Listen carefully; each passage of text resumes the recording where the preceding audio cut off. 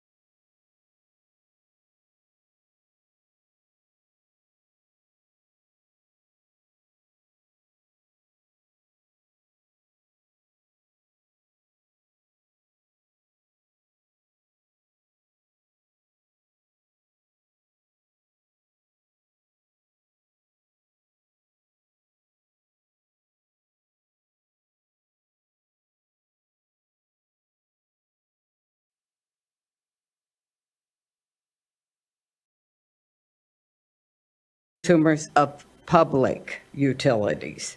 The CPUC regulates services, contract rate structures, protects consumers, and has a complaint process that assures safe and reliable utility service for 84% of Californians. The complaint process is something we don't have, and that is why I'm here. I have only one avenue to take, and this has been it. It is mind-boggling to me that public water utilities customers receive something that 16% of private utilities do not. I believe that you, the State Water Resource Control Board, has the power to form a work group given to research and formulate a data-driven solution for the submission of a budget change proposal to address these gaps in service for all private water consumers. That is what I'm asking for. Thank you. Thank you, Ms. Wood. Appreciate your time this morning. Next, I'd like to call up Derek Urosik, and I believe we have one additional public forum commenter, and that'll be Jim Hausener.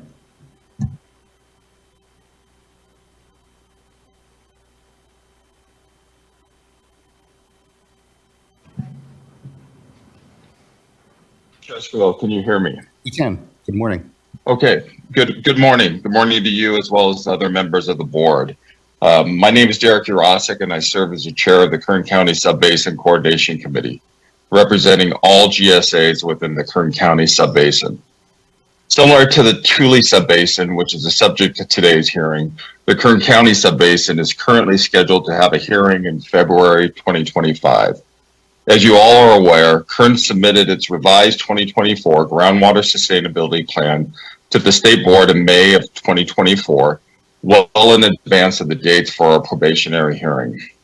We acknowledge that the review of this complex, highly technical GSPs requires significant time and thoughtful consideration. However, it is imperative that any staff recommendation to the board regarding a potential probationary subbasin be based on a full and fair review of the subbasin's revised GSP.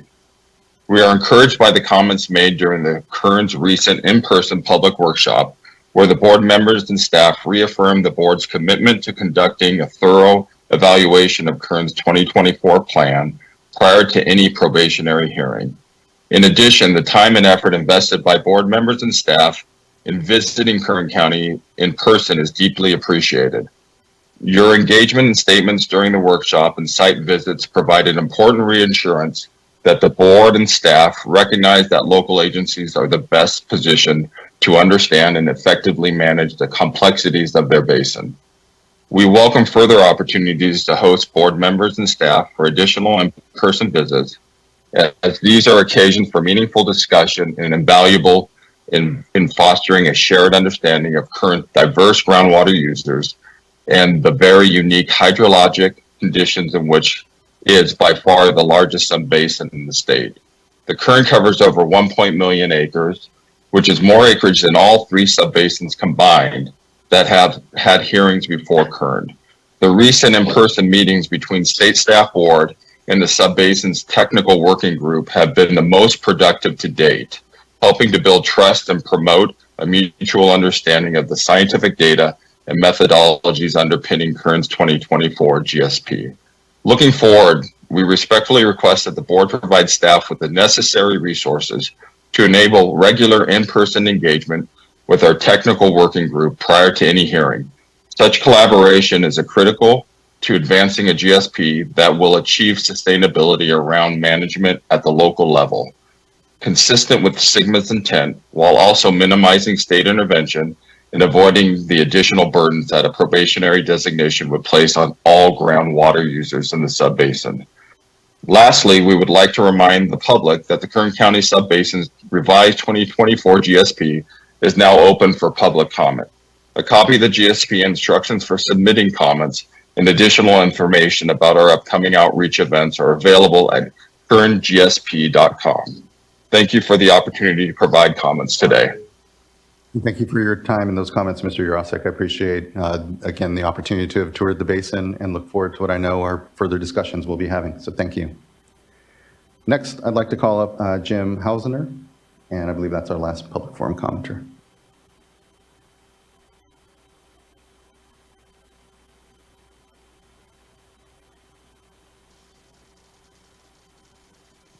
Good morning, Mr. Chair, members of the board. Jim Hausener. I'm the Executive Director of the California Marine Affairs and Navigation Conference.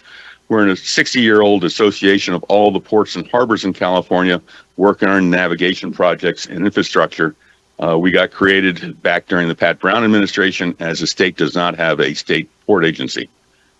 We are running into a problem. There seems to be some issue between the State Water Board and the United States Army Corps of Engineers. The Corps of Engineers have notified our members that they are putting on hold any project that requires a 401 certification as they move forward. Currently, Ventura County, Channel Islands Harbor project is not going forward to go out to bid to dredge this harbor and place the material down coast to protect further down coast areas, including the city of Port Hueneme.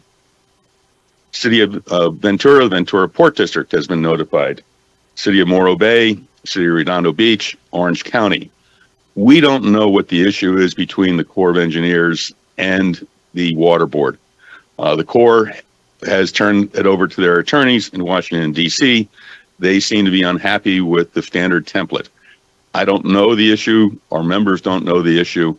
We've sent emails up to the Water Board, including, and I did get a response from Mr. Wales, I believe, in the attorney's office, who indicated he'd take a look at this matter and get back to us at some point.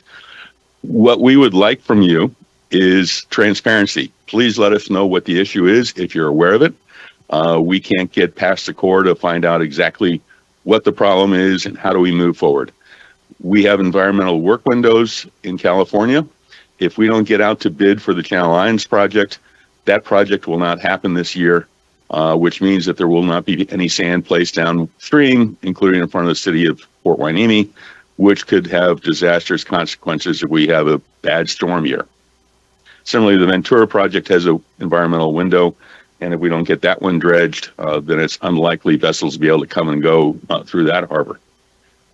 So not asking for a lot, transparency. Please let us know what's going on. If you know, collaboratively between the Corps, the Water Board, your regional boards, and the members of CMANC, perhaps we can identify the problem, figure out how to make it move forward, and in particular, at least maybe nothing else, do a little more moratorium so we can get the Channel Islands and Ventura projects out to bid and awarded so they can get done while we work through whatever the issue is that we don't understand. Thank you for your time, and please have somebody get back to our members or back to me about this issue if you know anything. I appreciate your time this morning. Thank you. Appreciate yours as well, Mr. Hausener, and for elevating this up to the board. I'll circle back with Mr. Wiles and OCC, and also looking to Karen Mogus. Karen, I don't know if you've heard anything, but I certainly don't know what the issue might be. No, I have not. This is the first I've heard of the issue, but I'll follow up with OCC and my staff in BWQ. Thank you very much, Ms. Mogus. And thank you again, Mr. Hausener. All right, that concludes public forum and now brings us to our first item of business here, which is consideration and adoption of the board meeting minutes from August 20th and September 4th. Looking to my fellow board colleagues if there's any amendments or discussion, and then otherwise entertain a motion.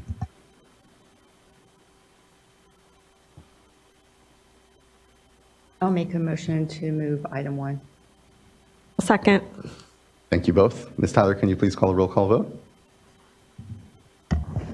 Board Member Morgan, Aye. Board Member Firestone, Aye. Board Member McGuire, Aye. Vice Chair Diadamo, Aye. and Chair Esquivel. Aye. Thank you. Thank you as well. Board meeting minutes are adopted, and appreciate everyone's work on that. Next, we come to item number 2, which is the item we're all here largely to discuss.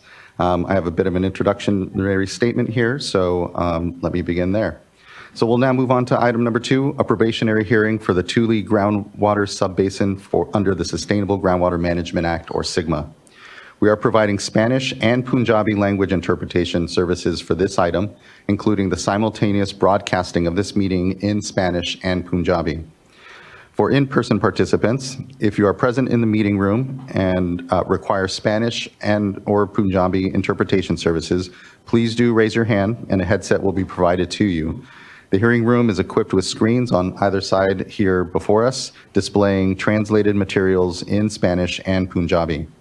The Sierra Overflow Room is located out the doors and to the right, and will also have resources for those needing interpretation. You're welcome to move between the overflow room and the hearing room as needed. There are printed copies of the presentations in Spanish and Punjabi at the table outside this room. For Zoom participants, to listen or comment in English, Spanish, or Punjabi, select the language interpretation channel by clicking on the globe icon in the meeting controls at the bottom of your screen. Choose English, Spanish, or Punjabi as your language and mute the original audio.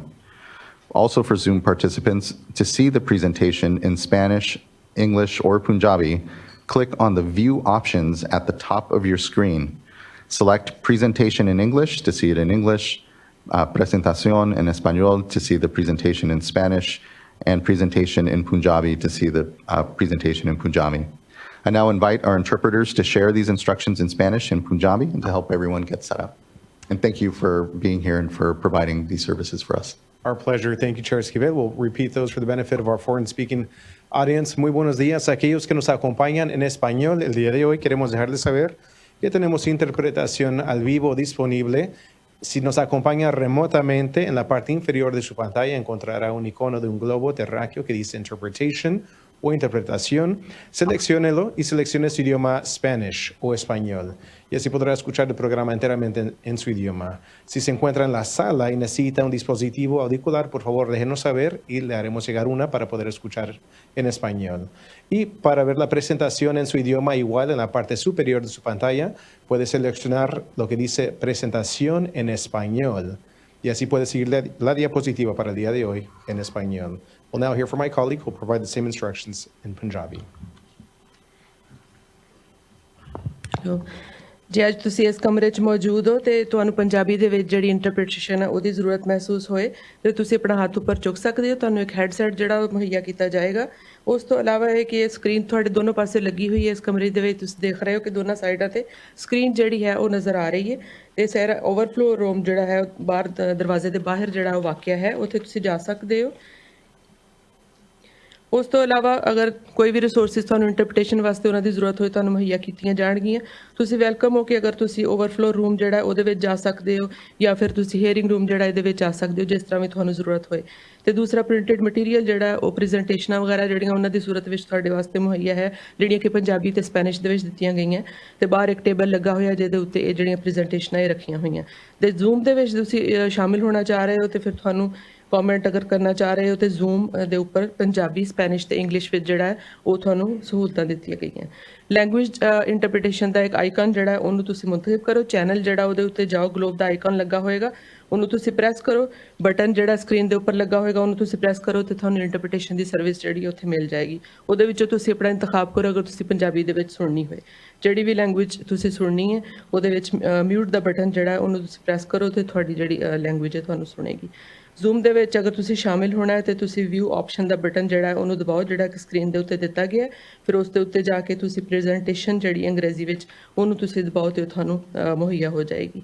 ਅਗਰ ਤੁਸੀਂ Spanish ਵਿੱਚ ਸੁਣਨਾ ਹੈ ਤੇ Spanish, ਅਗਰ ਪੰਜਾਬੀ ਸੁਣਨਾ ਤੇ presentation Punjabi ਦਾ ਇੱਕ ਬਟਨ ਲੱਗਾ ਹੋਏਗਾ, ਉਹਨੂੰ ਤੁਸੀਂ ਪ੍ਰੈਸ ਕਰੋ ਤੇ ਪ੍ਰੈਜੈਂਟੇਸ਼ਨ ਜਿਹੜੀ ਪੰਜਾਬੀ ਵਿੱਚ ਉਹ ਤੁਹਾਡੇ ਵਾਸਤੇ ਦਸਤਿਆਬ ਹੋਏਗੀ। ਸ਼ੁਕਰੀਆ। Thank you, Chair Esquivel. Back to you. Thank you both again. I ask all presenters, board members, and individuals providing public comments to speak slowly and to pause occasionally to allow the interpreters to accurately capture your remarks. This applies to English speakers and Spanish and Punjabi speakers. If you speak too quickly, we may ask you to slow down or pause, and we appreciate your patience and understanding. If you're joining online and plan to make a public comment, please note that you need to join via the Zoom platform rather than the broadcast. And again, there are instructions at the top of the agenda, or please do just email the clerk of the board at board.clerk@waterboards.ca.gov. This hearing is being held in accordance with the public notice dated March 7th, 2024, and is being recorded and will be made available online.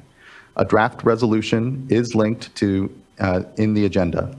At the end of the hearing, the board may vote on whether to declare the Tule Subbasin probationary, and if so, whether to adopt the draft resolution or modify it. I want to acknowledge how hard it can be to find and build support for effective ways to coordinate how groundwater is sustainably managed and at regional scales.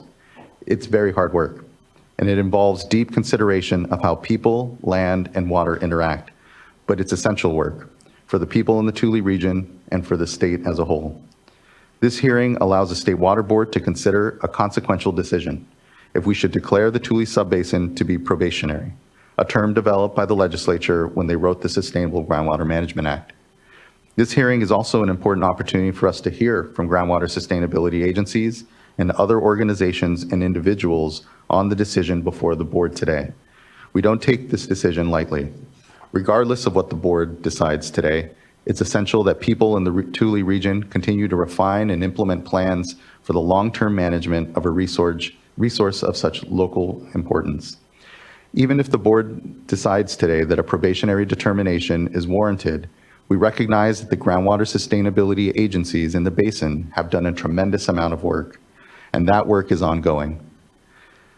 It would also be a recognition that more information about groundwater use in the basin may be needed to inform any future groundwater sustainability plan revisions or determinations by the State Board.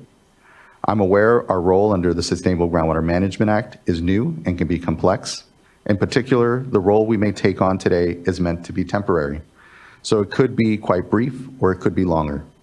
This possible role for the board is also unique in that it creates a direct relationship between many pumpers in the basin and the board. If the board decides that a probationary determination is warranted, groundwater pumpers must, with some exceptions, report their pumping to the board. The legislature also decided that the work the State Water Board must do in probationary basins should be funded by fees. As a result, the Sustainable Groundwater Management Act requires that the State Board collect fees in probationary basins, not to punish those basins, although it can feel that way, but to pay for that additional workload. If the Tule Subbasin is declared probationary, this would likely mean that those who are pumping the majority of the groundwater would be subject to reporting and must pay the associated fees. Some of the people who could have to report their pumping and pay an associated state fee, including, I assume, some that are attendants here, may be focused on SGMA and the State Water Board's role under SGMA relatively recently. I appreciate your participation here today, and if we do declare the basin probationary, I encourage you to engage through our fee payer processes, and more importantly, to participate or help lead planning, problem solving, and coordination. So a bit of an explanation of the order today. To start, we will invite comments from elected officials and California Native American tribes if they choose, and then proceed to a staff presentation that covers background on the basin, a summary of staff's recommendations to the board, and the draft resolution, and information on the board's options in our decision today. The staff recommendations are described in detail in the final staff report released on August 30th. The Tule Groundwater Sustainability Agencies have sent the new 2024 Groundwater Sustainability Plans to the State Board. It's great that the GSAs have been working to improve their plans. However, a full review of the updated plans will take at least 3 months to complete. Given the timeline between the submission of the 2024 GSPs and the hearing today, the board will focus on the plans agencies adopted in 2022 and allow staff adequate time to review those updated GSPs. During and following the staff presentation, board members will have the opportunity to ask questions. We'll then have a panel presentation by the groundwater sustainability agencies themselves in the Tule Subbasin. Board members will again have the opportunity to ask questions of the GSAs and of board staff. The presentations by the Tule GSAs will be followed by groups who requested to make presentations in advance. Please note the State Water Board presentation materials we provided today in English and Spanish and Punjabi. Some third-party presentations materials may not be translated.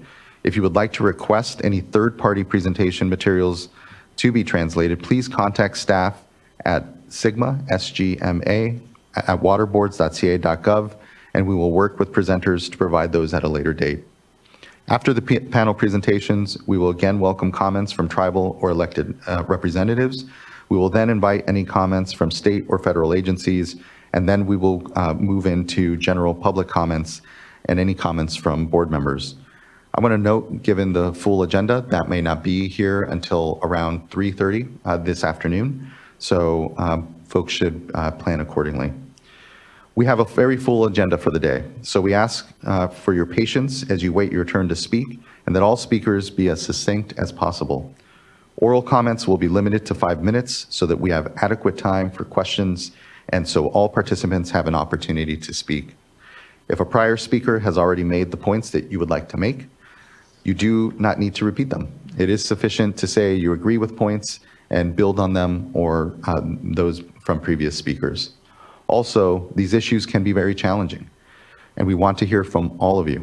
To ensure a respectful and orderly meeting, audience members and commenters shall not disrupt other speakers, or make personal attacks or profane remarks that disrupt, disturb, or otherwise impede this orderly discussion in the meeting. When addressing the board, please state your name and the organization you represent, if any, prior to any comments. Public comments will be heard based on the order of submissions of their online speaker card form. Instructions for submitting the online speaker card, again, were provided in the meeting notice. And again, you can email the clerk of the board if you have any challenges. Finally, I want to acknowledge that the decision we are considering today directly impacts communities, farmers, growers, and individuals in a range of ways, including many of you here in the room and those of you participating remotely. We know that while many of us have a shared vision around sustainable groundwater management, there are different perspectives on the best ways forward and how we got here, on what roles different parties should have, and on the best ways to achieve SGMA's goals. We look forward to hearing all opinions on our pending decision. Although there may be different perspectives on what is shared today, I ask everyone in the room and joining here remotely to remain respectful. It is important that we hear everyone's comments, so I ask participants, again, to wait your turn and appreciate everyone's time. Looking to fellow board colleagues if there are any comments they would like to make. And if not, do we have any tribal or elected representatives, clerk, that would like to make comment here at the top? And that's both joining us remotely, and if there's anyone here in the room, please do just make yourself known.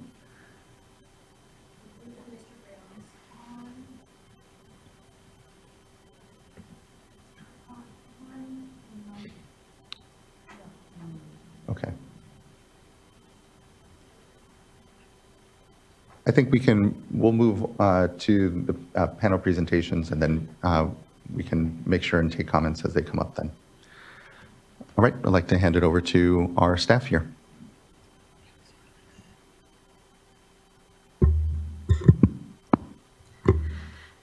Good morning, Chair, Vice Chair, and members of the board.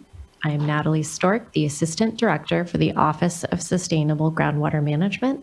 I'm joined today by Sam Bullen-Bryan, Director of the Office, Amanda Pearson with the Office of Chief Counsel, and Anthony Willets and John Hurley, also with the Office of Sustainable Groundwater Management. Additionally, we are joined by Ben Brezing of the Department of Water Resources. We are here today for you, the board, to consider whether to adopt a probationary basin determination for the Tule Subbasin. Next slide, please. Here is our agenda for the staff presentation. Anthony, John, and I will be presenting the following with some additional content from Ben.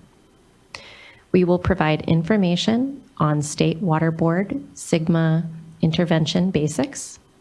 Then we'll present Tule Basin background information, followed by information on the SGMA process in the Tule Subbasin.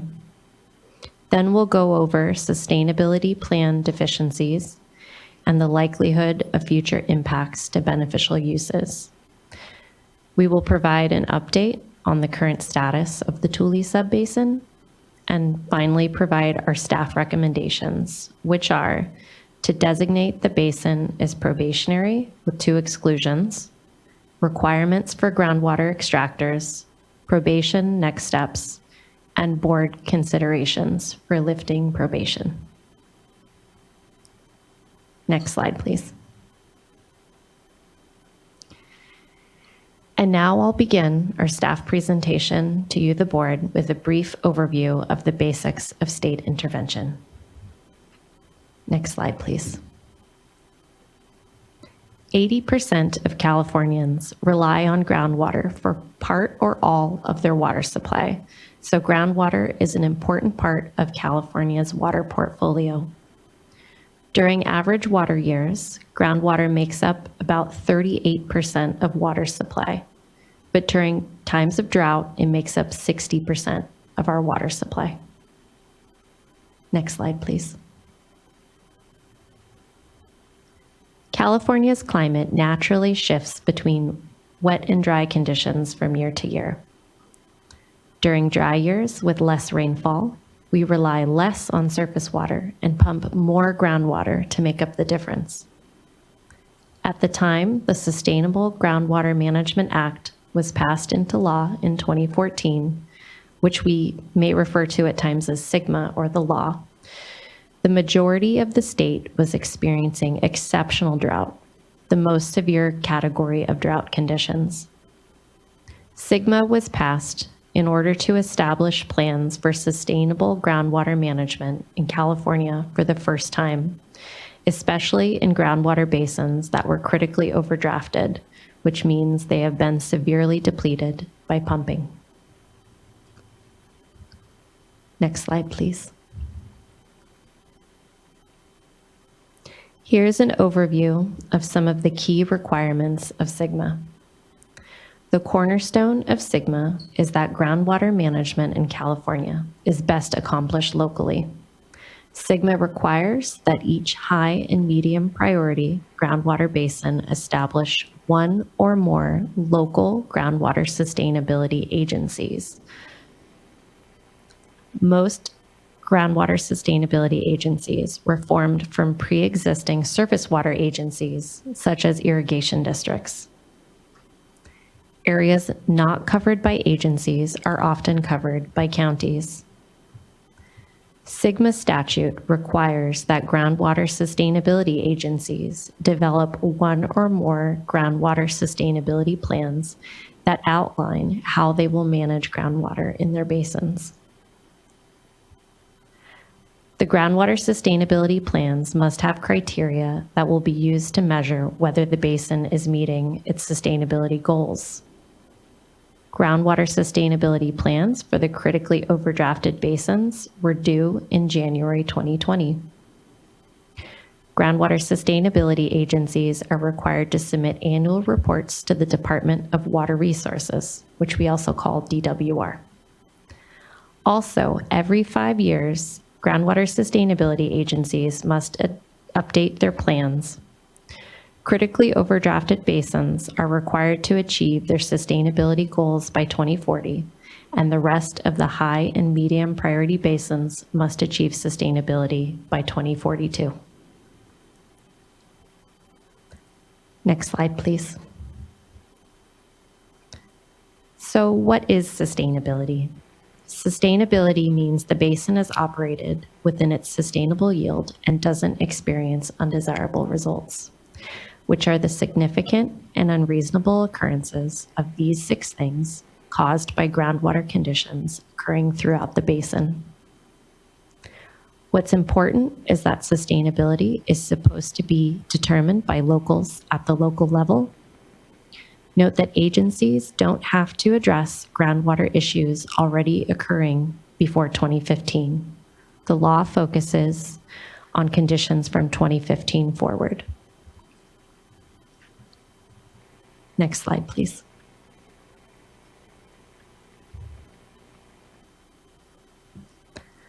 Once local groundwater sustainability agencies develop their plans, they submit them to DWR for review. This flowchart outlines the process for plan review under SGMA. Once a groundwater sustainability agency or group of agencies adopts and implements a plan, DWR has 2 years to evaluate it. If the plan is approved, Agencies implement the plan and submit annual reports to DWR. If the plan is determined by DWR to be inadequate to achieve sustainability, this triggers the State Water Board's intervention role under SGMA. Board staff evaluate the inadequate plan and, if needed, prepare a staff report that summarizes the board and DWR's deficiencies and recommends potential actions to correct the deficiencies. If deficiencies are not on track to be corrected, the board may hold a probationary hearing to determine if probation is warranted for the subbasin. The steps on the timeline that are highlighted in blue here, or gray if you're in the room, are steps that the board may take at its discretion. In these steps, if the board does not proceed to the following step, then the basin is either awaiting action from the board or will be returned to DWR oversight. Next slide, please. If you, the board, adopt a probationary determination, this starts the first step of state intervention, probation. During the probationary period, agencies should work to correct the deficiencies in their plans that were identified by the board. Additionally, during probation, many groundwater extractors are required to record and report their groundwater extractions to the board and pay fees based on the amount they pump. If, after 1 year on probation, the deficiencies are not corrected, the board may choose to move the basin towards the second step of state intervention.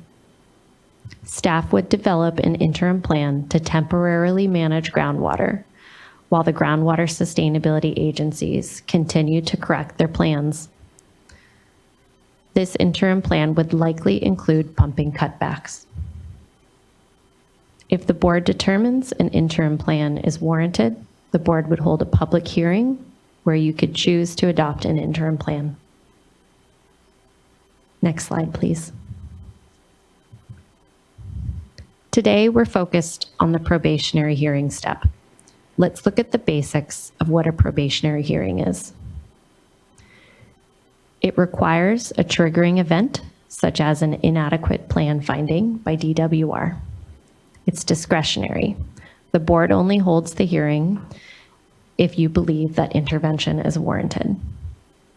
It's a public process which follows requirements for noticing, and the board will consider public comment today. The board identifies plan deficiencies and potential actions to fix them. These are proposed in the staff report, but the board can adjust these. And a probationary determination is made by adopting a resolution. The staff's draft version was released for public comment the Friday before last, and you, the board, will consider whether to adopt it. Next slide, please. Regarding the resolution, you, the board, can choose to adopt the probationary hearing resolution, delay the decision, or return the basin back to DWR oversight. The resolution can be amended in the future, for example, to make exclusions from probationary status, to update requirements, such as reporting or metering requirements, and modify deficiencies as conditions change or as the groundwater sustainability agencies fix their plans. Next slide, please. Finally, here are some key points regarding probation. It lasts only as long as it takes for groundwater sustainability agencies to fix issues. We aim to return basins to DWR oversight as soon as is feasible. It does not limit groundwater sustainability agency authorities. Agencies need to fix their plans, continue implementing the good parts of their plans, and work to address management challenges. Extractors begin reporting and paying fees to the board so the board can collect the data it needs in case it needs to develop an interim plan. There are no board-required pumping limits at this stage of state intervention. And if issues aren't fixed after 1 year, the board can develop and adopt an interim plan, and that's when pumping limits could come into effect. And now I'll hand it over to John Hurley. Thank you. I'll start with some background information on the Tule Subbasin. Next slide, please. The Tule Subbasin is critically overdrafted in the Tulare Lake hydrologic region of the southern Central Valley. The main population center in this subbasin is Porterville, with unincorporated communities such as Alpaugh at the west, Pixley and Early Mart in the center, and Rich Grove at the south. The next slide will present the hydrogeologic conceptual model for the subbasin as a cross-section going from west to east at a location north of Pixley and south of Porterville. Next slide, please. This geologic cross-section on the left is representative of the hydrogeologic setting in the Tule Subbasin. There are 3 primary aquifers, which are vertically separated in the subsurface by a couple of impermeable units. Starting at the top in yellow, we have the unconfined upper aquifer where many domestic wells tend to be screened. And below that lies the Corcoran clay, or E clay in brown, which is a confining unit for the western half of the subbasin. Next is the lower aquifer in blue, confined at the western half of the subbasin below the Corcoran clay, and unconfined in contact with the upper aquifer at the east. Below the lower aquifer are low permeability Pliocene marine deposits in gray, which serve as an aquitard, effectively confining the Santa Margarita Formation. The Santa Margarita Formation confined aquifer, darker green, is present in the eastern portion of the subbasin and used primarily as a source for agricultural irrigation in the southeastern portion of the subbasin, such as by Rich Grove. Next slide, please. Groundwater is a critical resource in the Tule Subbasin, especially for agriculture. Other uses include municipal, domestic, wildlife, and industrial. In this figure on the right, we see that in the water year 2023, from October 2022 to September 2023, 95% of groundwater that was extracted was used for agriculture, 1% was exported from the subbasin, and 4% of the pumped groundwater was used for municipal purposes. For context, the numbers for water year 2022 were similar in that 92% of the extracted groundwater was used for agriculture. Next slide, please. In Tule, groundwater pumping has exceeded the natural and human-assisted recharge, and groundwater levels have been in decline for decades. The figure displays groundwater level data from 1,034 wells in the subbasin. Where known, the aquifers in which the wells are screened are noted by 3 colors. 71 wells had known aquifers. I'll note that these data are surely incomplete due to the current data gaps in the well completion report records and the current active or inactive status of wells. But we consider this data to be representative of the trend in the subbasin. The maximum recorded depth to groundwater in 1948 was 373 feet. The maximum recorded depth to groundwater in 2023 was 510 feet. And so about 140 feet in 75 years, or nearly 2 feet per year. The Tule groundwater sustainability agencies acknowledge that the basin is overdrafted. The 2022 and 2024 plans both found that current pumping rates substantially exceed long-term sustainable yield which is the average amount of groundwater that could be extracted every year without causing undesirable results. 2022 plans determined that the sustainable yield was about 130,000 acre-feet per year. 2024 plans substantially revised and increased that sustainable yield estimate to about 480,000 acre-feet per year.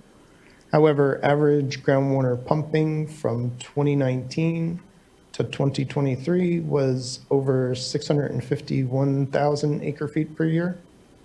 And so even with the higher sustainable yield estimated in the 2024 plans, the basin still has an average annual overdraft of over 170,000 acre-feet per year, or average annual overdraft volumes are equivalent to about 35% of the sustainable yield.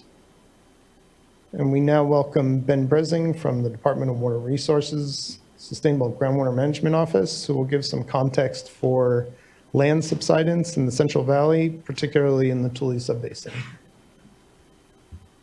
Good morning. My name is Ben Brezing, and I'm a supervising water resources engineer in the Sustainable Groundwater Management Office at the California Department of Water Resources. I've been invited by board staff to provide a brief update on recent subsidence data. Groundwater pumping lowers groundwater levels and dewaters soils below the ground surface, causing some soil types in the subsurface to compact and the ground surface to sink. The sinking of an area of land is called subsidence. Subsidence in California has been documented throughout the last century. By 1970, certain areas of the state had subsided over 28 feet. During recent droughts, increased groundwater extraction is again resulting in accelerated subsidence rates of up to 1 foot per year in parts of the Central Valley. Since 2015, there have been significant improvements to the state's subsidence monitoring network, most notably the statewide processing and reporting of satellite-based INSA data, which provides monthly subsidence data for more than 150 groundwater basins at 100-meter resolution and a vertical accuracy of better than 0.1 feet.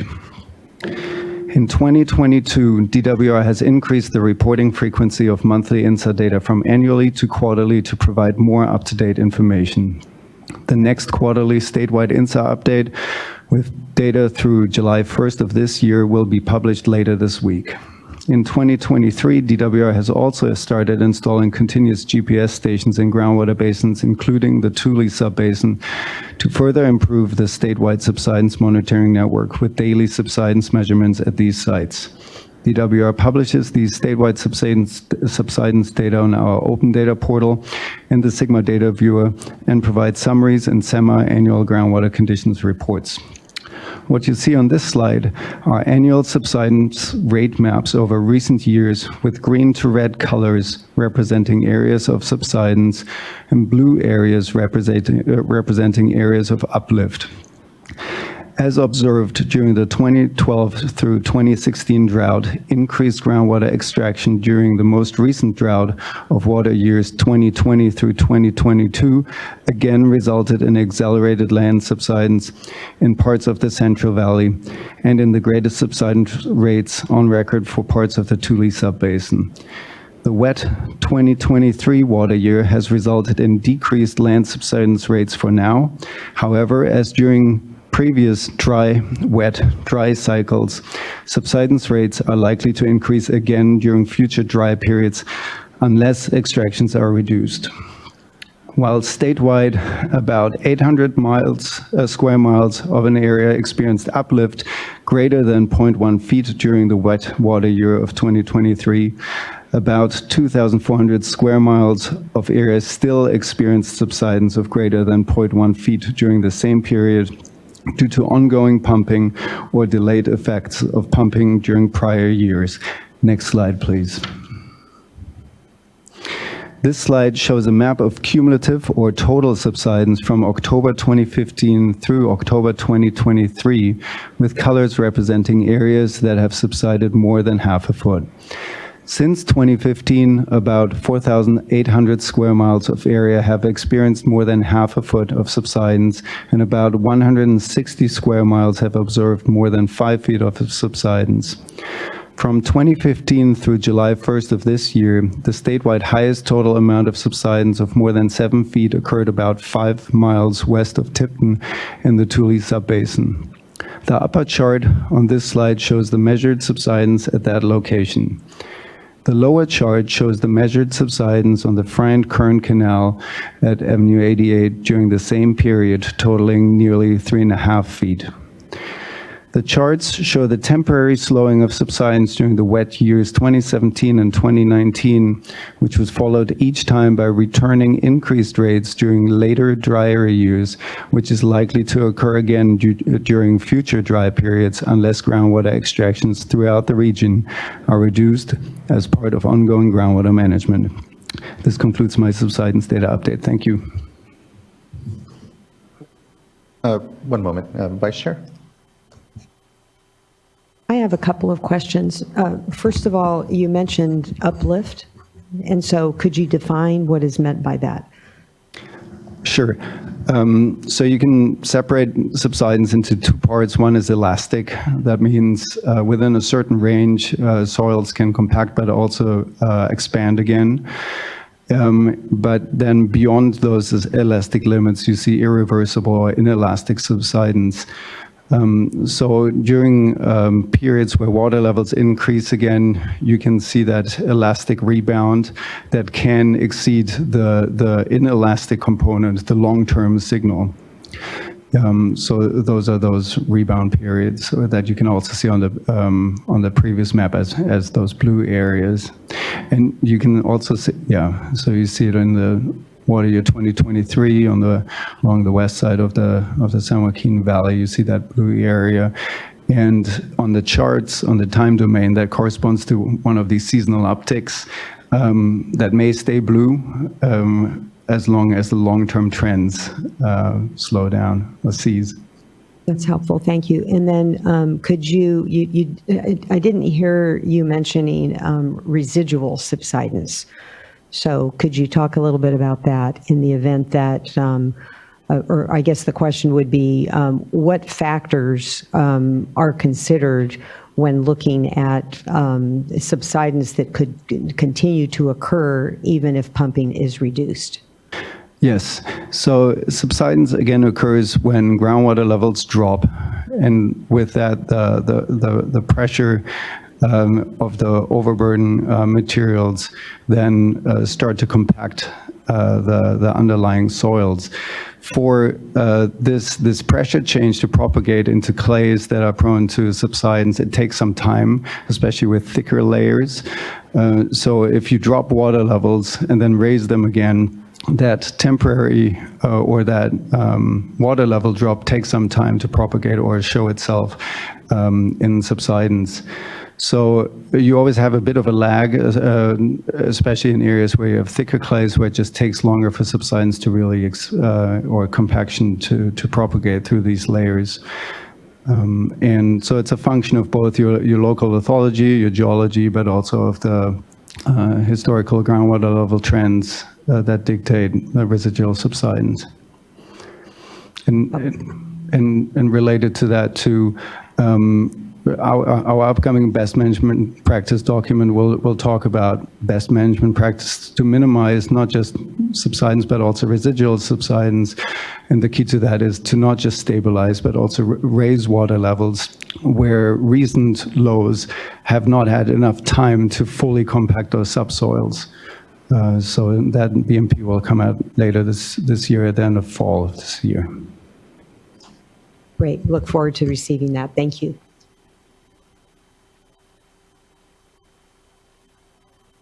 Next slide, please. Yep, right there. Next slide, please, section.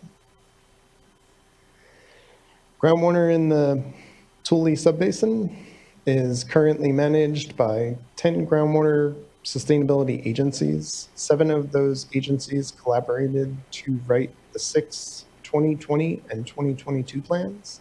In 2024, 8 of these agencies collaborated to write the 7 2024 groundwater sustainability plans, which we may refer to as plans, that outline how they will manage groundwater in the subbasin and bring the basin into a sustainable balance by 2040. The 8 author agencies for the 2024 plans are Eastern Tule, Lower Tule River Irrigation District, Pixley Irrigation District, Delano Early-Mart Irrigation District, County of Tulare, Alpaugh, Tri-County Water Authority, and Kern-Tulare Water District. Additionally, 2 water districts within the Eastern Tule Groundwater Sustainability Agency recently registered with the Department of Water Resources as single agency groundwater sustainability agencies. Those are the Teapot Dome and Vandalia water districts. Now let's look at the groundwater sustainability plan timeline. Next slide, please. The Tule groundwater sustainability agencies submitted their 6 plans to the state in January of 2020. The Department of Water Resources had 2 years to evaluate them. In January 2022, the Department of Water Resources determined the plans to be incomplete based on 3 deficiencies. The groundwater sustainability agencies then had 6 months to revise their plans based on feedback in the incomplete determination letter. They submitted 6 revised groundwater sustainability plans in July of 2022. The Department of Water Resources issued a final determination in March of 2023, stating that the groundwater sustainability plans were inadequate and unlikely to resolve the critical groundwater overdraft in the subbasin. The determination of inadequacy triggered the State Water Board's SGMA intervention role. Groundwater sustainability agencies continued to revise their sustainability plans and met with board staff to discuss updates. In March 2024, the board released the draft Tule staff report, followed by a 90-day public comment period. In April of 2024, board staff held both a virtual and an in-person public workshop to provide updates, summarize findings of the draft staff report, and accept public comment. Since then, the groundwater sustainability agencies then submitted 7 2024 plans, 6 revised and 1 new one to the State Water Board for review in late July and early August of this year. And board staff posted the final staff report on August 30, a few weeks ago. The final staff report includes results of a tentative evaluation of the 2024 plans, and I will explain the staff report in depth on the next slide. Next slide, please. The draft staff report on the Tule Subbasin and its inadequate groundwater sustainability plans was released in March of 2024, and the final staff report was released on August 30 of this year. After staff reviewed 29 verbal public comments and 53 written public comments submitted during the comment period. The final staff report evaluates the revised 2022 groundwater sustainability plans and includes, again, a high-level review and tentative evaluation of those recently submitted 2024 groundwater sustainability plans. The staff report outlines the 4 major deficiencies in the sustainability plans for the basin. They are groundwater levels, land subsidence, groundwater quality, and interconnected surface water. 3 of those deficiencies, groundwater levels, subsidence, and groundwater quality, were identified by the Department of Water Resources in the 2020 plans. The Department of Water Resources determined that the 2022 plans did address groundwater quality deficiencies, but did not address the groundwater level and subsidence deficiencies. The State Water Board's Tule staff report, however, identifies additional groundwater quality deficiencies and also identifies an interconnected surface water deficiency. The staff report also includes recommended potential corrective actions to address the deficiencies And the final staff report includes response to public comments in Appendix C of that document. On the whole, only minor changes and clarifications were made to the final staff report. The most significant updates concern board staff exclusion recommendations. Next slide, please. This slide summarizes the engagement and public input process since the draft staff report was released in March of 2024. In April of 2024, both a virtual and in-person workshop were hosted with Spanish interpretation available. Public comments from the workshop and staff report were addressed in the final staff report, and consultations were offered to California Native American tribes. At this point, I'll hand over to Anthony for deficiencies. Thank you, John. Now we'll go over the deficiencies identified in the final staff report. Full details of deficiencies and recommended potential actions are provided in the final staff report in a summary table as Appendix A. Today, we will give a high-level overview of them, starting with deficiencies related to the management of declining groundwater levels in the subbasin. Next slide, please. Before we review deficiencies related to declining groundwater levels, let's review the potential consequences of declining groundwater levels. Overpumping causes groundwater levels to decline. This means that wells must be drilled deeper to reach groundwater. These deeper groundwater levels cause multiple problems. They threaten drinking water supplies by drying wells completely or reducing the amount of water that wells can pump. Household drinking water wells are at highest risk because they are relatively shallow. But even deeper wells, like public water supply wells or agricultural irrigation wells, can be impacted. Deeper groundwater levels also increase the costs to repair or replace impacted wells, or to even drill new wells. For wells deep enough that they can continue to pump at deeper groundwater levels still increase the energy costs to pump groundwater. This all means that deeper groundwater levels generally increase the cost of water for everyone. And because groundwater levels are declining across most of the San Joaquin Valley, it is likely that the drillers required to deepen or replace wells will be very busy, which means that it may take months or years to deepen or drill a well, and the costs might be higher than they are now. Moreover, declining groundwater levels can cause subsidence, can degrade water quality, and can deplete interconnected surface water, each of which cause their own set of problems, which will be explained later in this presentation. Next slide, please.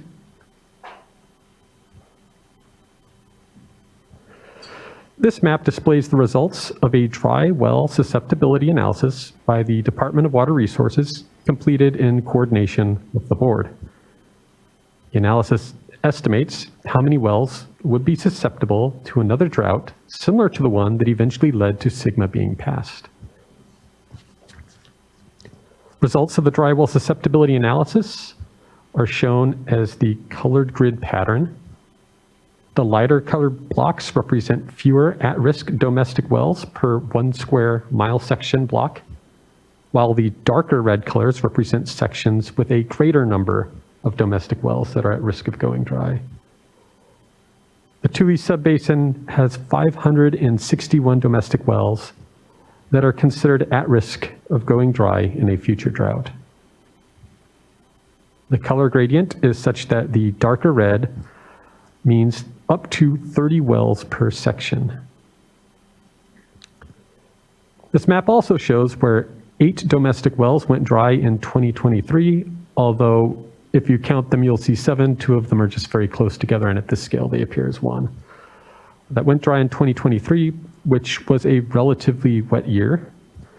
These were reported to the Department of Water Resources as part of a voluntary dry well reporting program. Next slide, please.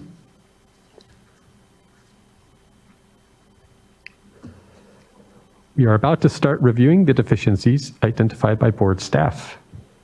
The deficiencies were based on the 2022 groundwater sustainability plans, which we will refer to as the 2022 plans. These deficiencies will be summarized in tables.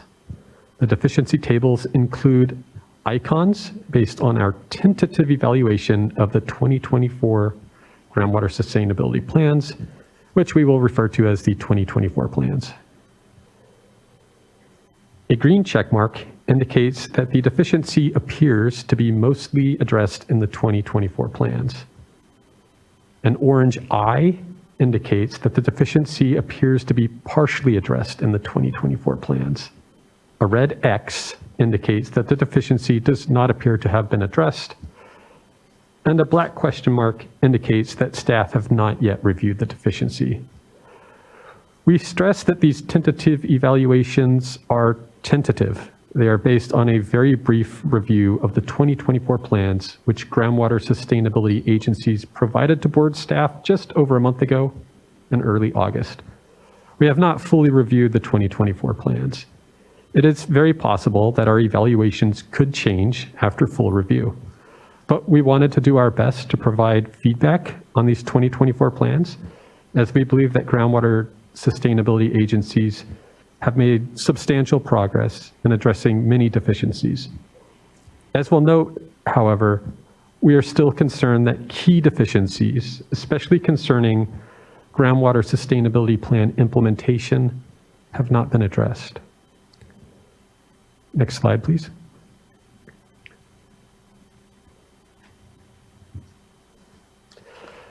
These deficiency summary tables include abbreviated versions of the deficiency tables that are presented in Appendix A of the staff report.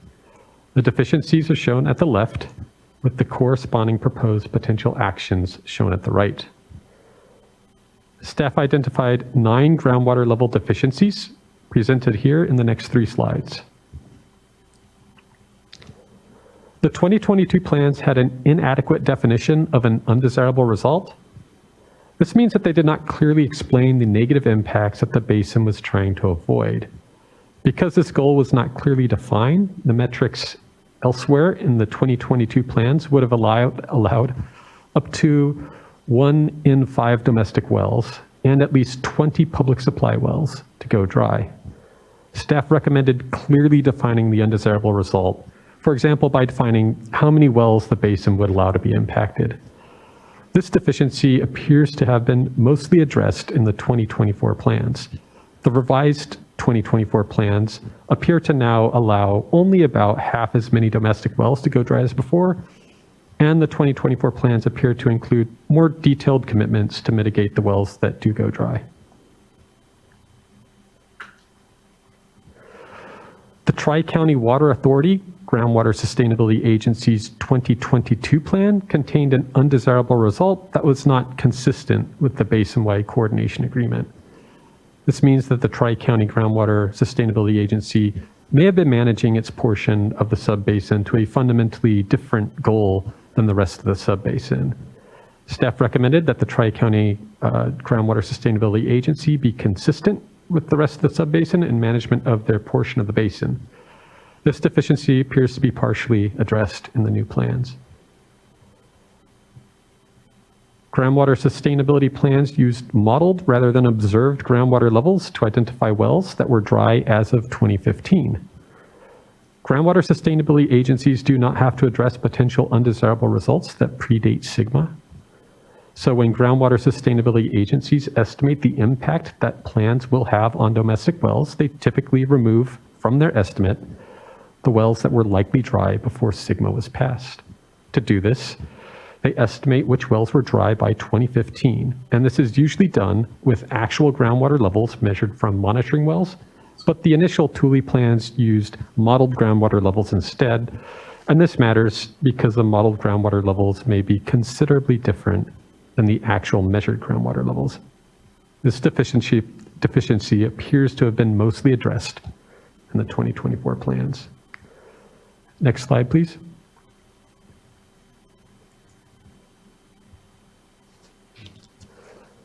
The 2022 plans did not achieve sustainability. SGMA requires that critically overdrafted basins stop overdraft by 2040, but the 2022 plans still allowed overdraft after 2040. Board staff recommended that the agencies revise their goals to prevent this overdraft and to consider the feasibility of projects reliant on increased water supply. This deficiency appears to have been partially addressed in the 2024 plans. Minimum thresholds did not clearly represent undesirable results. Minimum thresholds are groundwater levels that, if exceeded, may cause undesirable results. These are key metrics for sustainable management because they allow agencies to understand how close they may be to the impacts that they are trying to avoid. But the minimum thresholds in the 2022 plans were not based on the groundwater levels that, if exceeded, would cause undesirable results. Instead, they were just the groundwater levels that groundwater models indicated were likely in the future. Staff recommended that agencies set these minimum thresholds at levels that reflect the undesirable results rather than just using the projected groundwater levels. And this deficiency appears to have been mostly addressed in the 2024 plans. Estimates of the number of wells that would be impacted were inconsistent. The coordination agreement listed a different number than the Delano Early Mark Irrigation District Plan. Staff recommended that this discrepancy be resolved, and this deficiency appears to have been partially addressed in the 2024 plans. Next slide, please.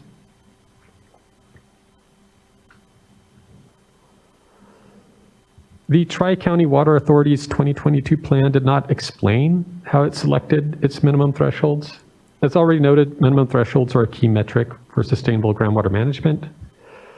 The Thule plans indicated that they were trying to avoid a lack of access to water supplies, but the Tri-County plan didn't explain how its minimum thresholds were related to the impacts the basin was trying to avoid. Staff recommended that this be addressed and that the minimum thresholds reflect these undesirable results. This deficiency appears to be mostly addressed in the 2024 plan.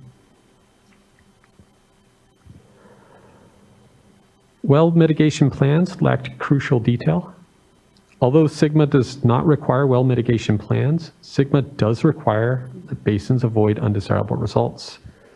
Many groundwater sustainability agencies have therefore chosen to develop plans to mitigate the impacts to wells that would be caused by their plans, impacts that might be considered significant and unreasonable without mitigation. This deficiency appears to have been partially addressed in the 2024 plans. And finally, the plans contained inconsistencies in detailing the monitoring well network such that it was unclear which wells would be monitored. This deficiency appears to be mostly addressed in the 2024 plans. Next slide, please. Now we'll look at the land subsidence deficiencies. As been explained, land subsidence occurs when large amounts of groundwater have been withdrawn from certain types of rocks or sediment, such as fine-grained sediments that underlie these basins. As water is moved from the pore spaces, the granular structure of the fine-grained sediment or clay collapses, which causes the land surface elevation to drop. And similar to declining groundwater levels, declining land surface elevations can have serious consequences. Subsidence reduces the carrying capacity of gravity-driven water conveyance. This means that streams, rivers, and canals can carry less water before they flood. This reduces surface water deliveries, and it increases the risk of flooding. Repairing water conveyance to restore capacity is very expensive. For example, the Friant Current Canal has already lost more than 50% of its carrying capacity due to subsidence caused by overpumping, and the repairs to restore capacity are costing almost $500 million.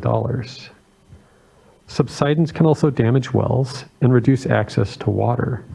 It can also damage other infrastructure, such as roads, utilities, and pipelines. It can cause irreversible damage to groundwater aquifers, and lasting damage to aquatic ecosystems. Finally, subsidence can cause degradation of groundwater quality, which itself can cause its own set of problems that will be discussed in later slides. Next slide, please.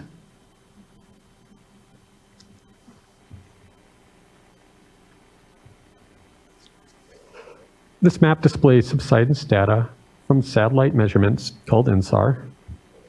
These data show the cumulative subsidence measured between June 2015 and January 2024. Subsidence is occurring mostly in the northern and western portions of the subbasin, and it is caused primarily by groundwater extraction. The maximum subsidence during this period was nearly 6 to 7 feet. There are several federal levees and many local canals and levees that could be impacted by further subsidence, including the Frank-Kern Canal, which is shown as the purple line. Next slide, please. Staff identified 5 land subsidence deficiencies presented here in the next 2 slides. The 2022 plans claimed without justification that their goals would prevent significant and unreasonable impacts. The groundwater sustainability plans claim that subsidence had not historically caused significant and unreasonable impacts, so they allowed subsidence to continue at historic rates. Board staff noted that subsidence had already caused significant damage, for example, to the Frank-Kern Canal. Staff recommended that goals be revised to prevent significant and unreasonable impacts. This deficiency appears to be mostly addressed in the 2024 plans. Minimum thresholds were not established based on avoiding undesirable results. Minimum thresholds were instead based on the subsidence that models indicated would be likely through 2040. Staff recommended that agencies revise their minimum thresholds to be based on avoiding undesirable results. This deficiency appears to be mostly addressed in the 2024 plans. The 2022 plans allowed more subsidence along the Frank-Kern Canal than allowed in agreements between the agencies and the Friant Water Authority. Staff recommended that the agencies limit subsidence in accordance with other agreements. This deficiency appears to be mostly addressed in the 2024 plans. Next slide, please. The 2022 plans lacked crucial detail about how they plan to meet their goals. Observed subsidence since 2020 indicates that agencies are not on track to meet their goals. This is especially urgent along the Frank-Kern Canal, where subsidence since 2020 has, in some areas, already exceeded nearly half the total subsidence that plans would allow through 2040. This ongoing subsidence along the Frank-Kern Canal is already threatening subsidence repairs that are not even complete yet. This deficiency does not appear to have been fixed. As with groundwater levels, the Tri-County 2022 plan undesirable result for land subsidence was not consistent with the coordination agreement. Staff have not yet evaluated whether this deficiency has been addressed. Finally, the 2022 plans allowed subsidence to continue beyond 2040. This deficiency appears mostly addressed in the 2024 plans. Now I will hand the presentation back to John Hurley to discuss deficiencies for groundwater quality and interconnected surface water. Next slide, please. Declining groundwater levels can degrade water quality. Degradation of groundwater quality can result in poor drinking water quality, which may cause health problems, including chronic diseases, cancers, reproductive issues, or respiratory issues, which may sometimes eventually result in death. Degraded water quality can also cause foul odor and taste in water, and it may result in irrigation water not suitable for crops. Treatment may be difficult and very expensive, if not infeasible. And so water quality degradation may require people to find alternate sources of water. For example, people whose water quality has been degraded may have to rely on tanks of water hauled to their homes until wells can be replaced or until they can be tied into an existing public water system. Next slide, please. This map shows where many domestic wells are at risk of water quality degradation due to several constituents where concentrations can be impacted by overpumping or groundwater management. These include arsenic, hexavalent chromium, nitrate, 1,2,3 TCP, and uranium. There are many domestic wells at risk in the northern part of the subbasin, where most of the domestic wells are located. This map clearly demonstrates that there are risks to not monitoring or managing water quality in line with SGMA requirements. Next slide, please. For groundwater quality, staff identified 6 deficiencies for the Tule subbasin, and they are presented here in the next 3 slides. As with groundwater levels, staff recommends that the groundwater sustainability plans clearly describe the impacts that would be considered significant and unreasonable, and make it clear that the goals avoid undesirable results. And staff finds this appears mostly addressed in the 2024 plan. Staff recommends groundwater sustainability agencies to identify representative wells in places where degraded water quality exists and outline plans to avoid further degradation. And staff also finds this appears mostly addressed in the 2024 plan. Staff recommended addressing uranium and nitrite, as well as PFAS and PFOA, as the groundwater sustainability plans did not address detected pollutants that can be impacted by basin management. And staff found that this appeared mostly addressed in the 2024 plan. Next slide, please. Staff recommends that groundwater sustainability plans be revised so domestic well drinking water is not permitted to degrade below drinking water standards, as groundwater sustainability plans did propose using agricultural water standards as sustainable management criteria, and staff found this appears mostly addressed in the 2024 plan. Staff did recommend that the undesirable results and minimum thresholds for groundwater quality in the Tri-County Water Authority's Groundwater Sustainability Plan be revised to be consistent with the coordination agreement. And staff have not yet evaluated whether this deficiency has been addressed. Next slide, please. Staff recommends that groundwater sustainability plans be revised to ensure that groundwater quality monitoring networks are consistent with the coordination agreement, and staff have not yet evaluated whether this deficiency has been addressed. Staff recommends clear explanation for how short-term and seasonal trends are to be detected with the proposed monitoring frequency for water quality, and staff finds this deficiency appears to have not been addressed. And lastly, for groundwater quality, staff recommend developing plans to restore access to clean drinking water when water quality degrades below standards. And staff finds this appears to have been partly addressed in the 2024 plans. Next slide, please. We're going to move on now to interconnected surface waters and the deficiencies in the Tule subbasin. Next slide, please. Interconnected surface water refers to surface water such as streams, rivers, other water bodies that are hydrologically connected to groundwater.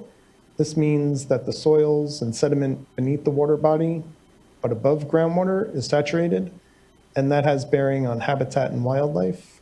For example, vegetation in an area with interconnected surface water does not need deep roots to access water, and interconnection actually increases surface water flows. So there is more water available for aquatic wildlife. But as groundwater levels decline, the interconnected area gets smaller, and if groundwater levels decline too much, it goes away entirely. So depletion of interconnected surface water can have profound impact. It can substantially transform and harm habitat and wildlife. Without interconnected surface water, vegetation without deep roots may not be able to access enough water, and reduced surface water flows may be inadequate for existing aquatic wildlife. Depletions of interconnected surface water, therefore, substantially threaten recreation like fishing or hunting. Moreover, reductions in surface flow do not just harm habitat and wildlife, they reduce surface water available for human use as well. Next slide, please. For interconnected surface water, staff identifies 3 deficiencies summarized on this slide. Staff recommended the groundwater sustainability agencies evaluate best available data to consider the presence of interconnected surface water, as the groundwater sustainability plans had not demonstrated a lack of interconnected surface water. And in the 2024 plans, staff find this appears mostly addressed.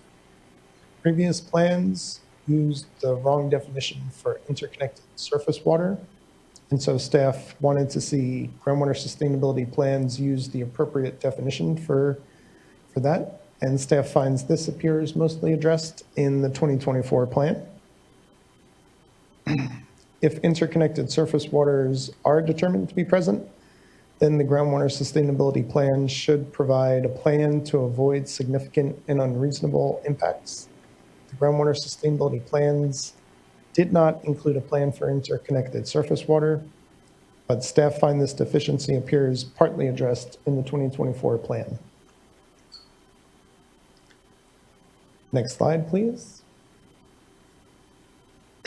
For a brief update on activities in the subbasin, groundwater sustainability agencies and staff have met at least 7 times since the summer of 2023 to discuss concerns. The Delano Early Mart Irrigation District submitted a new groundwater sustainability plan on July 19th of this year, and the other 6 groundwater sustainability plans were submitted for staff review on August 7th, last month.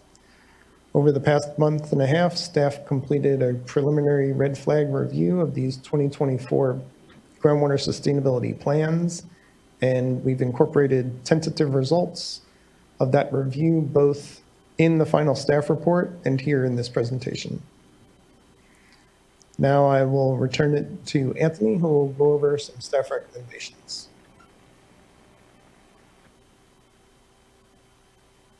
Thank you, John. I will now review staff recommendations regarding a potential probationary determination. Next slide, please. The 2022 plans may have allowed substantial impacts to domestic well users whose wells may have gone dry, to critical infrastructure such as canals and levees, and to the aquifers themselves by allowing continued overdraft, water quality degradation, and subsidence. Staff finds that while the 2022 plans appear to address many deficiencies, key deficiencies remain. Staff therefore recommends designating the basin probationary. Next slide, please. I'm going to hand the presentation to Amanda Pearson to provide some context about our exclusion recommendations. Thank you, Anthony, and thank you, Chair, Vice Chair, and board members. To set the stage a little bit here today, the essential facts that authorize the board to declare the Tule Subbasin as probationary are the basin's status as high priority and critically overdrafted, and DWR's inadequacy determination. Even when those facts are present for a basin, as they are here, the board may, and in some cases must, apply exclusions related to probation that are set forth in SIGNA. We're going to be referring to the 2 exclusions as the probation exclusion, which is the exclusion from probationary status under Water Code Section 10735.2 subdivision E, and the reporting and fees exclusion, which is an exclusion only from the reporting requirement and therefore the fee requirement under Water Code Section 10735.2 subdivision C. At the outset, there's two things we really want to emphasize. First is that the probation exclusion is strict and sets a very high bar because it is tied to SGMA's definitions of sustainability goal, sustainable groundwater management, sustainable yield, and undesirable result. Second, this probationary hearing is not the only opportunity for application of exclusions in the Tule subbasin. SGMA provides that probationary determinations can be amended. And so if the board designates the Tule subbasin as probationary today, that determination could be amended later to apply exclusions or to rescind exclusions that are applied if appropriate. And with that, I will hand it back to Anthony. Thank you, Amanda. As Amanda indicated, there are two potential exclusions that the board may consider. The first is the probation exclusion. The second is the reporting and fees exclusion. I'll briefly explain these two exclusions before presenting our exclusion recommendations. I'll discuss the probation exclusion first. The probation exclusion excludes a portion of the subbasin from probation. It requires demonstrating compliance with the sustainability goal, which means the existence and implementation of a groundwater sustainability plan that adequately describes and monitors undesirable results, and that is being implemented such that the portion of the basin operates within sustainable yield. Next slide, please. The second exclusion is the reporting and fees exclusion. This exclusion excludes extractions from reporting and fee requirements if they have minimal impacts on basin withdrawals, or if they are subject to a local plan or program that adequately manages groundwater. For example, if local management is resulting in a balanced water budget and includes plans for demand management or other backup plans for dry conditions. Next slide, please. Staff received two requests for exclusion from probation, one from the Delano-Irlimart Irrigation District, and one from the Angiola Water District, which is a member agency of the Tri-County Water Authority Groundwater Sustainability Agency. Staff reviewed water budgets, local management, and the 2024 plans for each groundwater sustainability agency in the Tule subbasin to assess whether exclusions were appropriate. Staff find that no groundwater sustainability agency demonstrates compliance with the sustainability goal, but staff also finds that the Delano-Irlimart Irrigation District and the Kern-Tulare Water District groundwater sustainability agencies are adequately managing groundwater. Importantly, we stress that we have not fully reviewed the revised 2024 plans. After we have, we will reassess whether additional exclusions may be appropriate for other groundwater sustainability agencies. Next slide, please. So staff recommends a reporting and fees exclusion for the Delano-Irlimart Irrigation District Groundwater Sustainability Agency because staff finds that they are adequately managing groundwater. They have a surplus water budget, which means they are a net recharger of groundwater for the basin, and they are developing demand management plans. Next slide, please. Staff also recommends a reporting and fees exclusion for the Kern-Tulare Water District Groundwater Sustainability Agency because staff finds that they are also adequately managing groundwater. They have a generally balanced water budget. They have installed meters on nearly all of their extraction wells, and they have implemented a flexible fee schedule that allows them to increase extraction fees to reduce extractions when necessary. Next slide, please.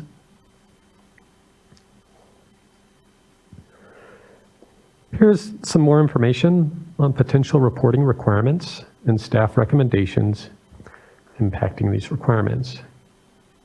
All people who extract groundwater, unless excluded, from probationary basins must report their well location and capacity, monthly extraction volumes, and their place and purpose of use. Staff recommends excluding de minimis pumpers, which are people who extract 2 acre-feet or less for domestic purposes only. This means that most domestic well users would not have to report extractions or pay fees to the State Water Board. If the board decides to place the Tule Basin on probation, extractors would need to begin recording their extractions on January 1st, 2025. Staff recommends that the extraction reports should be due annually, starting at the statutory default of February 1st, 2026. Next slide, please.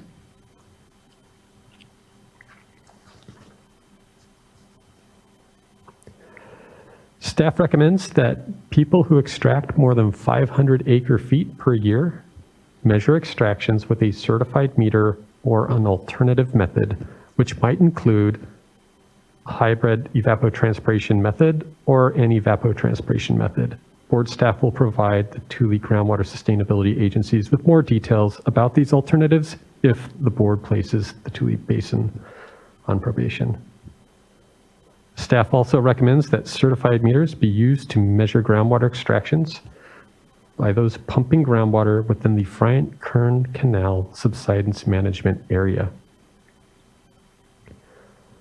I'll now hand the presentation to Natalie, who will discuss some additional details about extraction reporting and about what happens next if the board places the Tule Basin on probation. Next slide, please. Here's a reminder of our reporting and fee requirements if the basin is put on probation. For those who are required to report, there is a $300 per well annual base fee, plus a $20 per acre foot volumetric fee. There is an automatic late fee of 25% per month up to a cap, and again, de minimis extractors are exempt from reporting and fees. Fee waivers are available for water systems and schools serving disadvantaged communities and for those with low income if they report on time. These entities can reach out via email to request a waiver after filing their report. Next slide, please. Today, you, the board, are considering whether to designate the Tule subbasin as probationary. You could do that by adopting the draft resolution that staff have developed. The resolution includes background, factual findings, and a probationary designation, deficiencies and potential actions, reporting requirements, as were just described, including the de minimis exemption, and exclusions from reporting and fee requirements for 2 of the groundwater sustainability agencies. Metering requirements, including alternative compliance options and requirements for the Bryant-Kern subsidence management area. Limited delegation to the executive director for changes to reporting or metering requirements, as well as providing exclusions from probationary status for the 2 groundwater sustainability agencies previously mentioned, and requires at least 30 days notice and public comment before you, the board, would consider any changes to the resolution. Next slide, please. If you, the board, adopt a probationary determination for the subbasin today, board staff will continue working to finalize the review of the 2024 groundwater sustainability plans and provide clear feedback to the groundwater sustainability agencies.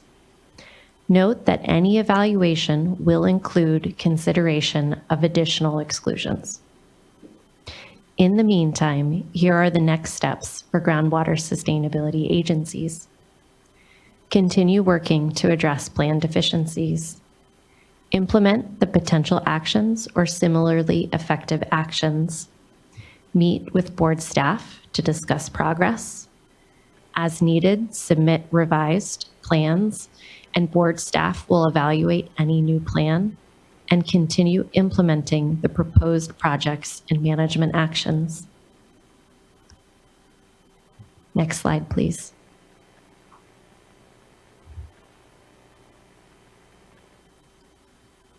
Ultimately, the goal of state intervention is for groundwater sustainability agencies to address deficiencies so the board can return the basin to DWR oversight. Here are considerations for rescinding a probationary determination. When staff evaluate a resubmitted plan, if deficiencies are resolved and groundwater sustainability agencies are on track to achieve the basin sustainability goal, staff will recommend that the board repeal the probationary resolution, and basin oversight would then return to DWR. However, if deficiencies are not resolved after at least 1 year, the board has the option to develop an interim plan to manage overdraft, and this plan would be effective until groundwater sustainability plan deficiencies are resolved and agencies are able to resume basin management. If we are approaching the 1-year mark and the groundwater sustainability agencies are very close, it's unlikely that staff will recommend development of an interim plan. Again, our goal is for groundwater sustainability agencies to resolve the deficiencies and return to DWR oversight. Thank you. This concludes the staff presentation. Thank you for that thorough presentation and overview here of the plans and where we are here in the board's consideration and determination. Looking to my fellow board colleagues if they have any questions here after hearing the presentation. And if not, we next will hear from the groundwater sustainability. Oh yes, Board Member McGuire, please. Yes, thank you for the presentation. Just a question. It was mentioned early on in the presentation, I think in the background section, about 2 new GSAs being formed or in the process of being formed within the subbasin. Can you, or do you have any more information on what that might mean for the process that you just went over here?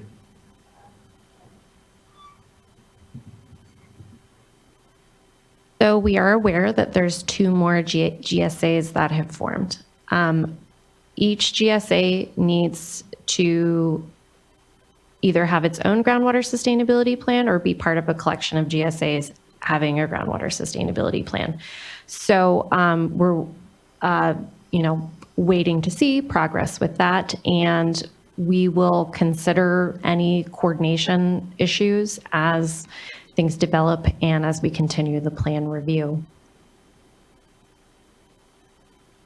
Okay, thank you. Thank you, Board Member. Vice Chair. Thank you. Thank you for the very thorough presentation. And also, I just want to thank you all and all of the stakeholders for the really good discussions. I know we all have been out to the community.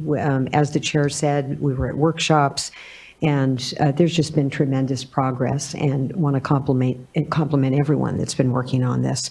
Can we go to slide 61? I just want to, while you're up here, have a brief discussion about fees, and I acknowledge that what the chair said earlier, that for those that are concerned about fees, if this basin does go on probation, there's a separate process, the fee setting process, that our Division of Administrative Services is actively involved in throughout the year, with multiple touch opportunities to attend stakeholder meetings. But just would like to give you all an opportunity, and I see Mr. Bishop, I think you might be a good one to address this. Compliance, the importance of compliance and how that can affect the fee setting process. So if I'm interpreting your comment correctly, we based our fees on a 60% compliance rate.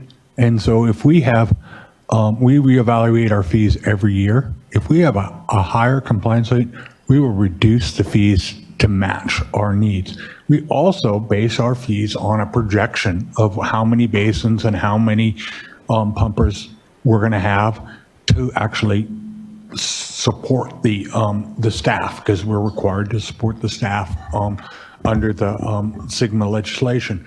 So my expectation is that next September, when we adopt fees again, we will have a year's worth of information. We'll have an idea on the first set of compliance. We'll also know how many basins, and we'll adjust fees based on that. Thank you. Thank you for that, Vice Chair. It's certainly, we're not looking to over-collect, and it's all based on of just the information that we have and doing our best to balance that. So I appreciate those points. And thank you, Board Member. Okay, next we will transition to the groundwater sustainability agencies and a presentation from them. Let's go ahead and give ourselves a 10-minute break as we transition then to the next panel. So we'll start back up here at about 10:55 and appreciate everyone's time so far this morning.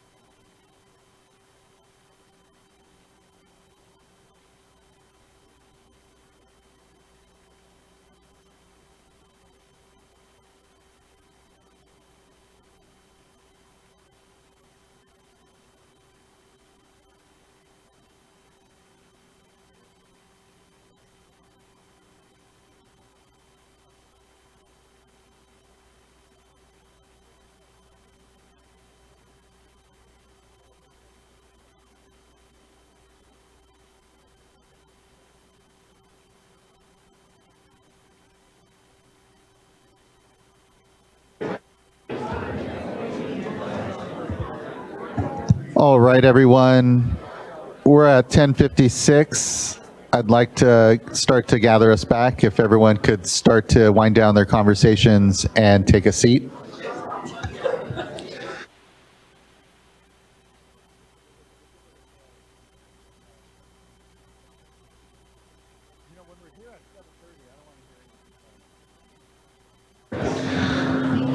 All right, everyone.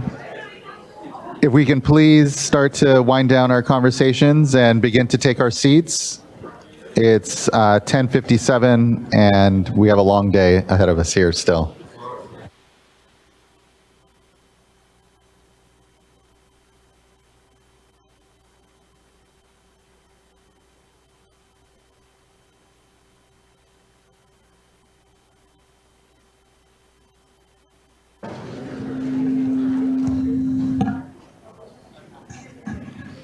All right, thank you, everyone.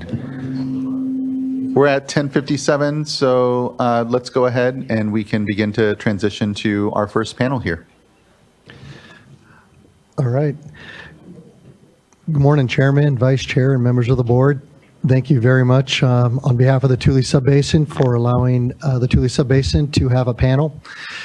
Because there's the technical team, which is Tom Harder, myself, and Don Tucker are going to do an initial presentation on the Tule Subbasin technical, and then several of the GSAs are going to come up and provide additional presentations on behalf of their GSA. If there are questions that are specific for any one of these subgroups, if you want to ask those questions before they leave and the next group comes up, might be helpful. Yeah, makes sense. Thank you. Okay. So next slide, please. So today our presentation is really going to be focused on the overall Tule Subbasin technical response to deficiencies. We're going to do our best not to duplicate any of the discussion through the thorough presentation you just heard from the State Board staff, which is appreciated. And so we'll go through that fairly quickly, but feel free to ask any questions, specific questions you might have, and then we'll allow the individual GSAs to provide presentations specific to their GSPs. Next slide. Next slide. All right, so for the Tule Subbasin technical team, we will be identifying some of those key deficiencies that were identified that are still remaining in the State Water Resource Control Board staff final report. We'll be providing an overview of the Tule Subbasin mitigation plan, the revised approach to the groundwater levels, our revised approach to land subsidence, the interconnected surface water and groundwater quality, and discuss some subbasin next steps. Next slide. So the final staff report, as noted by the staff earlier in their presentation, they did a red flag review of what was submitted in draft groundwater sustainability plans. Since then, as you'll hear from the groundwater sustainability agencies, most or all of the groundwater sustainability plans have now been finalized and recently submitted back to the State Board staff, which they have not had a chance to do their full review of yet. So for the key elements of the red flag review that were highlighted were chronic lowering of groundwater level deficiencies had mostly been addressed, but they identified a couple items that still need further review. Continued land subsidence deficiencies have been mostly addressed with a few crucial details that they would like to see. Groundwater quality and interconnected surface water deficiencies were mostly addressed based on the red flag review. Next slide, please. So, highlighting some of these remaining key elements or key deficiencies, the groundwater level deficiency that was identified was concerns with mitigating drinking water for communities and public wells, in addition to focused on the rural domestic wells. So how do we mitigate communities and public wells? Right now, there is technical analysis and support, but to expand that and to extend that, we've looked at a scope of work that could be proposed to evaluate details with the communities and the public systems to better understand the locations of their wells, the depths of their wells, the infrastructure associated with that. to identify potential costs to replace based on the sustainable management criteria that's been adopted, and update to make sure that there's adequate funding above and beyond what's already considered in the mitigation plan, and to update that no later than March 1st of next year to address that deficiency that hasn't been adequately addressed. Next slide. The next slide was missing crucial details regarding demand management from several of the GSAs on groundwater allocations to show that GSAs can achieve sustainability. So there's a lot of detail and crucial details that each of the GSAs have, separate and apart, sometimes from their groundwater sustainability plans through the rules and regulations. The idea here was to spend more time with the state board staff to explain each of the crucial details for demand management and groundwater allocations, to make sure that the staff understands how it's currently being done, address any further comments, suggestions, recommendations from the staff, amend rules and regulations with the specific groundwater sustainability agency, and have that completed also by March 1st of 2025. Next slide, please. So moving on to a couple of the deficiencies identified with land subsidence. There was still concern about protecting critical infrastructure in our demand management programs and groundwater allocation programs sufficient to protect critical infrastructure, primarily identified as the Frank Kern Canal and Delano Early Mart Irrigation District pipeline system.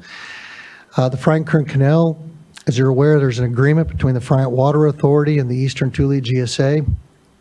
There's currently disagreement about the agreement, and they are working through a litigation process through the courts to identify how to work through that agreement and come to a coordinated approach moving forward. They continue to work through that, and our recommendation is to allow that process to continue to move forward versus having a parallel process to that through this effort. Further, with the Delano Early Mart Irrigation District pipeline, as you'll note in some future slides that Mr. Harder will be presenting, is there's a study zone that needs to be coordinated specifically for the sustainable management criteria. What does that study zone look like? What is that scope that all parties can agree upon and coordinate on to do a technical justification of how sustainable management criteria is set within that study zone, and to be completed by March 1st of 2025 as well. Next slide. And here I will hand it off to Don Tucker to present updates on the Tule Subbasin Mitigation Plan. Thank you, David.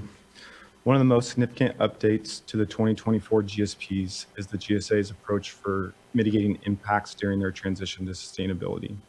6 of the 7 GSAs have opted to partner through implementing the Tule Subbasin Mitigation Plan, which provides a common coordinated approach for mitigating impacted beneficial users and uses. DID will present on the mitigation plan they have developed separately, utilizing the framework outlined in the coordination agreement. Next slide, please.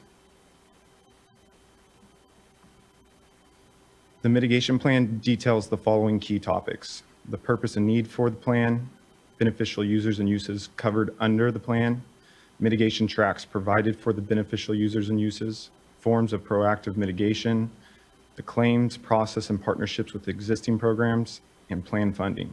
During today's presentation, I will be providing a high-level summary of these key components. Next slide, please.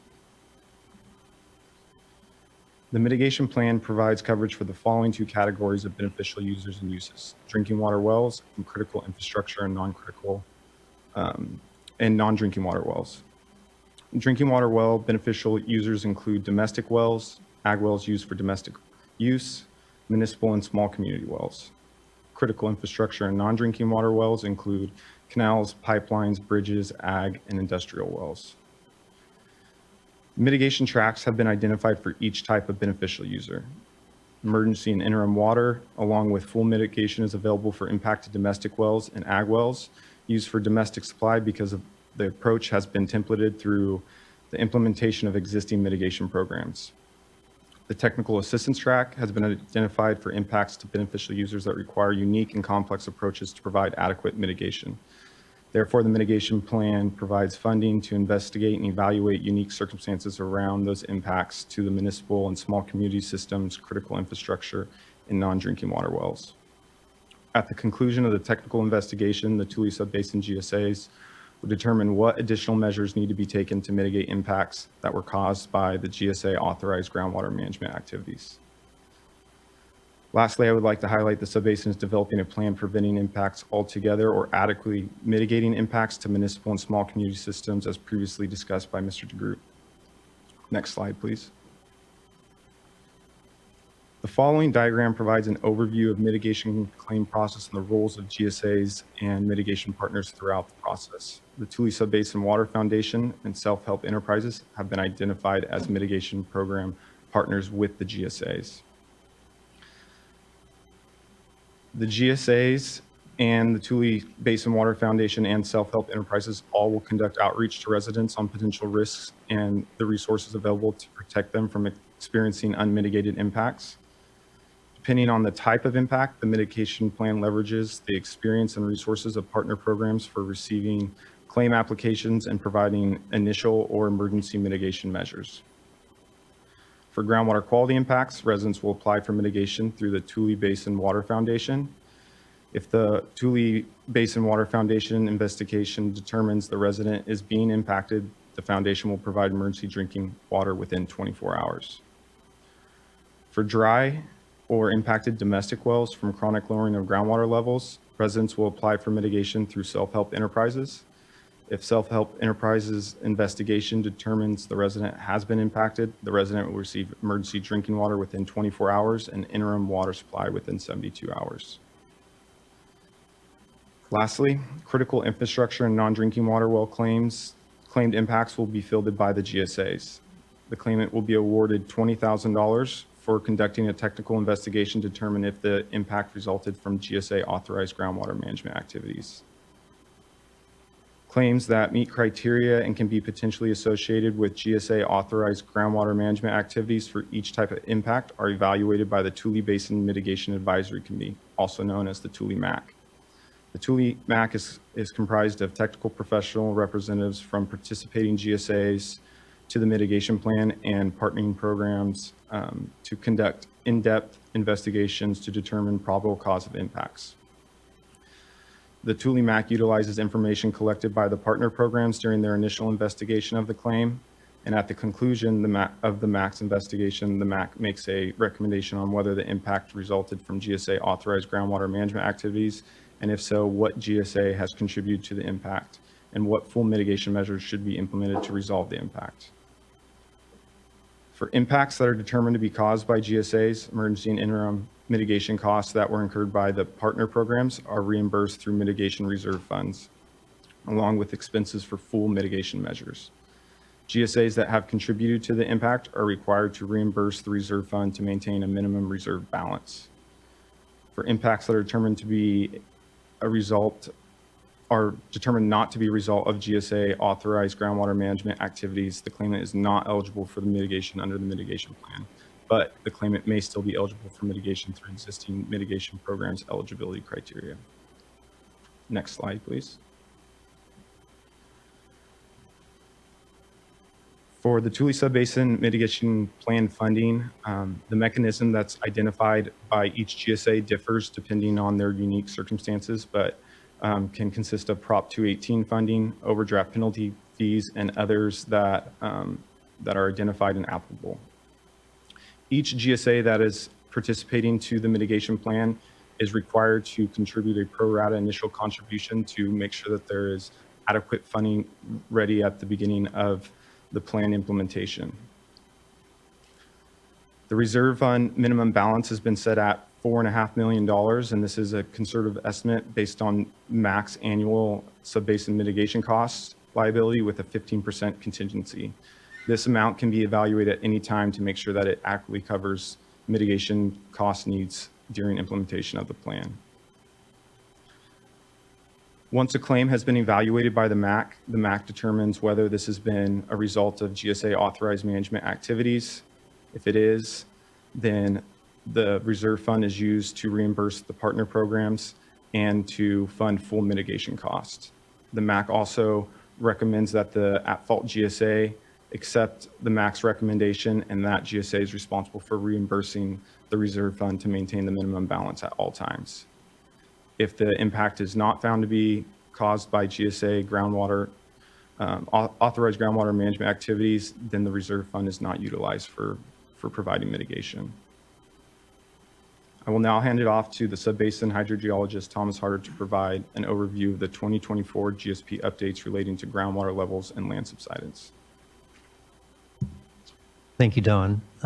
Next slide, please. So I think that Mr. Wolitz did a pretty good job of going through the deficiencies. I'm not going to belabor this, but suffice it to say, overarching, the former GSPs did not identify significant unreasonable conditions and then set minimum thresholds to avoid those. So I'm going to summarize what we did to address that with respect to groundwater levels, land subsidence, and interconnected surface water. So next slide. When talking about groundwater levels in the Tule subbasin, there's multiple aquifers, and those we have an upper aquifer and a lower aquifer, and then Santa Margarita. And those pumping in those aquifers has impacts to different beneficial uses and users.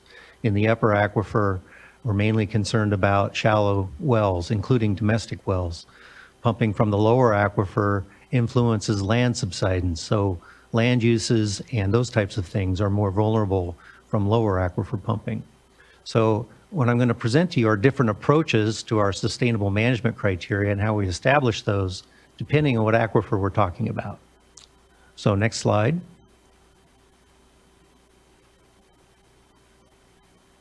So our approach for developing sustainable management criteria for the upper aquifer included the following steps. First, we identified the beneficial uses and users of that water. Two, we defined the basin-wide conditions that are significant and unreasonable to those beneficial users.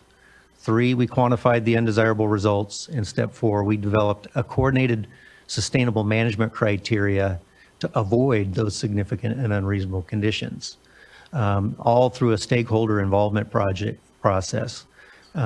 We believe that this process addresses the DWR deficiencies and is consistent with the SIGMA regulations. Next slide, please. 21 feet. So in the upper aquifer, that's the average groundwater level that we raised the minimum threshold in the subbasin. In some areas, it was more than 21 feet. But we did this to avoid impacts primarily to domestic wells. We wanted to limit potential impacts to those wells. We do have one area in Delano Air Lamart where the minimum threshold was actually lowered, but that was to be coordinated with the rest of the subbasin. And we were able to do that through analysis that showed that that would not present a significant unreasonable condition in that location. The other number I want to leave with you here is 10%. We limited the potential impacts to domestic wells to 10% of those wells. And that is in the worst case if we lowered groundwater levels to the minimum thresholds throughout the entire subbasin. That became the basis for funding that Don just talked about. If you go to the next slide, what we're truly going to manage the basin is at our measurable objectives. And on the left here is a well map showing wells in the Tule subbasin based on the DWR database. Over 4,000 wells used in the analysis, 136 wells were potentially impacted at the measurable objectives. And through the mitigation plan, we have the funds needed to address any mitigation that's needed of any of those potentially impacted wells. 5% is the percentage of domestic wells that could potentially be impacted at our measurable objectives based on available data. So if you go on to the next slide. The Tule subbasin GSAs are absolutely committed to a sustainable basin. That I just want to emphasize that to you here today. One of the things that we did in this go around is we have a groundwater flow model, and we can plug into that model their projects and management actions. And on the chart on the right is a forward projection of forecast using the model of annual change in aquifer storage. And as you can see from 2020 on the left, the bars going down are overdraft, it's negative. And as you go over time to 2040, those bars become less and less. The overdraft becomes less and less. We are allowing transitional pumping, but we become sustainable based on the projects and management actions that they've given us by 2035. And that continues in perpetuity into the future past 2040. So we have a balanced water budget by 2040. Let me ask one quick question, Mr. Harder. Yes. Looking at this graph here, seeing the amount of overdraft that is happening, and kind of seeing this hard drop after 2024, is that indicating that in this next year, that's essentially the amount of pumping that the basin is looking to limit their overdraft to? And is that, just wondering achievability, I think. No, that's a good question. And the model only goes through 2020. So anything past 2020 is a forecast. And we plugged in what their projects and management actions were through 2024. The drop off is the revised projects and management actions. And in several of the GSAs, they've had significantly less allowable transitional pumping. So that's the reason that is, you see a kind of a sudden dip. Okay, thank you. Okay, next slide, please. In terms of the lower aquifer groundwater levels, sustainable management criteria is linked to land subsidence. And so I'm going to go over this approach to the land subsidence here in a minute, but suffice it to say that we're setting our lower aquifer groundwater levels to be consistent with our land subsidence goals. Next slide, please. So 60 feet, this is one of the biggest changes that we made in the GSPs, is we raised on average groundwater level minimum thresholds at the lower aquifer by 60 feet. You can see on this chart, there are a number of places where we raised the minimum thresholds by more than 100 feet. We've been blessed in 2023 with a very wet year. And that enabled us to analyze what happens when groundwater levels rise and the cause and effect that has on land subsidence. If you go to the next slide, please. This is a chart of one well in the middle of the Pixley Irrigation District. The brown line at the top is land subsidence from INSAR. With the chart on the left is the scale for land subsidence over time. The green line is groundwater level at that location. It's specific to the lower aquifer, and you can see how it changes over time significantly seasonally. That causes a lot of effective stress on the aquifer system. And you can see historically, we saw rates of 0.59 to 0.67 feet per year. But in 2022-23, with the raised groundwater levels, we were at about 0.22. So we can see now, we use this information to set the minimum thresholds so that we can meet our allowable land subsidence goals. And I think that they're comported now, they're coordinated. If you go to the next slide. Land subsidence deficiencies, we talked about that too. Let's go ahead and skip this. Similar issues. Our approach for developing sustainable management criteria included step one, identifying land uses and infrastructure vulnerable to land subsidence, defining impacts that are significant and unreasonable, quantifying undesirable results, and then developing sustainable management criteria to avoid those. Again, I believe this addresses the DWR deficiency in this respect. Go to the next slide, please. So we did a fairly comprehensive analysis of the potential land uses and infrastructure that could be impacted. Here's kind of a summary. It includes flood control, railroads, local canals, wells, pipelines, roads, and then the Frank Kern Canal. It gets its own category because of its importance in the subbasin. If you go to the next slide. So this is a map, two maps, color flood maps. The one on the left is the minimum thresholds of allowable land subsidence distribution across the subbasin from the first amended GSPs 2022. And you can see the dark orange is a more allowable land subsidence and the blue is less. We were allowing as much as 10 feet in the previous GSP. Through our analysis, to address significant and unreasonable conditions. We've reduced the maximum allowable land subsidence to 7 feet in the northwest part of the subbasin. And I will emphasize here that that's relative to 2020. Since 2020, we've gone through already some of that land subsidence. So if you go to the next slide, this is the amount of land subsidence we have left to work with according to our minimum thresholds, and that's only 4 to 5 feet. I can tell you that is going to be a heavy lift for these guys, but they are committed to making that happen, and we've talked to them. And I would emphasize here too, 0 is our measurable objective. Our measurable objective is 0 inelastic land subsidence after 2040. And speaking with the group, they're committed with that. Go to the next slide. I think David mentioned this. There is one area around Delano Erlemart where we just did not have enough information about the cause and effect of pumping outside of Delano Erlemart on the pipeline impacts, potential pipeline impacts inside there. We've committed to putting together an analysis using our groundwater flow model to try to unpack that and set minimum thresholds that would be protective of those pipelines. So next slide, please. We've expanded our monitoring network. We had over 90 benchmarks established previously. Those diamonds there are INSAR monitoring points. We're going to be monitoring land subsidence at all of those points. And again, exceeding the minimum threshold at any monitoring point is an undesirable result for this subbasin, as a reminder. Next slide. We do have a plan to make sure that we meet our goals.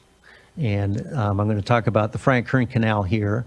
On this map on the right, it's the INSAR land subsidence from 2015 to 2018, but there's a yellow line that goes north-south there.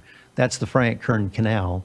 And there's a purple hatched area around the canal, which is the managed area. That is, extends 2 miles on either side of the canal.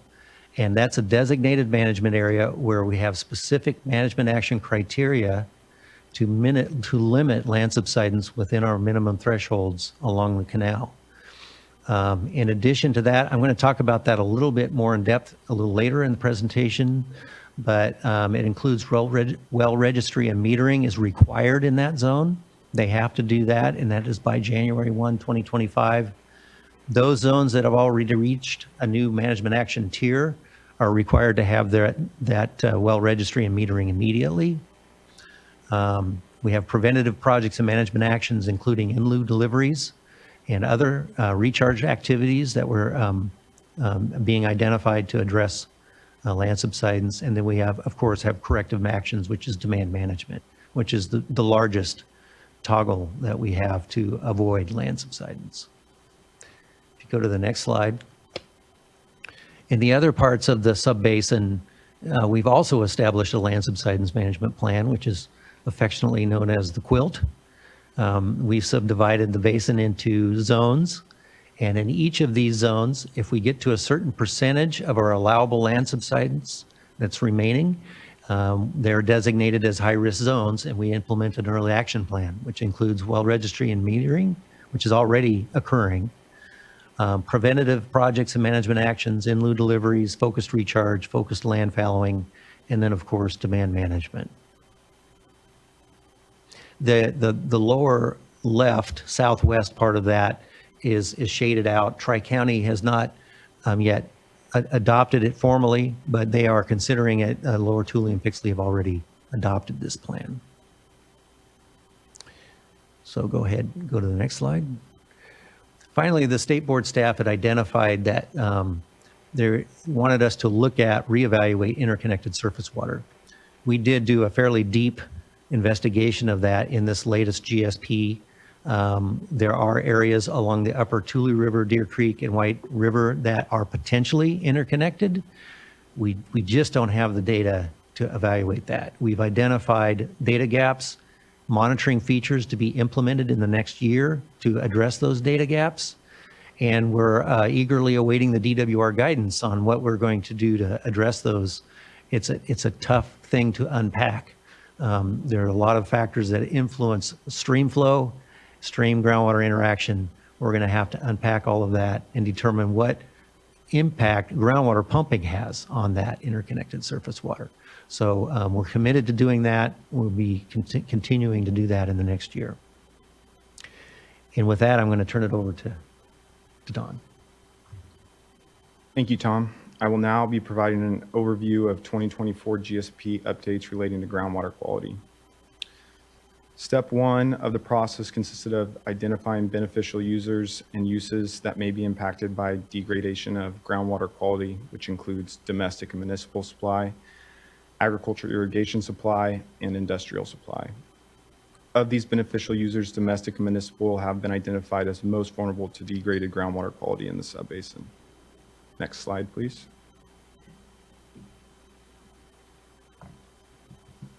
The following process was used for identifying basin-wide conditions that are significant and unreasonable for beneficial users and developing sustainable management criteria for groundwater quality. First was an assessment of baseline conditions by reviewing constituents that have had historical exceedances, and then we also completed a temporal and spatial analysis of these exceedances. Next, we determined constituents of concerns based on the COCs with historical exceedances, and then primarily focusing on constituents with drinking water standard MCLs. We also considered factors that influence groundwater quality conditions by evaluating data sets for known dischargers and locations of cleanup sites. Also reviewing information on beneficial use designated areas in the subbasin. For dealing with data gaps in existing data sets, we utilize the USGS public supply grid for evaluating and assigning baseline conditions to wells with limited data availability. Next slide, please.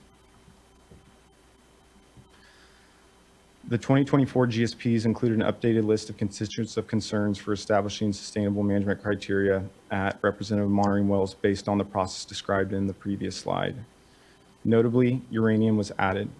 Additionally, the 2024 GSPs have identified monitoring constituents for determining changes of concentrations that, if monitoring results show the constituent may result in significant and unreasonable impacts to beneficial users, sustainable management criteria would be developed to prevent undesirable results in the future. Next slide, please. Lastly, the 2024 GSPs reevaluated the representative monitoring network to determine if it was adequate for representing groundwater quality conditions relative to beneficial users and uses throughout the subbasin. This included a spatial comparison of existing monitoring features to density of beneficial users by aquifer. As a result of the analysis, monitoring features were determined to be representative of a large portion of the beneficial users in the subbasin. The subbasin has identified where data gaps in monitoring features exist and plan to fill these data gaps. As new data is made available through monitoring efforts, the subbasin plans to refine the monitoring network to ensure adequate representation of conditions are representing beneficial users throughout the subbasin. I will now pass it off to the Tule Subbasin Plan Manager, David DeGroot, to highlight next steps. Next slide, please. Yeah, so just a couple of highlights from the technical and the Tule Subbasin as a whole is each of the GSAs are committed to sustainability and making final amendments to the GSPs to address all deficiencies. You know, significant progress, as you've heard from the staff, has been made already.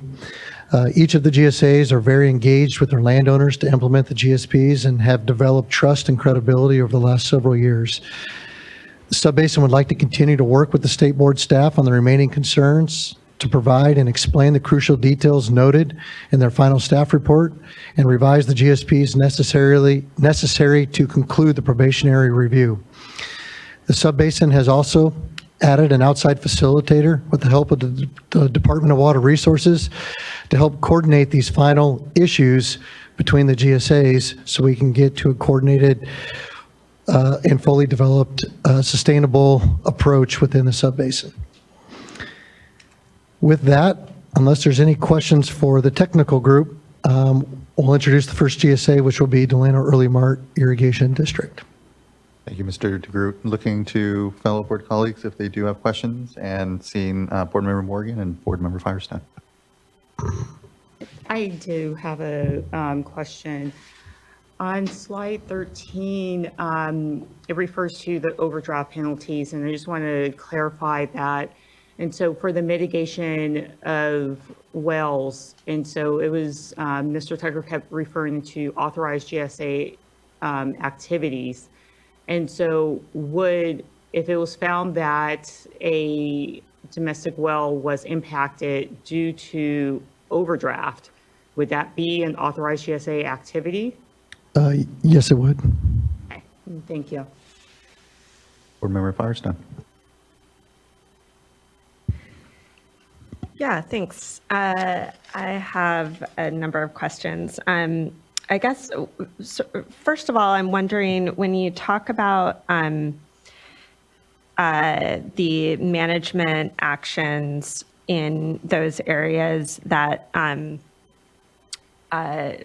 where you mentioned there's zero measurable objective, and I think to the chair's question, I want to understand what actual programs and policies you have to limit demand management in those areas other than sort of the well registry and monitoring. What actual demand management is in place?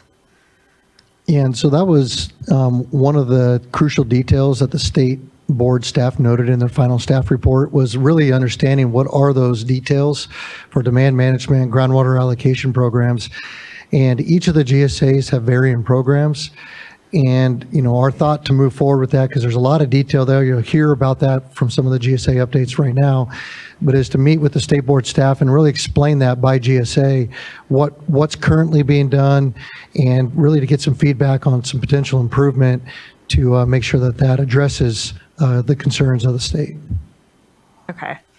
And then on the well mitigation program, and I don't know if we should come back to that, the drinking water well mitigation program, but I have some questions. One of my concerns is that it looks like, so there's a decision-making body on what would be deemed to be, to need to be mitigated in the program. And it looks like it's all the GSAs, so those are all the funding entities, and then I think self-help and the Management Zone Foundation. I'm sorry, I'm missing the name off the top of my head, but I'm wondering, in my experience, as we've seen with water supply issues, oftentimes communities, things in real life are not black and white. And so there's often other challenges that communities are facing beyond just water supply. So for example, especially in low-income communities throughout Tulare County in this area, there is some dilapidated infrastructure, or there's, other challenges in terms of maintenance and operation.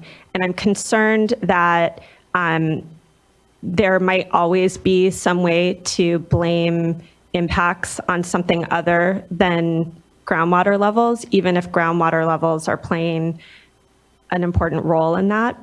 I don't know if you understand my question, but I'm concerned that it seems like the policies that we have, that you've all have outlined here, may exclude paying for mitigation that really should be covered under the program, because you could find that, you can kind of always find some reason, some compounding reason that could be related to well failure. So I guess I'm mostly flagging that. I don't know that it's necessarily a question, but flagging that that's a real concern. I think, proof is in the pudding on how this is implemented, but I think in terms of the intent of the program, I would hope it would be to be inclusive and err on the side of providing assistance and mitigation rather than excluding wells from the program because there's other compounding or other issues that where it's not only groundwater levels, I guess is my strong concern that I want to make sure to lay out from the beginning with this group. I'm also just concerned about the overall financing for the program, and it sounded like there was some, there's a variety of different funding mechanisms, but maybe you can speak a little bit more to that. I'm wondering if you have an estimate for, based on these improved minimum thresholds and objectives, are you estimating impacts to any public supply wells?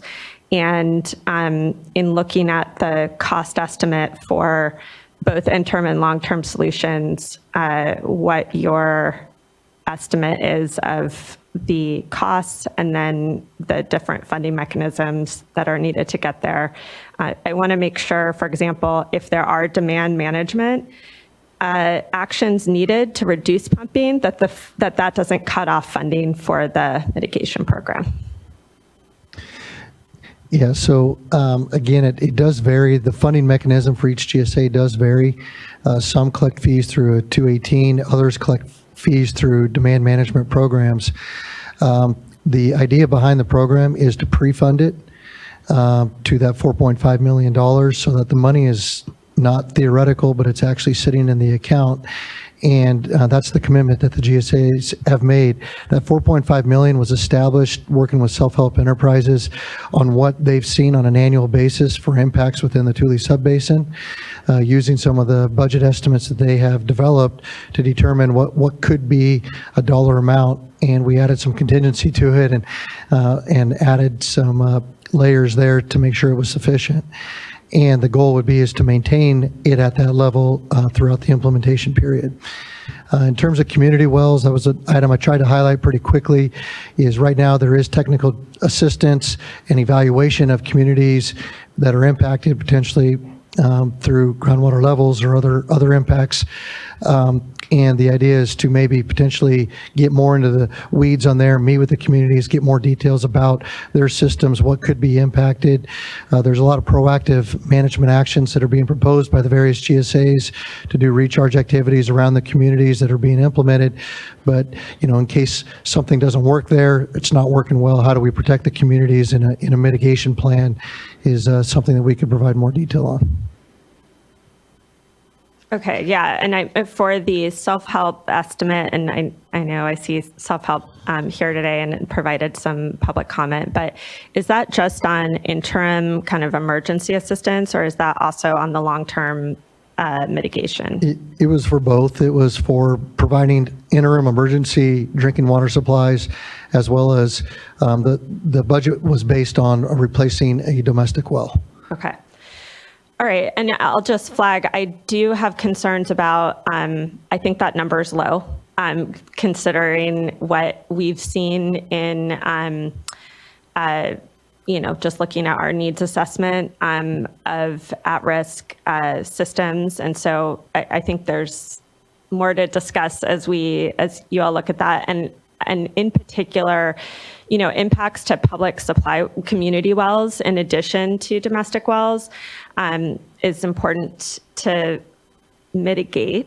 Those are whole communities who are impacted by that. And so I wouldn't want that to just be technical assistance. I would hope that the mitigation program would provide more long-term assistance with that as well. And, I know there's a lot of details and hopefully the plan is successful in preventing these issues, but it does seem like that is contingent on pretty significant demand management action. So I'd like to be hearing more about that as we go forward.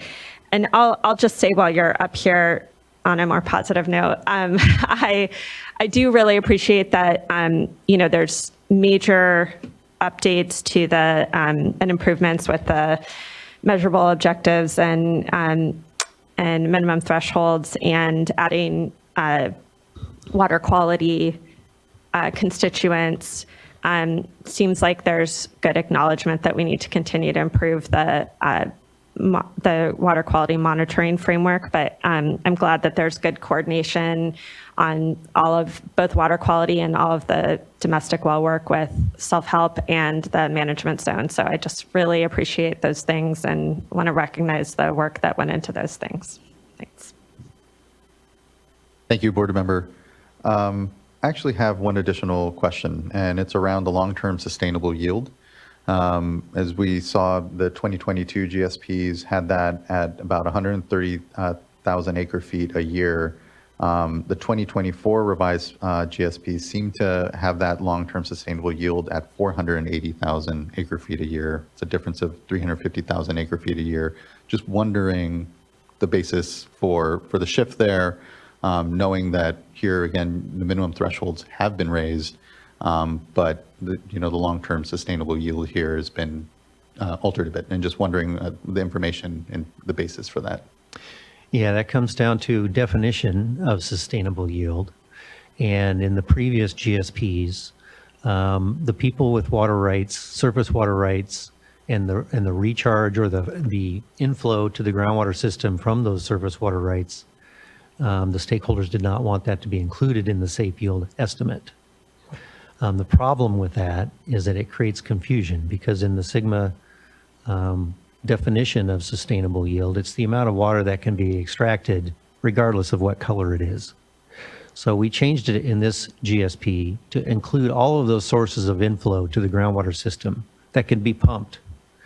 And then we took those portions of that are related to imported water deliveries and other things, surface water inflows, and put them in the coordination agreement, so that it's clear that they're still held whole. They're water that they purchased and that they have brought on. They still have that water in terms of recharge, but it's not reflected in the sustainable yield estimate of the basin, which is the amount of water that can be pumped. The number that was in there is in error. It's 408. It's not 480. I think that was just a typo. But yeah, it's 408. That's the total amount of water that can be extracted in the basin. It's also a lot more consistent with the neighboring basins when they report theirs. So we wanted to be consistent with them as well. Appreciate that, more thorough accounting. Board Member McGuire and Vice Chair. Yeah, so just to thank you for that, and just want to commend the entire sub-basin for all the work you've all done on addressing the undesirable results, and I'm really seeing progress in each of those areas. So, first of all, just want to open with that. My question goes to the water budget, because that's what matters at the end of the day. I think we all know that it's water levels, and it's how much water is coming in and how much water is going out. And I'm also a bit known for asking questions about droughts. And so that's an area where I looked at slide 19, and it kind of shows the progressing approach towards balance in the basin. But we all know, and it says you've included considerations for climate change, which is great. But we all know that droughts are going to come. We've seen them recently, and we're writing off a couple, a really wet year and a good year here this year, but we don't know when that next dry spell will be. And I think that's where the pressure is really going to be ratcheted up in terms of pumping, and that's where we've seen a lot of the impacts. So I hear you that you're still working on the demand management actions, and those are critical details, but have you incorporated that into either your modeling or your thinking in terms of what sort of responses you might have if another one of these multi-year droughts should arise here in the near future? Yeah, everything would be managed to demand management. If we have minimum thresholds and measurable objectives, and the distance between the measurable objective and the minimum threshold is our operational, storage. We want to operate within that. And if we get a drought within that, we start approaching our minimum thresholds, we would need to change our management actions to address that. The details, and like you said, the details of that are up to the individual GSAs, but that would be the plan we would need. And all of these plans are adaptable. We change according to the conditions that are on the ground, and we do have interim milestones. So if we're not on track to keep our groundwater levels above our minimum thresholds, then we, by necessity, will have to change direction. I don't know if that answers your question or not. But I think it's an acknowledgement that there's potential challenges out there, if these, you know, if basically you approach the minimum management objectives, minimum thresholds much more quickly than you might otherwise if you have many years of, you know, drought. Well, and we did see that in the Frank Kern Canal. First 3 years of implementation were a drought.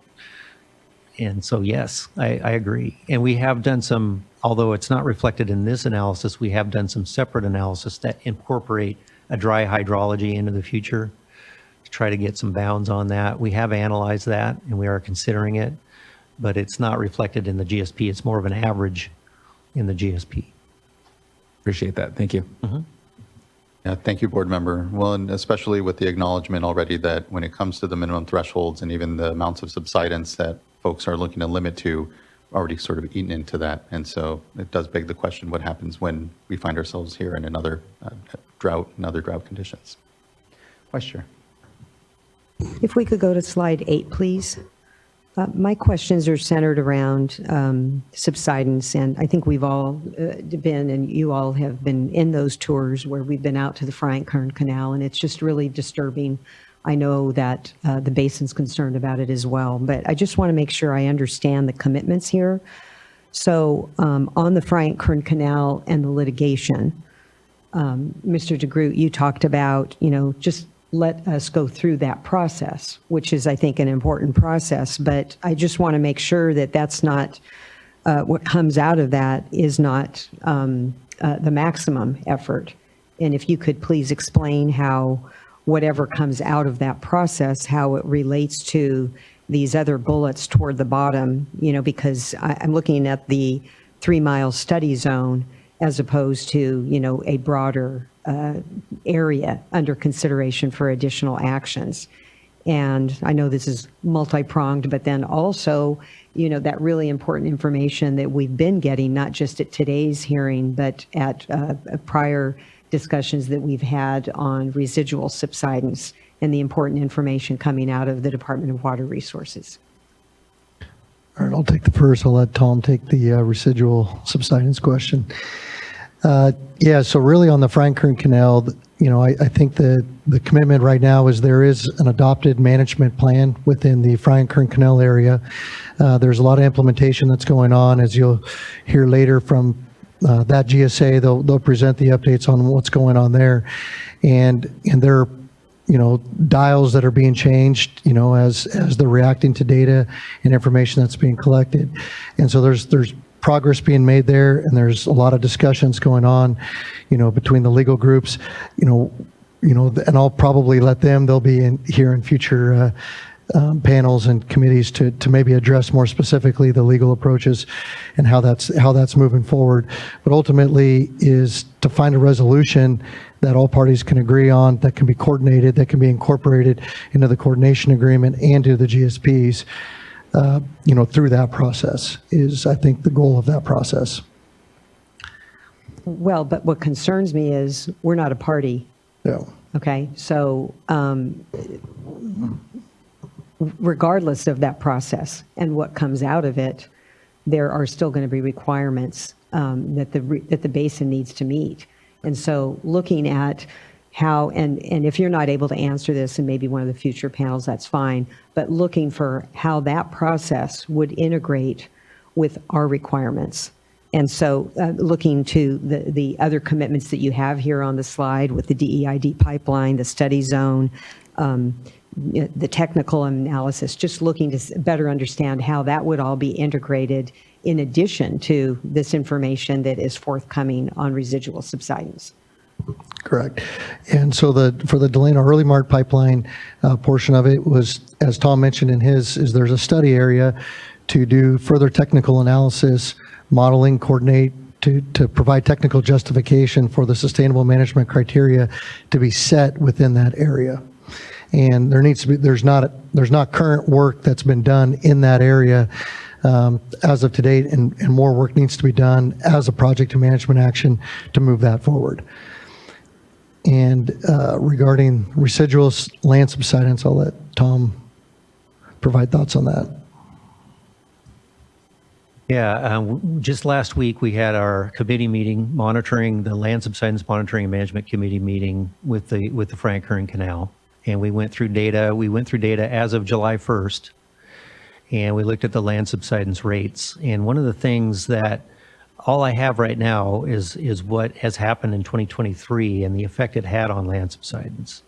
And in some areas, when the groundwater levels reached a certain level, the land subsidence rate went to zero or recoverable. And we did see that. I'm going to present that here in a couple panels at one location right on the Frank Kern Canal. So that I'm heartened that information says, well, if we have our groundwater levels at a certain level, we can limit that residual. I am very much interested in the DWR report on residual land subsidence and what that says. I don't know what's in there yet, but we would absolutely, if we get new information that says, oh, you better put together a better, buffer or whatever we need to account for that, we will do that. We have an adaptive plan, and if new science comes aboard, I'm absolutely going to look at that. Thank you. Thank you, Vice Chair. Not seeing any other further questions for the technical panel here. Appreciate it, and I believe now we'll transition to Delano Earlimar District.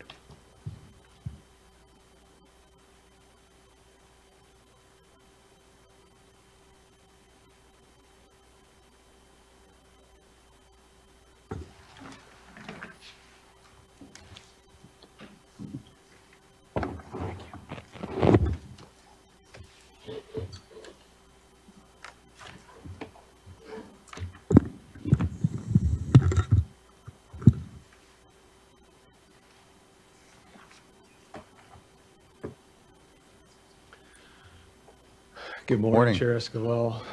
Good morning, Vice Chair Diadamo, Member Morgan, Member Firestone, Member McGuire. My name is Eric Quinley. I am the General Manager of the Delano Earlimar Irrigation District Groundwater Sustainability Agency, joined today by my colleagues on the DEID team, Abhishek Singh and Trey Driscoll. Also want to appreciate the fact that we've got stakeholders of the DEID GSA both online and here in person today. Next slide, please. As the prior panel already noted, this is a designation of the Tule Subbasin with Delano Earlimar in the purple in the southern portion center area of the Tule Subbasin. Next slide. DEID's commitment to sustainability in the Tule Subbasin is unique. DEID is the largest water user off the Frank Kern Canal and the largest water user in the Friant division of the Central Valley Project. We've got a 75-year history of conjunctive use sustainability in the Tule Subbasin, and that's really provided by the importation of significant volumes of surface water supply that are already appropriated and contracted for through the Bureau of Reclamation, including the largest Class 1 contract at just a hair under 109,000 acre-feet a year. You can view the Class 1 as the firm yield, and a sizable Class 2 contract of 74,500 acre-feet per year. You can view Class 2 as the wet year supply. We accomplished this conjunctive use operation through a series of pretty significant infrastructure investments that have been made over the past period, many decades, including 944 acres of recharge facilities, which you can see from the aerial photos on the bottom left of the slide, and they're designated in the blue color that is read out by turnip seed recharge basins. We also distribute that surface water supply through a completely closed pipeline system that consists of 172 miles of pipeline distribution facilities serving every irrigated acre in the district. Since Sigma's adoption in 2024, DEID really doubled down on its already sustainable position in order to ensure its sustainable footing on a going forward basis. And it did that by investing over $44 million into those recharge facilities that you see there. In total, these pipeline distribution systems and these recharge facilities directly support all beneficial users and uses within the Delano Earlimar Irrigation District GSA. Next slide, please. So I'd like to talk about who some of those stakeholders are. obviously, DEID is in our name. The green area that's shown in the GSA map there is the irrigated agricultural that's directly served by the pipeline distribution system. And on this map, that's in golden color. And we also have partners in our GSA in the community of Early Mart and in the community of Rich Grove. We also have some other disadvantaged communities that are embedded within our GSA, Rodriguez Labor Camp, the Sierra Vista Association, and the Madonna Water Area. All of these areas are wholly reliant on groundwater for their domestic and municipal water usage. The limits of DEID's positive benefits to the aquifer don't just stop at these jurisdictional boundaries of our GSA, though. The communities of Delano, all the way as far west as Allensworth, north into Teviston and Pixley, those areas are all wholly reliant on groundwater for their sole source of supply for their domestic use. So if DEID was not in a position where it was importing significant surface water supplies, conjunctively using those supplies in the aquifer, there would be a significant number of individuals that would have zero access to a water supply.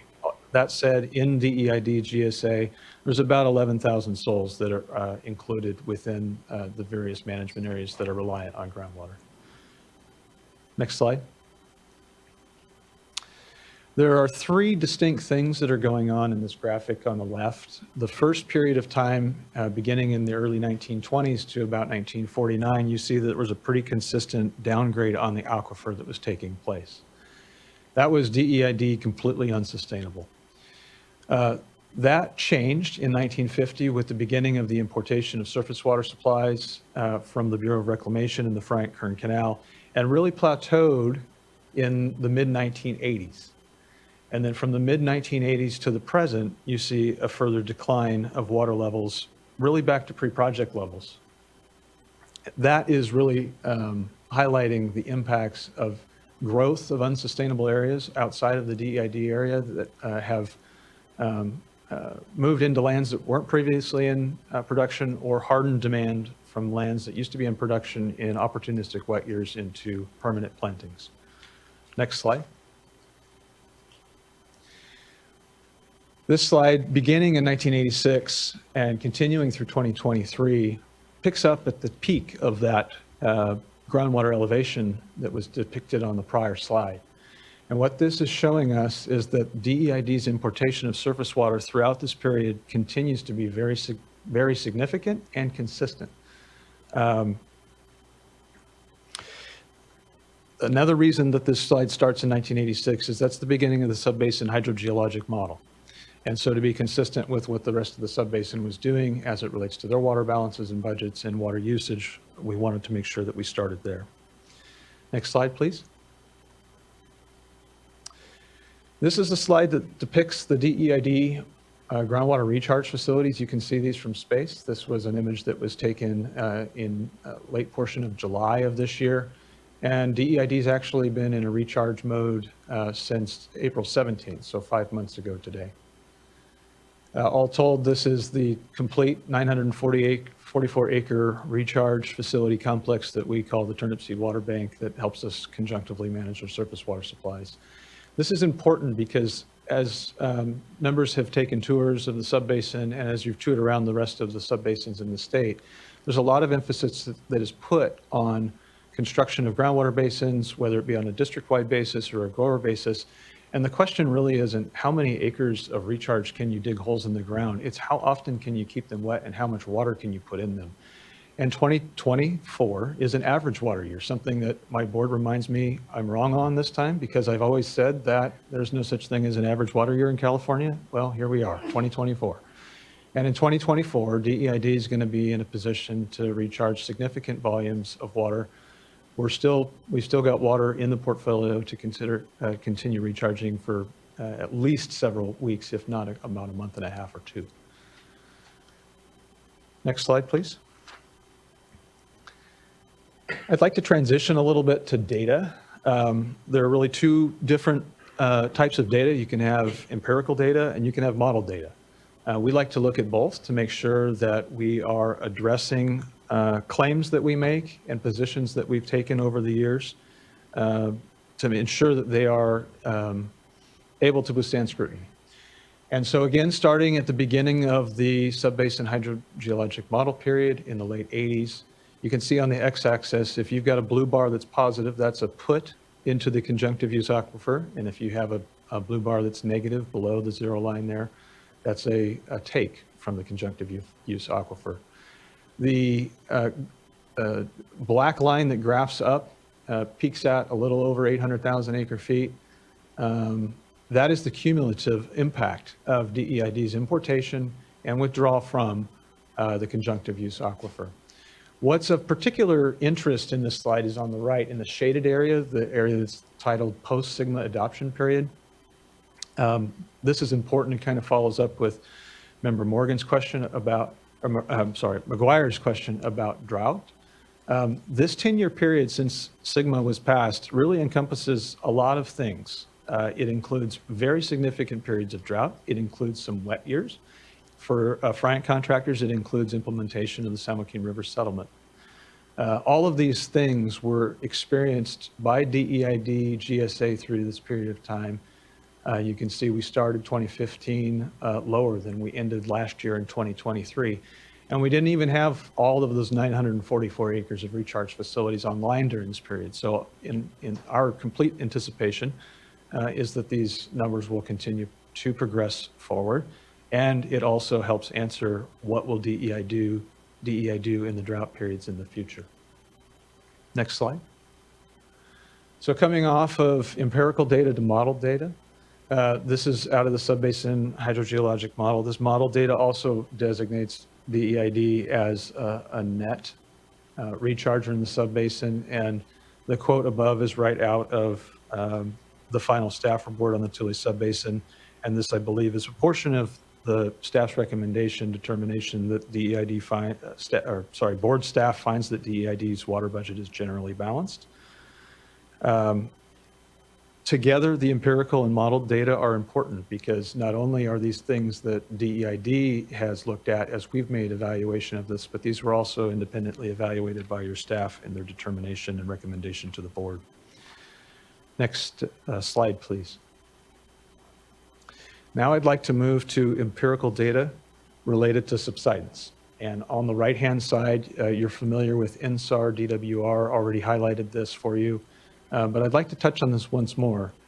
What you see here is the amount of subsidence as viewed from the NSAR satellites from 2015 through 2024, mid-period of 24. DEID really cares about this for two reasons. The first reason is the Frank-Kern Canal running through the right-hand side of the GSA to the northeast. And you can see some warm colors that are encroaching on the Frank-Kern Canal at that location. That's where the Middle Reach Capacity Correction Project that you all were able to view when you were taking a tour of the subbasin. It's the site of a third of $1 billion public infrastructure project that's funded by both the federal government, the state government to the tune of $80 million, and the locals. I think we have some panels that will speak on that a little further down the day. But this is a really important thing for DEID because we are the largest water user on the system and because we utilize those surface water supplies to make our sustainability program work. Impacts to the Frank-Kern Canal's conveyance capacity are a direct impact to our sustainability. Secondly, you can see, as we talked about our pipeline distribution system, to the north and to the west, that subsidence is not stopping at the jurisdictional boundary between neighboring areas and DEID, and is actually putting our pipeline distribution system at risk. So for those two reasons, there's actual harm taking place in the Tule subbasin today to critical infrastructure that's important to the sustainability of DEID, but really on the Frank-Kern Canal, not just DEID, but all water users south of us down into the Kern. And on the left, you can see just a cross section starting all the way up in the King subbasin, zero on the y-axis there is zero land subsidence in the Frank-Kern Canal. So you move through the King subbasin, zero subsidence, the Kauai subbasin, zero subsidence, and almost as soon as you move into the Tule subbasin, you see subsidence since 2015, consuming nearly 4 feet of the Frank-Kern Canal. Next slide, please. So moving from empirical data related to subsidence to modeled data related to subsidence, on the left-hand side, we use the subbasin hydrogeologic model to determine how much subsidence would take place in the model history with all GSAs operating. And so I'm not going to go into every gradation of color there. You can see some pretty dark colors, upwards of almost 20 feet in areas. But because we wanted to be intellectually honest as we did our evaluation on the right-hand side, we ran DEID's operations independent of what's going on in the Tule subbasin. And over this 30-year model period in the blue, you see uplift. We've already talked about that earlier today. And you see in the green a little bit of subsidence. So the fact that the model results are showing that DEID is straddling both uplift and slight levels of subsidence over a 30-year model period is pretty indicative of the error bars of that model. Next slide, please. We undertook the same evaluation related to groundwater levels. The gray arrow there is pointing to what we call background. No GSAs in the subbasin operating. The blue is all the GSAs operating. I'm sorry, the black is all GSAs operating. And then the same evaluation that we did related to subsidence and DEID, the blue is DEID operating by itself. And what you see indicated here is that there are periods of time where DEID is just under the background. There are periods of time where DEID is just above the background. And then again, getting to the question of what happens during drought, you can go back and reference the 2014-15 drought period. You can see DEID drew down on its conjunctive use aquifer, but quickly actually reverted to above the background after that drought period. Next slide, please. As staff already noted, DEID submitted its second amended 2024 GSP revision. This revision to our GSP really highlights the goal of SGMA from a DEID perspective, and that's to protect all beneficial users, uses, and critical infrastructure. SGMA at its core really calls for the elimination of overdraft. And if one can solve the elimination of overdraft issue, all of the undesirable results fall quickly behind. DEID's MTs in this GSP are more protective and higher than others in order to demonstrate what's actually necessary to take place in the Tule subbasin to be protective of those beneficial users, uses, and infrastructure. Next slide. I'm not going to read this to you all, but I just would highlight on this slide that many of the items that have been identified in the final staff report as far as deficiencies that DEID needs to continue to address, we believe have been addressed in our final 2024 GSP. And to the extent they are not, DEID is committed to continuing to work with the board and staff to remedy those items. Next slide, please. One item that I would like to highlight is the domestic well mitigation program within DEID in partnership with self-help enterprises. We have a standing funded program to turn around emergency bottled water within a 24-hour period, hull tanked water within a 72-hour period, and then working on a long-term solution, whether that be a replacement well or tying into an adjacent area for a supply.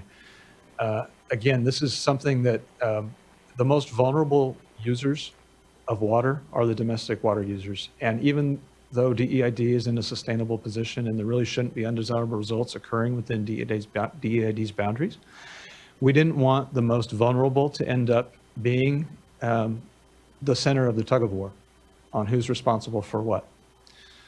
So from a dignity perspective, this was an important piece for our GSP to implement. Next slide. We've already noted DEID's over $44 million investment post-SGMA to increase its ability to import surface water supplies. The results of that are that DEID on an average annual basis is now going to be able to recharge about 30,000 acre feet a year, again, on average. So pretty significant volumes of water, especially when you weigh that against what our demand is. It's about 30% or so of our demand in every single year from an addition to the aquifer. Because of those imports, we've mitigated impacts to beneficial users and uses within DEID and outside of DEID for that matter. We've gone through technically and evaluated both from a historic perspective and our future operations, our sustainable position, working only within the sustainable yield and not overdrafting. And then we're committed to continuing those sustainable and resilient practices on a forward basis, but we have been, again, since before SIGMA existed. Last slide, please. DEID, as was noted earlier, did request exclusion under Water Code Section 10735. State Board staff is recommending to the board that the board consider DEID for exclusion under 10735.2C1. And we're committed to working closely with you and your staff to expeditiously move to exclusion under 10735.2E. We do appreciate the opportunity to participate in the hearing with you today. And we're happy to answer any questions from members, myself, or any of our technical team. Thank you, Mr. Quinley. Really appreciate the presentation and the work of DEID amongst all this. Looking to fellow board colleagues if there are any questions for Mr. Quinley.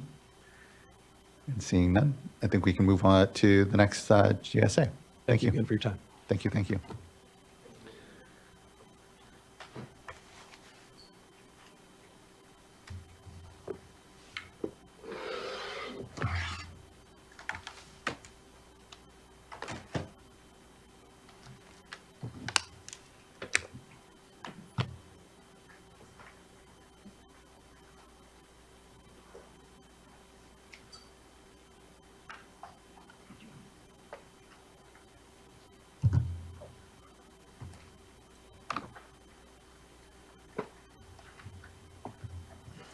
In the interest of time, I invited my fellow GSAs to come up and minimize transition. Appreciate that, Ms. Mapp. All right, next slide, please. Good morning, board members and staff. My name is Vanessa Yap, staff engineer for Kern Tulare Water District, here to represent Kern Tulare GSA. I'd like to start by thanking board members and staff for the recognition included in the staff report that Kern Tulare's plan adequately manages groundwater extractions within our portion of the subbasin, which has resulted in a generally balanced groundwater budget that is expected to continue into the future. Kern Tulare was formed in 1974 to stop groundwater overdraft because water levels in our area were declining. Groundwater levels were then stable for over 30 years until around 2012, where we saw a decline due to drought, decreased reliability of surface water, increased costs, and continued plantings of whitelands to the east of our district. Since the enactment of SIGMA, Kern Tulare landowners have worked hard to establish management actions within our district to bring our groundwater budget back into balance. We are very proud of where we are today, here before you, showing the positive results of implementing effective management actions. Kern Tulare's management actions include requiring a registry of all wells, requiring meters on all agricultural wells, reading meters by staff on a monthly basis, and implementing a groundwater charge to reduce groundwater extractions. We have also established a domestic well program in partnership with self-help enterprises to protect all beneficial users within the GSA from any potential impacts. Our landowners have been fully engaged throughout the process. These management actions were adopted by our landowners and reflect the decisions they made to manage our groundwater at the local level. Next slide, please. As recognized in the staff report, Kern Tulare has completed a rigorous and field staff verified well registration program. As part of this action, we've required well identification sheets for every single well, and we know exactly how many wells there are. There's 96 ag and 8 domestic. That's in both Tule and Kern. We have worked hard with our landowners to collect all available data, including depths, perforations, and other available well tests and reports. We also required flow meters on all agricultural wells, which enables us to accurately measure and monitor groundwater extractions within our GSA. Landowners have installed flow meters in compliance with the same regulations required by the State Board, which includes following proper installation specifications and meter calibration. District staff read those meters monthly and send water statements to all landowners. After our well registry and metering program was complete, This year, the GSA implemented a groundwater extraction fee. The Prop 218 for this fee passed with 98% of landowners in support. Implementation of this fee has resulted in a significant increase in surface water deliveries and a decrease in groundwater pumping. These results that I'm about to show you demonstrate that our plan and management actions are working. Next slide, please. As you can see here, this graph shows the decrease in groundwater pumping with the groundwater charge in place. The meter groundwater data shown here is for 2023 and 2024. It only covers a portion of the year, January through July, and the 2023 meter data is shown as in yellow. Last year, only 75% of our wells were metered, so the numbers shown actually underestimate the amount of groundwater pumping in 2023. And then in comparison, the 2024 data is shown in blue, where now over 90% of our wells are metered and the groundwater charge is in place. As you can see here, Kern Tulare cut its groundwater pumping roughly in half this year with the groundwater charge in place.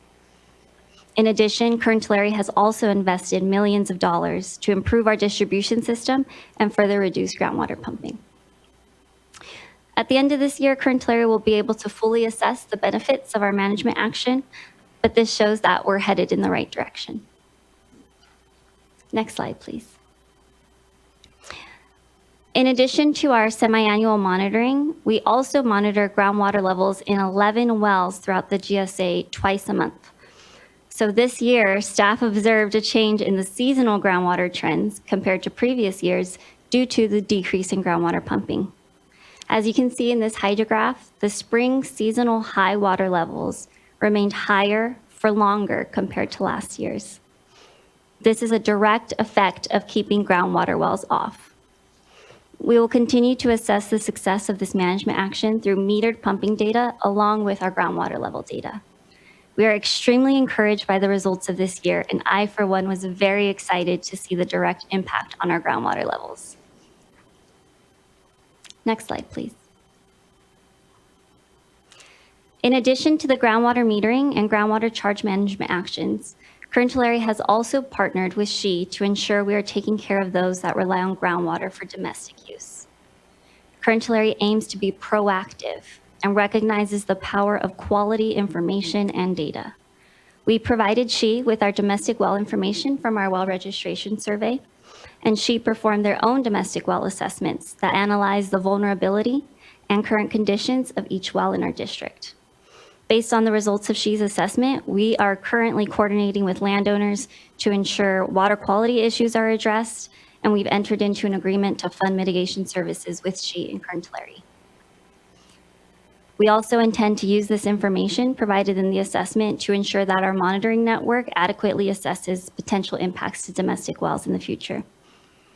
Our landowners have a personal interest in protecting their groundwater for domestic use. They use those wells, their employees, their families use those wells, and I can assure you they're not taking this matter lightly. Next slide, please. Going forward, Kern Tulare will continue to implement its plan and demonstrate compliance with the sustainability goal. We appreciate the board staff's recognition that Kern Tulare is on the right path and has already developed a plan that adequately manages groundwater in our portion of the subbasin. Kern Tulare remains committed to coordinating with the rest of the subbasin and committed to working with board staff. Thank you for your time and consideration, and if you have any questions, I'll be happy to answer. Thank you, Ms. Yap. Really appreciate the leadership and work. Thank you. I think we're ready to go to the next GSA. Good afternoon, Chair Esquivel, fellow board members.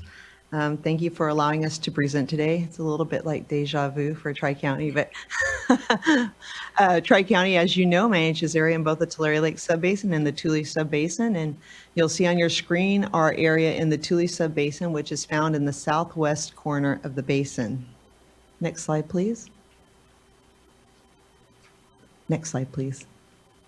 So Tri-County Water Authority has worked with the stakeholders since we submitted our initial plan in 2020 to develop policy to set us on a path towards sustainability. Tri-County Water Authority has their latest policy, which is the well registration policy. It requires all wells to be registered, including domestic wells within Tri-County's boundaries. Ag wells will be registered by the end of this year, and we intend to do a domestic well canvassing and education plan and work with our domestic well owners and have them registered by mid-2025. Tri-County Water Authority has had a meter policy. We adopted that in 2020, which requires flow meters on all ag wells. We have now added a tab to our data management system where well owners will be able to go in and report their metered readings to our basin safe accounting system. And we intend to replace evapotranspiration as the foremost data for water usage by January of 2026, but continue to use that as a check or a backstop against meter use. Next slide, please. Tri-County worked with its stakeholders in 2020 to develop and implement a water allocation policy. It began in January of 2021. It limits groundwater pumping to sustainable yield over time with overdraft allocations that decrease. The overdraft allocations are assessed at $125 per acre foot and $500 per acre foot for exceedance of those overdraft allocations, which is the highest available under SGMA law. Tri-County is currently refining its allocation program to establish allocations by aquifer and by subbasin. We think that it will be very important to establish allocations by aquifer for management of subsidence particularly. And we intend to adopt these new allocation policies in 2025 and implement them January 1st, 2026. Next slide, please. Tri-County Water Authority has a water accounting system. You have a little snapshot of it here on the screen. That accounting system allows our growers to go in and see how much allocation they have available to them and how much they have used. It is also our water use. It's how we assess our water quarterly. We use our accounting system. We have an enforcement policy. We assess penalties for pumping over sustainable yield. And we enforce, our enforcement also includes property liens for non-compliance. And we are updating this allocation policy with further, which will further disincentivize exceedances that will be included with the new allocation policy here in 2025. Next slide, please. We were very pleased to receive a grant funding from the Department of Water Resources in SGMA Round 1 for our Allensworth project, which we are continuing to move forward. That project is scheduled to be completed by the end of 2025, and it is a recharge facility near the community of Allensworth, which will also provide flood mitigation to the community. And we continue to coordinate with the community on habitat design for that recharge facility. We're also working with partners on land fallowing programs, and our board has allocated over $1.2 million over the next 6 years towards land fallowing programs in particular. Next slide, please. We were also pleased to be partners with other GSAs within the Tule Subbasin on the grant from the Department of Conservation for multi-benefit land repurposing. And we are currently working on our specific land repurposing program. And that should be, we should have a draft out of that at the end of this month. And our multi-benefit land repurposing, the goal of it is to reduce groundwater use and provide benefits to the environment and communities by repurposing current or former irrigated lands. Next slide, please. So SGMA is all about implementation and calibration. And I think it's important to note that although SGMA became law in 2014, no groundwater sustainability agency could implement any management actions until January of 2020. That's when the first plans were submitted for critically overdrafted subbasins. So in 4 short years, Tri-County Water Authority has adopted key policies to help us, again, become sustainable before 2040. Those 6 key policies currently include groundwater allocations, metering, well registration, mitigation, recharge, and collections and enforcement. We are currently working on subsidence management policy, and our revised allocation policy. We continue to collaborate with partners and with particularly the community of Allensworth regarding the needs for that community. We're partnering with the other GSAs within the subbasin on the subsidence study area. We partner with other basins on cross-boundary conditions. And we certainly think a big partnership is on our Tule mitigation program and outreach to the communities and domestic well owners. In closing, Tri-County Water Authority has already made many of the hard decisions required to successfully implement SGMA. Tri-County has implemented an allocation policy that decreases landowner pumping over time to sustainable levels. Further, allocation reductions under Tri-County's policy will commence on January 1st, 2026. Tri-County has imposed fees on all groundwater pumping and higher civil penalties under Water Code Section 10732 on pumpers who exceed their allocation. Tri-County has placed liens on property owners for noncompliance as part of its enforcement actions. Tri-County is also fully committed to mitigating impacts to domestic wells and has entered into an agreement with Self-Help Enterprises to provide mitigation to all impacted wells that provide domestic water service throughout Tri-County's boundaries. While there is more to do, Tri-County has demonstrated its ability to do much of the hard work of implementing SGMA and is committed to reaching sustainability before 2040. For these reasons, Tri-County requests that the State Board decline to deem the subbasin probationary at this time. A deferral of a probationary designation will permit Tri-County to continue to work through remaining technical issues and collaborate with other GSAs. Deeming the subbasin probationary will only result in the imposition of unnecessary fees and deter coordination within the subbasin. And I thank you for your time today. Thank you as well, Ms. Jackson, and good to see you again. Looking to fellow board colleagues, if there's any questions, and if not, we can move to the next GSA. Mr. Lemus. Good afternoon. Thank you for the opportunity to present today. I do manage on this map here, you'll see both Lower Tule and Pixley GSAs. I manage both of them. They are separate GSAs with separate GSPs, but because I manage both, I'm just doing one presentation and will highlight any differences between the two. Next slide, please. Next slide. Lower Tule and Pixley are requesting exclusion from the reporting fees and metering requirements. Most of my presentation will be focused on the changes from the 2022 GSP to the 2024 GSP and detail the reasons why we feel like our GSPs meet the definition for exclusion.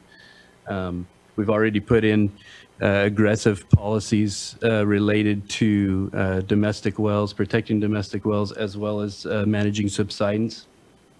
And we need to be able to implement these policies as soon as possible and fear that a dual process where there's state fee requirements and reporting requirements would undercut the GSA board and staff's credibility and ability to get compliance among the landowners. Reviewing the 2024 or the final staff report that looks at the 2024 revised GSPs, I will say I'll commend the staff's effort to, in a short period of time, at least do the red flag review and get those comments into their final report, because I do acknowledge they had just a few weeks to be able to do that. And looking at their comments in the final report indicate that the remaining deficiencies are more related to other GSAs than they are to Lower Tule and Pixley. We also provided detailed letters last week to you all that detail in our subsidence, our updated policies related to subsidence and demand management plans. Next slide, please. And we do appreciate all that work, Mr. Lemus. I'll let you finish your presentation, and actually want to call up staff. I know we have a change sheet that's reflective of some changes that we're looking to the resolution to reflect some thought here. And so we'll do that presentation though once you're done with yours, but wanted to acknowledge that here. Great, thank you. Summaries of our second amended GSP changes is we've, as noted in the technical presentation, that we've updated sustainable management criteria, significantly raising minimum thresholds and measurable objectives to both avoid domestic well impacts as well as managing subsidence and avoiding subsidence impacts. We've also established specific MOs and MTs for targeted management action and risk zones in our subsidence management plan, and I will get into more detail of our subsidence management plan in further slides. What we have done in our subsidence management action plan is created triggers where where management actions would take place well ahead of hitting a minimum threshold in order to try to be proactive and not hit those minimum thresholds. We've also significantly revised our transitional allocation ramp down policy, both reducing the amount of allowed allocations going forward by 50%, as well as creating more adaptability in our allocation procedures. We will now, as you'll see in the updated policies, review and analyze our SMCs on an annual basis before setting the following year's allocation procedures. So the allocations that are modeled and shown in the policies are just that. They're modeled as what we expect we can do to avoid minimum thresholds, but we'll have provided the adaptability in there to change course based on actual results in groundwater conditions. Next slide, please. So our upper aquifer minimum thresholds, again, were raised to protect and minimize the amount of potential domestic wells impacted, and which also then resulted in us reducing those transitional allocations moving forward. Next slide, please. The lower aquifer minimum thresholds is where the significant change has taken place. If you see the two tables to the right, in several areas in our GSAs, minimum thresholds in the lower aquifer were raised by 100 feet or more. So that, necessitated us developing the subsidence management plan, setting elevation-specific MTs for the lower aquifer, and raising or reducing the amount, again, of those future allocations. Next slide, please.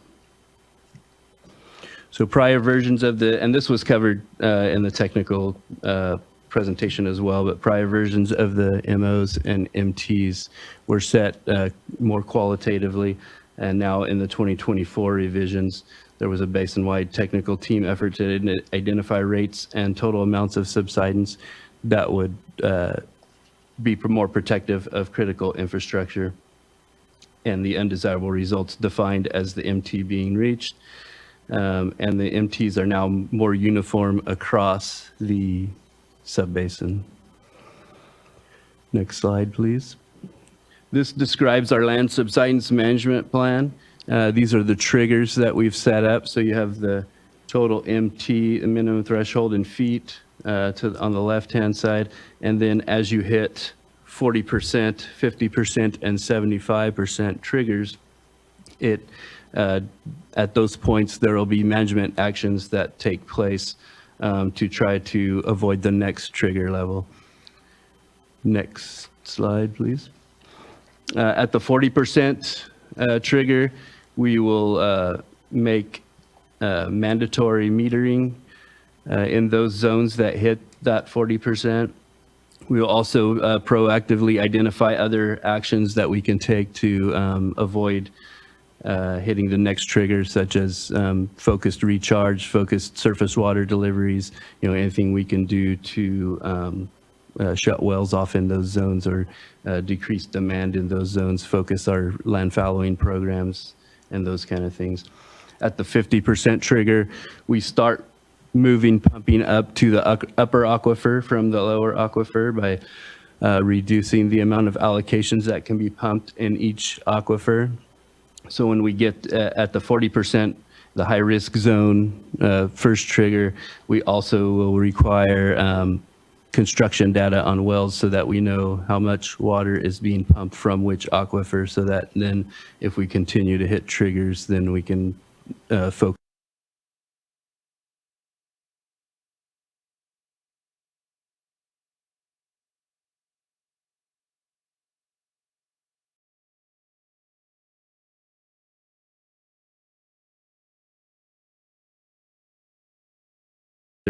These are the 72 zones as they are broken up in the two Pixley and Lower Tule GSAs. And so we've already, these were adopted, this subsidence management plan was adopted by the boards in the last couple of weeks when they adopted the final GSP and turned it in. And so we're immediately going to work to start identifying which zones may be high-risk zones and working with those landowners to start getting some data in those zones. Next slide, please.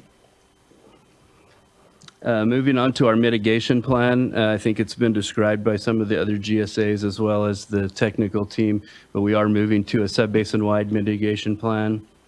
We do have a partnership. Both Lower Tule and Pixley have entered into agreements with self-help enterprises for implementing both emergency services, interim supplies, and help in developing the long-term solutions. We are, again, as noted before, developing a sub-basin-wide reserve account to be funded by the GSAs. But even outside of that, both Lower Tule and Pixley have already reserved $1.5 million each in mitigation reserves to date, so $3 million total between the two GSAs. Next slide, please. Some of this was, I think, presented in the technical team as well, but in the 2022 GSPs, there was 776 total wells potentially impacted. This was sub-basin wide, and 2024 with the new measurable objectives, minimum thresholds, that's been reduced to 257 wells. And then as it relates to domestic wells, the number has been reduced from 568 to 173. Again, we have a partnership with self-help enterprises. And then both Lower Tule and Pixley have policies where we focus recharge water, even in dry years, in and around the communities by either directly recharging in recharge basins that we have located nearby, or in lieu recharge by delivering that surface water to growers within a mile or so radius around the communities and shutting their wells off in order to protect groundwater elevations in those areas. We've also worked with the 5 disadvantaged communities in our 2 GSAs, and earlier this summer installed transducers in each of their wells so that we can get real-time readings of groundwater elevations and see reactions to surface water deliveries in the area, and reactions especially in drought periods as well, and try to manage the groundwater elevations in those areas in real time. We also have a seat on we have a groundwater planning advisory committee, and there's also a seat for our disadvantaged communities on those committees. Next slide, please. This just shows Lower Tule has, from 2021 through 2023, collected about $11 million in transitional fees, and those are to be used on mitigation and projects to offset impacts as it relates to overdraft. And you can see that at the bottom there we have about $5.6 million remaining in the accounts, with $1.5 million of that already reserved for mitigation. Next slide. This is the same slide for Pixley Irrigation District GSA, and we've collected about $10.8 million, and as well as reserving the $1.5 million. We'll also point out that as it relates to the Friant-Kern Canal, Pixley had a settlement agreement with Friant and met our financial obligations in the very first year of that agreement, met our financial obligations in full, and continued to work, especially through our subsidence management plan, to try and avoid future impacts to the canal. Next slide. As noted before, there are outstanding coordination issues in the sub-basin. The ones under number 1 were described by other panelists before. Number 2, we Lower Tule and Pixley have a coordination issue with Tri-County as it relates to the Angola Water District well field and the pumping that happens in a small area there.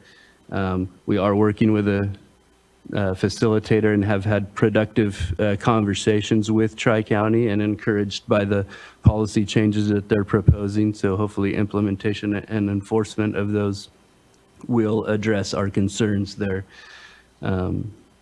Next slide, please. And this is just a few slides on reminding the board of those issues that we have. There's Angola Water District has about 24,000 acres in the Tulare Lake subbasin that doesn't have producible groundwater that they're pumping in a small area from the Tule subbasin, which is right on the western boundary of the Pixley Irrigation District, and the potential to cause undesirable results by that concentrated pumping. Next slide. This is just a zoomed in layout of where all of those wells are at. Next slide. And then in summary of that issue, it's there's about 24,000 acres in the Tulare Lake basin, subbasin, that where there's about 10,679 acre feet that's being pumped in the Tule subbasin on an area that's about 1,000 acres in size.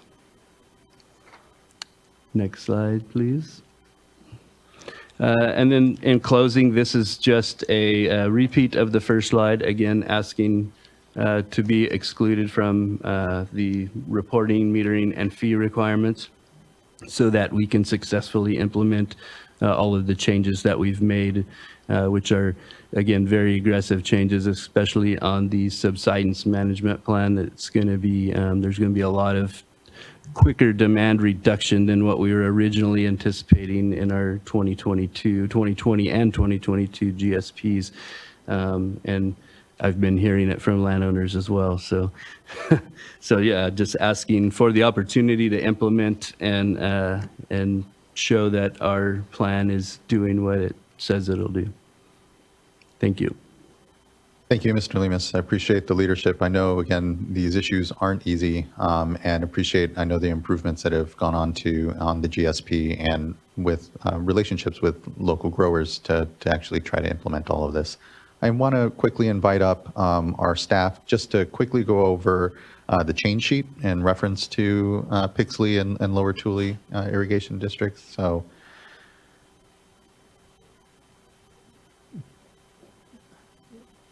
appreciate the interruption and think it's just a relevant moment to go over the change sheet that's proposed at this point.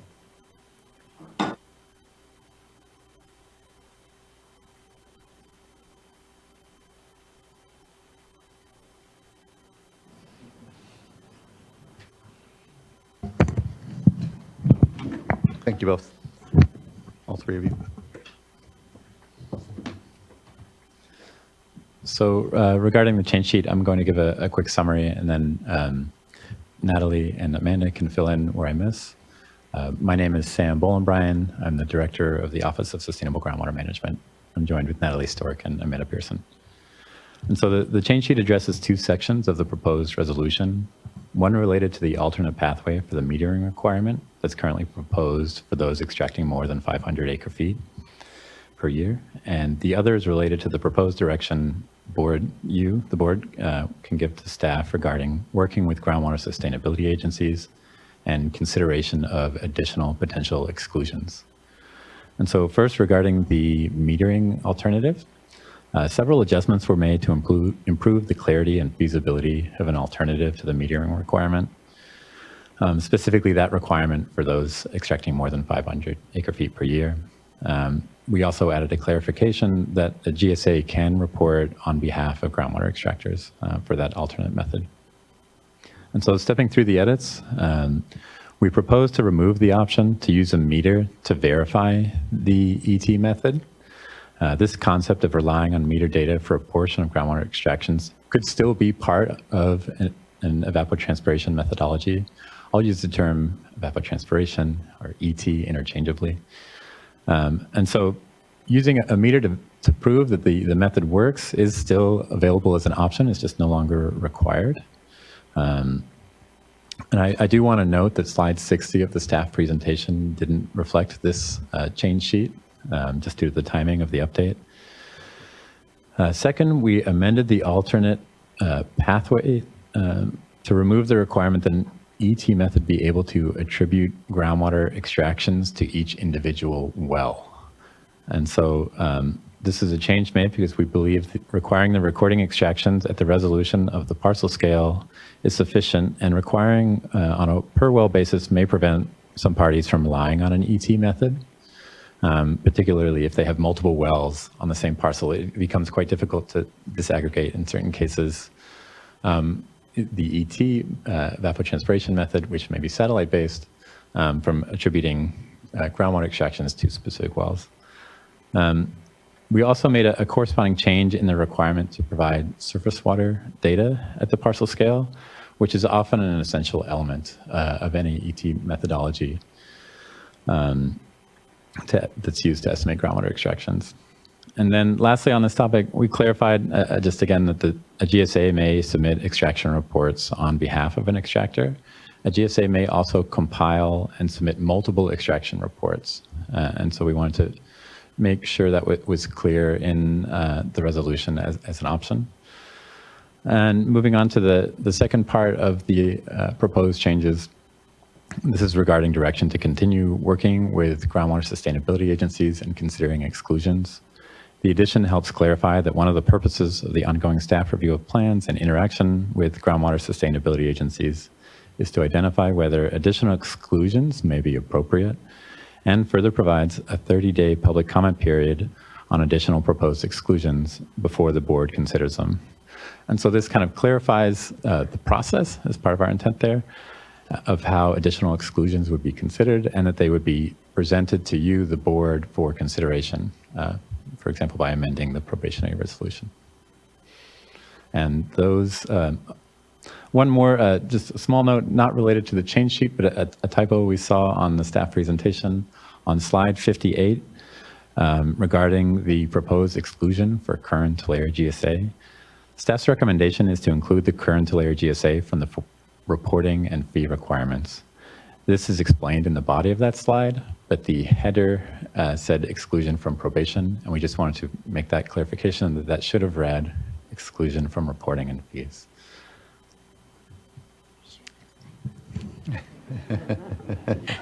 Appreciate that, Mr. Bolen-Bryant. Are there any questions on that? Or first, I'll invite Natalie or Amanda, anything to add? Really appreciate that. Thank you for quickly covering those changes. Felt it was relevant, again, given the requests from Pixley and Lower Tule right now. Looking to fellow board colleagues if they want a clarification from that board member Firestone.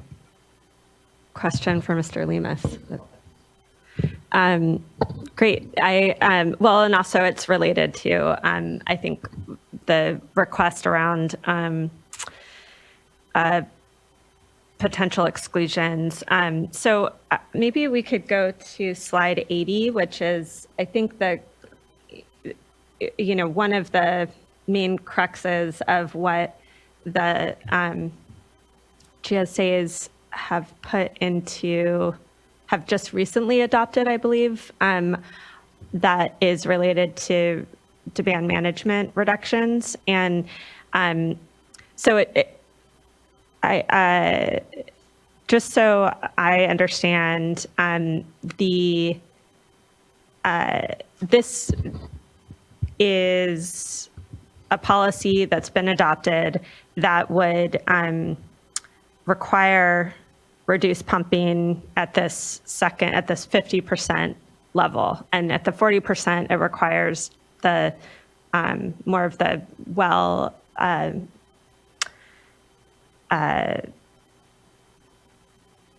information to be reported. And so the demand management, though, is adopted at this 50% level. And are there already some wells that would be included in this 40%? Yeah, we have, out of the 72 zones, I believe it's about 15% of them that would be in that first trigger, the 40%. But I do want to clarify that our demand management policy as it was laid out in the previous GSP is being reduced already prior to anything related to these triggers, just based on moving the minimum thresholds for both domestic wells and subsidence, where our original policy would have been for 1.5 acre feet per acre of transitional water. Next year it's going to 0.75, and then also, you know, that the old policy was that would be allocated in a 5-year block. We're now going to be looking at it annually and tracking groundwater conditions before we set the allocations for the next year. So demand management is becoming more restrictive from our previous plan already ahead of any of these triggers. Okay. And then I'm just curious, and you know, this is just so as I'm understanding the difference between programs, is there in my mind, I would imagine that the management programs would be focused on the measurable objective levels rather than having the triggers be the minimum thresholds. But can you just speak to how MOs? Yeah, so the way we set up this subsidence management plan is you have the minimum threshold from 2020 to 2040 measured in feet, and these triggers really are the measurable objectives. And so what we're trying to do at each trigger is avoid the next one. So take management actions as we hit that measurable objective to avoid the next measurable objective. So I would say you could use the word trigger or measurable objective simultaneously. Got it. Okay. Okay. Yeah. I mean, I'll just say, I think as we, obviously there's a big difference in terms of, could call it haves and have-nots on surface water access. And I know there's been decades of investment and from the districts and landowners that have surface water access. And you all have some, but not as much as some other GSAs. And there's some there's some GSAs that don't at all. But I think what's really important is what actual management actions you're putting in place. And it does seem like you've taken that really seriously. I know we haven't had staff haven't had a lot of time to dig in and work with you all to fully understand that. But I do appreciate that the change sheet is, giving direction to staff that that's important to be working with you all to figure out if that meets the needs for sustainable management. And, would hope that that could be done timely in order to get a determination, before fees and reporting get into place, but that takes a lot of work. Mm-hmm. It may or may not, I don't know, but I appreciate that this is a significant change and, a very concrete action beyond just measurements or planning documents. So appreciate that. Yeah, I appreciate that as well. The staff's consideration of that language. Again, we would prefer to be excluded today, but also understanding that, staff only had a few weeks to look at these revisions. And so we would be dedicated to working with staff as quickly and as closely as possible to get considered for exclusion prior to reporting and fees being kicked in. Thank you, board member, and thank you, Chair? Mr. Lemus. And yes, Mr. Bishop. I'm rereading the change sheet. I just wanted to clarify that we interpret that change sheet to mean that we work with the GSAs, and when we are at a point of we think that a change needs to be made, that we would public notice it and bring it to you for a 30-day. I'm not sure that when I read it the second time that was clear that your direction to us is to work with them and to bring it forward. Appreciate that clarification, Mr. Bishop. Thank you. Really appreciate, again, the work that's gone on here, the presentation from folks, and the quick overview on the change sheet. think we're ready for the next GSA, Eastern Tule.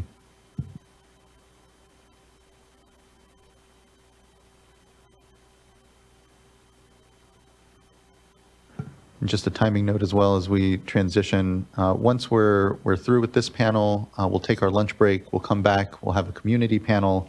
We'll have a couple smaller panels after that, and then we'll be able to start to get into general comment. So appreciate everyone's patience, time, attention here.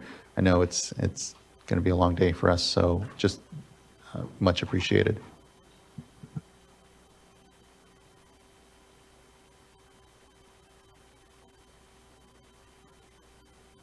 Good afternoon.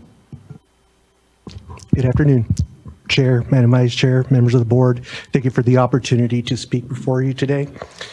So my name is Rogelio Caudillo, the General Manager of the Eastern Tule Groundwater Sustainability Agency.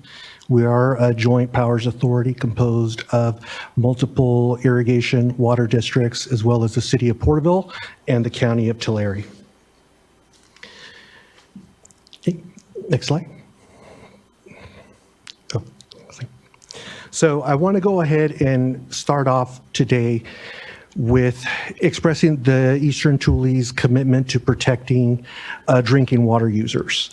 So in addition to the Eastern Tule being a participant in the Tule Subbasin Mitigation Plan, the Eastern Tule Board also approved a pilot program for mitigating a well that went dry that was identified by Self-Help Enterprises back in June. They Self-Help provided us a couple of candidates. We found one. The board approved the mitigation of that well for up to $90,000. And the purpose of that is to really kind of get set in motion the partnership and the process by which the Eastern Tule will be mitigating wells that have been impacted.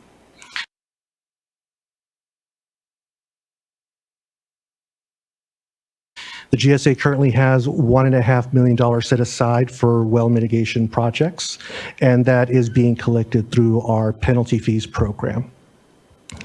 The Eastern Tule also has developed a strong relationship with the City of Porterville in consideration of their plans for consolidating domestic wells within in the surrounding areas of the city, as well as any other future connections, as well as working on the outreach with them for that. The GSA is also working closely with the County of Tulare, who represents the communities of Ducor and Charabella, as well as working with their individual water systems to make sure and protect those water systems. Since now the GSAs have to approve wells that are drilled within the Eastern Tule GSA boundaries, we are currently sending anything that is within close proximity to the communities for comment from the, for example, Ducor Community Service District to make sure that their well supply is being protected, as well as the Eastern Tule working further into developing additional plans for protecting the community management zones which we've developed. So as well as just the management action mechanisms of limiting extractions based on impacts in those areas. Next slide. So here's a quick rundown of the allocations and credit system within the Eastern Tule GSA. Just of note, when the Eastern Tule GSA approved its amended GSP back in 2022, it was the 5th amended rules and regs. As of today, we are working on the 11th amended rules and regs, which shows the Eastern Tule's commitment to responding to new data, to stakeholder input and changing conditions. It's all about those turning those dials that Mr. DeGroot mentioned earlier. We have, this was mentioned earlier, it's a landowner accounting system called Basin Safe, which each landowner in the Eastern Tule gets to be able to track their allocations as well as their consumption. And those consumptions are done on a quarterly basis. We do use ET. We go through the company Land IQ, which has also done ET work for DWR in the past. And so they have been a very good partner in this, as well as working with our landowners to make sure that that ET data is as correct as it can possibly be. And next slide. So here's just a little bit more of that information on Land IQ, as well as a link to the Land IQ website. And kind of, as I mentioned, as an example, a parcel will have a total consumption of so many acre feet per year, and that is how we calculate both the allocations as well as the consumptive use throughout the Eastern Tule GSA boundaries. Next slide. Just some additional notes there on credits and allocations. In addition, we also apply surface water to those accounts. We receive that information from water districts that let us know that they are receiving surface water, so that when their individual accounts show consumptive use on their ground, it properly tracks that surface water has been applied there and are not in fact overdrafting. Next slide. Here's a description of our sustainable yield. We include total precipitation as part of that sustainable yield, and also mountain front recharge, as we identify as native sustainable yield. So this past year, this past water year, the Eastern Tule allocated 0.99 acre feet per acre as part of the sustainable yield. And so any consumption over that 0.99 that is not accounted for through surface water or any other delivered water source be considered overdraft. Next slide. Okay, now I'll hand it off to Mr. Harder to get into the land subsidence management area. Thank you, Regilio. So this map here shows our land subsidence management area, and it's a kind of a checkerboard. It extends 2 miles on either side of the Frank Kern Canal, which is the yellow line that goes through the center. And it's subdivided into half-acre lengths on each side, and then 40, and then 6 zones north to south. So it's 48 total management zones within the management area.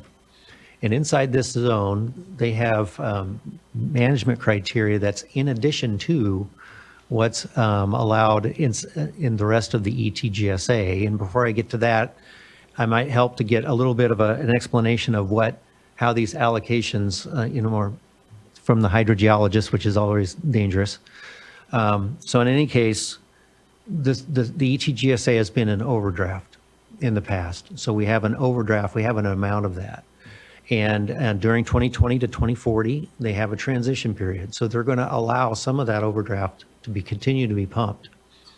Right now, it's a percentage of that overdraft above and beyond the sustainable yield. So right now they can pump 80% of their overdraft. That is up to 80% can be allocated in the GSA wide. In the managed area, those allocations go down depending on how much land subsidence we get.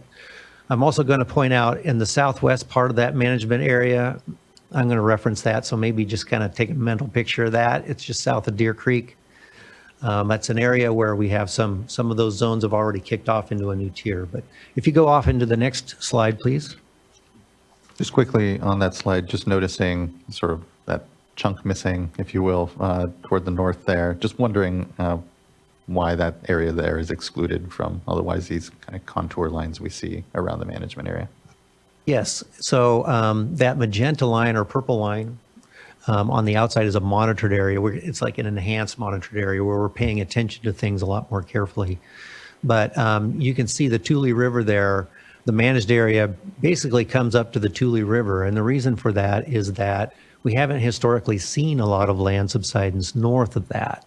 So it hasn't been as much of an issue, but it is being monitored. And in the event that we start to get land subsidence kicked in up there, we would look at including that into the managed area. And just to clarify, I think maybe Tom were referring to the little chunk carve out that is Lower Tule GSA. Oh, The thumb. the thumb. Yes, that's Lower Tule River Irrigation District. They are not part of this management plan, so that's the reason they're carved out. Sorry. Okay, thanks. No, appreciate that. Okay. So in terms of the tiers, these are the management tiers within the management area. And in tier 1, in any zone, It's 0 to 1.49 feet is allowed under that tier, or is part of that tier. And in that case, the groundwater pumping in that tier is the same, in that management zone is the same as the rest of the ETGSA, which right now is about 80% of their overdraft. If more than 1.5 feet of land subsidence occurs, they go into tier 2. And at tier 2, they take a 40% reduction of their allowable overdraft pumping. So it's a fairly significant reduction in allowable pumping. At tier 3, oh, and I should say, and we now have 10 zones of the 48 are now in tier 2 right now. Most of those are in that southwest area that I pointed out a little earlier. Tier 3 is 2 to 2.49, then another 50% haircut on the previous allocation. So to give you an example, that would take you down to about 0.31 acre feet per acre of allowable overdraft pumping. And then at tier 4, there's no allowable overdraft pumping in that zone. That would take you down to a sustainable yield, which is about 0.99. And in this area, that is probably sustainable for the aquifer, but not probably sustainable for agriculture. If you go to the next slide, to kind of give you an idea of where we are with things, those E1W, E2W, E3W, those are zones, and that's in that southwest area that I talked about. In 2019 to 2020, we saw about 0.39 to 0.45 feet per year in those zones. The dry years, 2020 to 2022, as high as 0.67 feet per year. So during that dry year, it kicks in. The 2022-23 wet year, I was talking about this earlier, you see as low as 0.04 feet per year. That's in the range of elastic land subsidence conditions. So what this tells me is that if we have groundwater level conditions rise well enough, we can control the rates, or at least based on this, the rates will go down fairly quickly. If you go on to the next slide, and by the way, I have no illusions that that is a hiatus.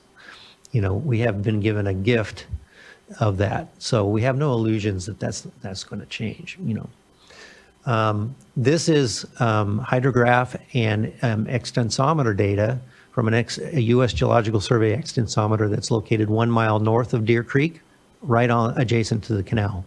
The blue line is a hydrograph. And so those are groundwater levels going up and down at this location. And you can see there's as much as 100 feet of change seasonally from the growing season to the wet part of the season. That creates the effective stress that causes the land subsidence. And if you can see there at 2020, that drop in groundwater levels, the brown line is aquifer compaction. And when that groundwater level drops, you get aquifer compaction. So they're directly related. Now, I also point out to you from 2022 October to 2023 October, the aquifer compaction at this location was basically zero. We had no non-recoverable compaction, at least from this extensometer. And that information there gave us the information we needed to set the minimum threshold at this location, which is now 40 feet above mean sea level. So that's where we're going with this management plan, is managing to groundwater levels and making sure that we can maintain those at a level that will prevent further land subsidence. And is there a next slide? That might be it. And I can take any questions if you'd like. Thank you. Appreciate the presentation. Looking to fellow board members off the bat, and Board Member Firestone. Thanks. And I'm just wondering if you can go back to slide 99 on your management actions. Can you just talk more about how you came up with 40% reduction at these different tiers? Like, how did you calculate or what was the reasoning, I guess, for coming up with the extraction limit percentages that you did? That's a good question. The process that we went through in 2022, we put together the monitoring and management plan. And the management part of it was a stakeholder-driven process. We had an ad hoc committee. We had a number of growers on that committee, a number of growing entities on that committee, myself, David DeGroot, and some others. Through that, there was a process of saying, okay, well, we're gonna set these limits. How much? What's tier one? Is that going to be 0 to 1.5? Is it going to be 0 to 1.2? And then what is the reduction that we're going to see? And that was a 1.5 year long process with a lot of gnashing of teeth. And so in the end, that's what came up with those limits of extraction, unless I'm saying that wrong, but that's my understanding of how those came about. Board Member McGuire. Yes, thank you for the presentation. And I know you've been asked this before, but residual subsidence seems like, that's one of those areas we're cutting this very, very close. And so do you have any thoughts on, could residual subsidence be a factor or a concern in this area? It's absolutely a concern for me. Yeah, I mean, we're looking at it. Like I said, we just had our monitoring and management committee last week. We just got the data from July. We're looking at it every quarter to see if we can kind of read the data and see if we're on track. Like I said, I'm very interested to hear from the DWR on what they have on that. In fact, I'm going to talk to Ben here before I leave. But it's just, we have historical data, in the 1970s when Frank Kern water was delivered, we got that information. We were seeing reductions in land subsidence, and the residual took a decade or so, to settle out. And it was a few feet, but it all depends on where the groundwater level is. And so it's finding, they call that the critical head. So what is that critical head? Where are we with respect to that?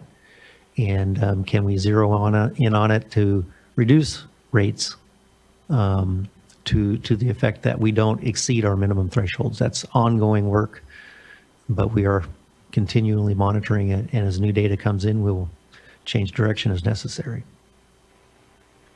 Appreciate that. Yeah, I just see, I think this is a reasonable approach. I can understand where it's based in, and it makes sense to have different triggers.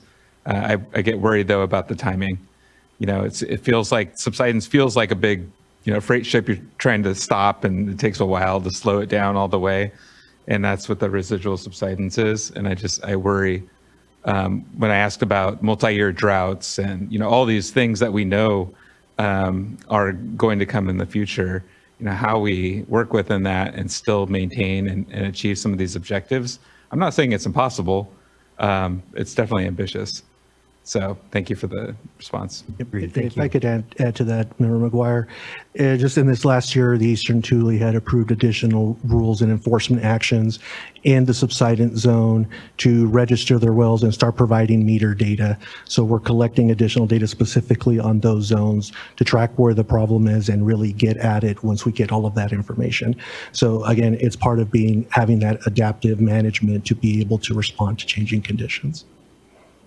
I actually appreciate that. It was a question I was about to ask, actually, was around, January 2025 here, given we know the subsidence that's been occurring, the sense of urgency, I guess, is the question I have for you, and the challenges maybe you've had in getting something candidly a bit basic as metering data from your growers. It seems like a very critical first step, and seems a bit delayed given that this is just coming now in January of 2025.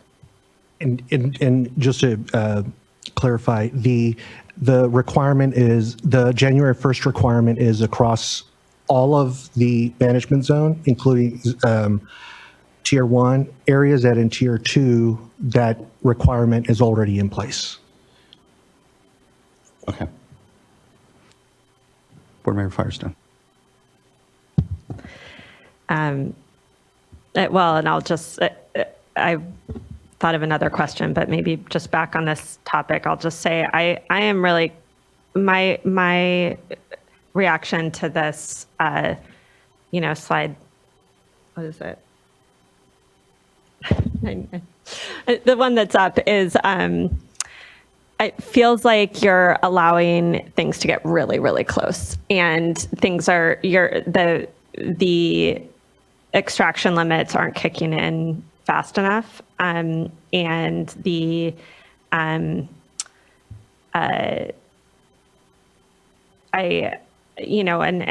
it's in retrospect to some degree. So when we have these drought years, seems like we need a little bit more aggressive program here. But I know there's a lot more analysis and work needed. So, but that's my, frank reaction to the particular extraction limits and tiers in terms of the level of subsidence you have and what, how you're actually going to avoid being able to actually meet the minimum thresholds and not exceed those.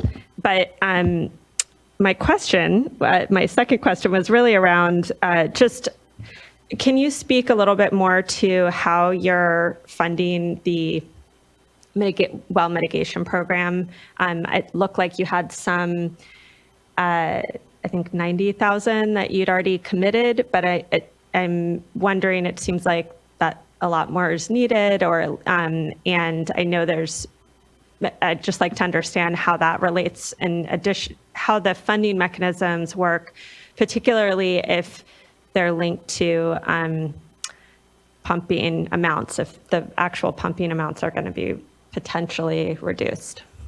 Yeah, so the Eastern Tule just in last October approved an additional increase to the penalty fees to be able to fund for well mitigation.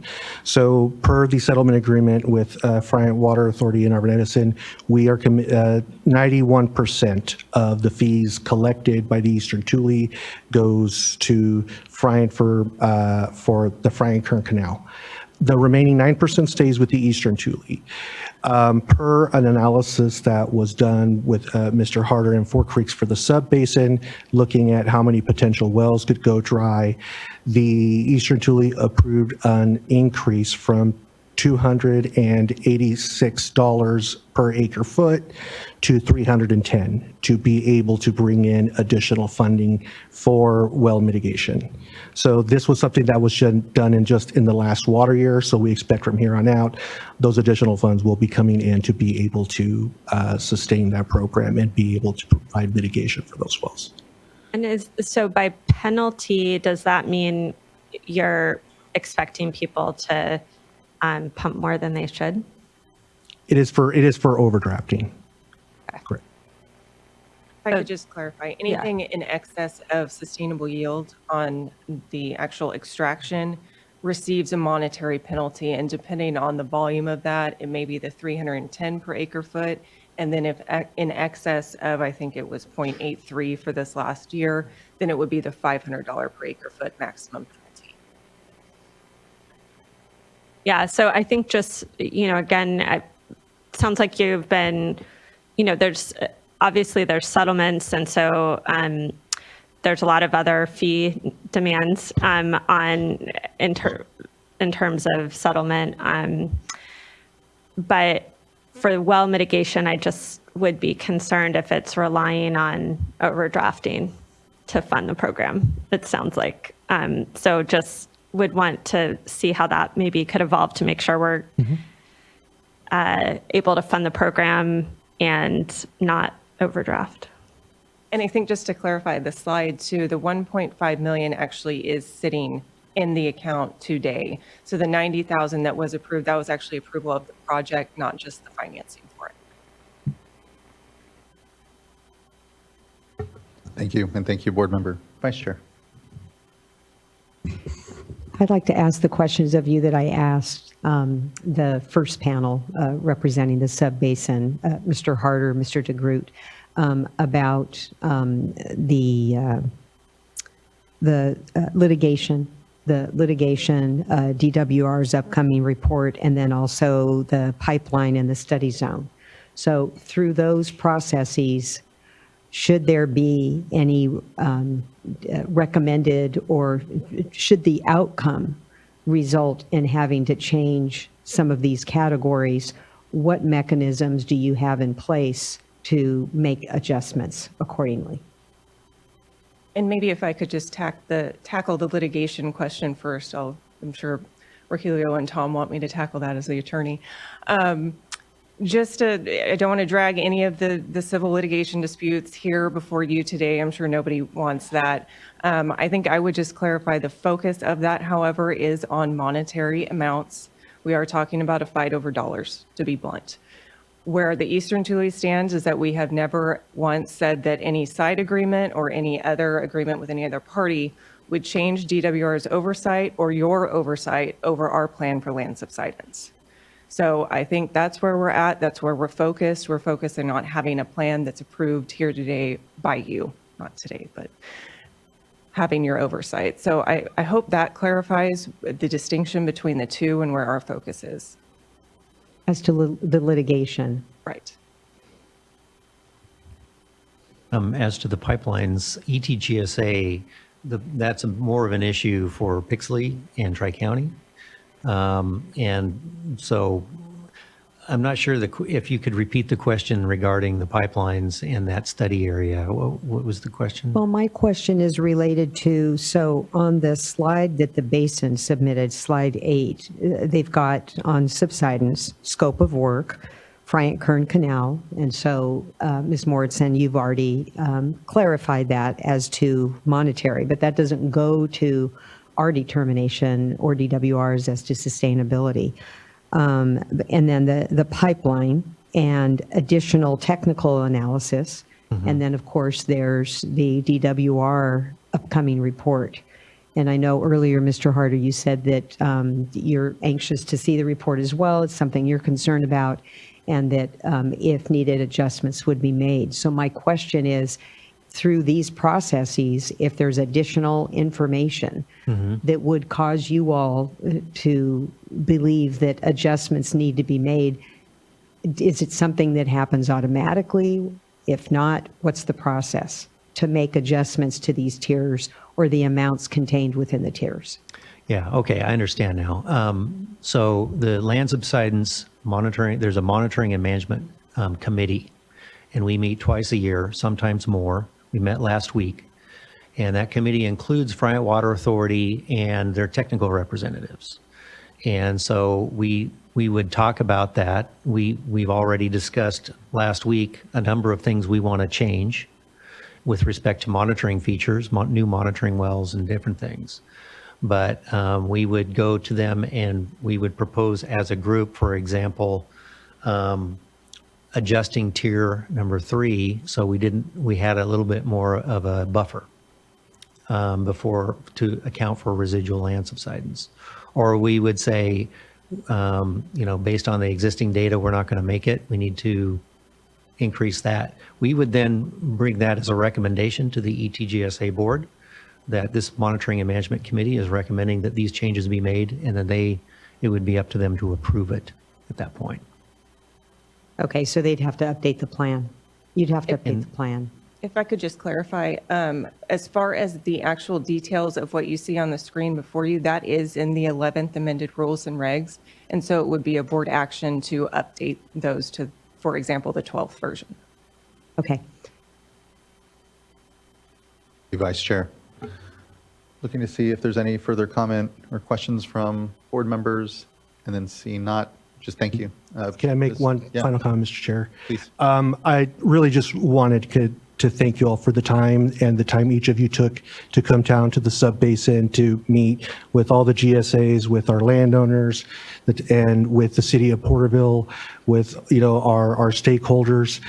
The one ask for the Eastern Tule, just in consideration of the updates that you received today, as well as seeing a lot of the positive changes from the amended GSPs that you've gotten so far from the staff, is that consider delaying putting us on probation so that we can give the staff a chance to fully vet the updated GSPs and also not halt the momentum that we have so far in being able to implement our plans. We are getting substantial, almost 90% participation. And so we are hopeful that we are able to achieve our sustainability by 2040 as required under SGMA. Thank you. Noted, and thank you, Mr. Codillo. I appreciate that. Let's give ourselves a lunch. I know we're late here now into the lunch hour. I'm going to go ahead and give us a full hour because I know it'll take some time for folks to be able to get out, get something, and come back, and want everyone to be able to be here refreshed, given that we still have a lot to get through. So we'll find ourselves back here at 2:30. We'll transition to a community panel at that time, and appreciate everyone's participation so far today. Thank you.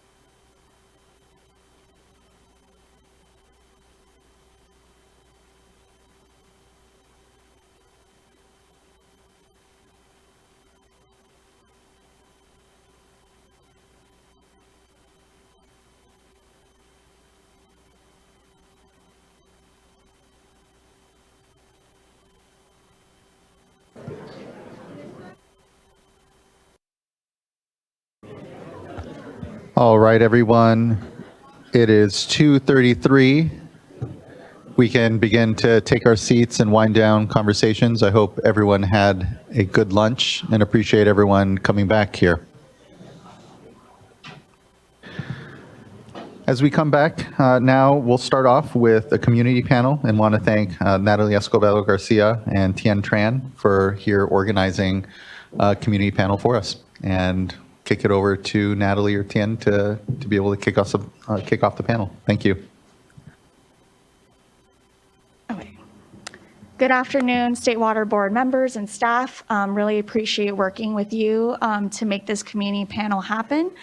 We had residents come from several different communities from the Tule Basin, and there was a lot of residents that wanted to come today, but unfortunately couldn't. But we hope that the comments and the stories here today give you a sense of when we say domestic well user, drinking water user, this is what we mean. And pass it to Natalie to introduce herself.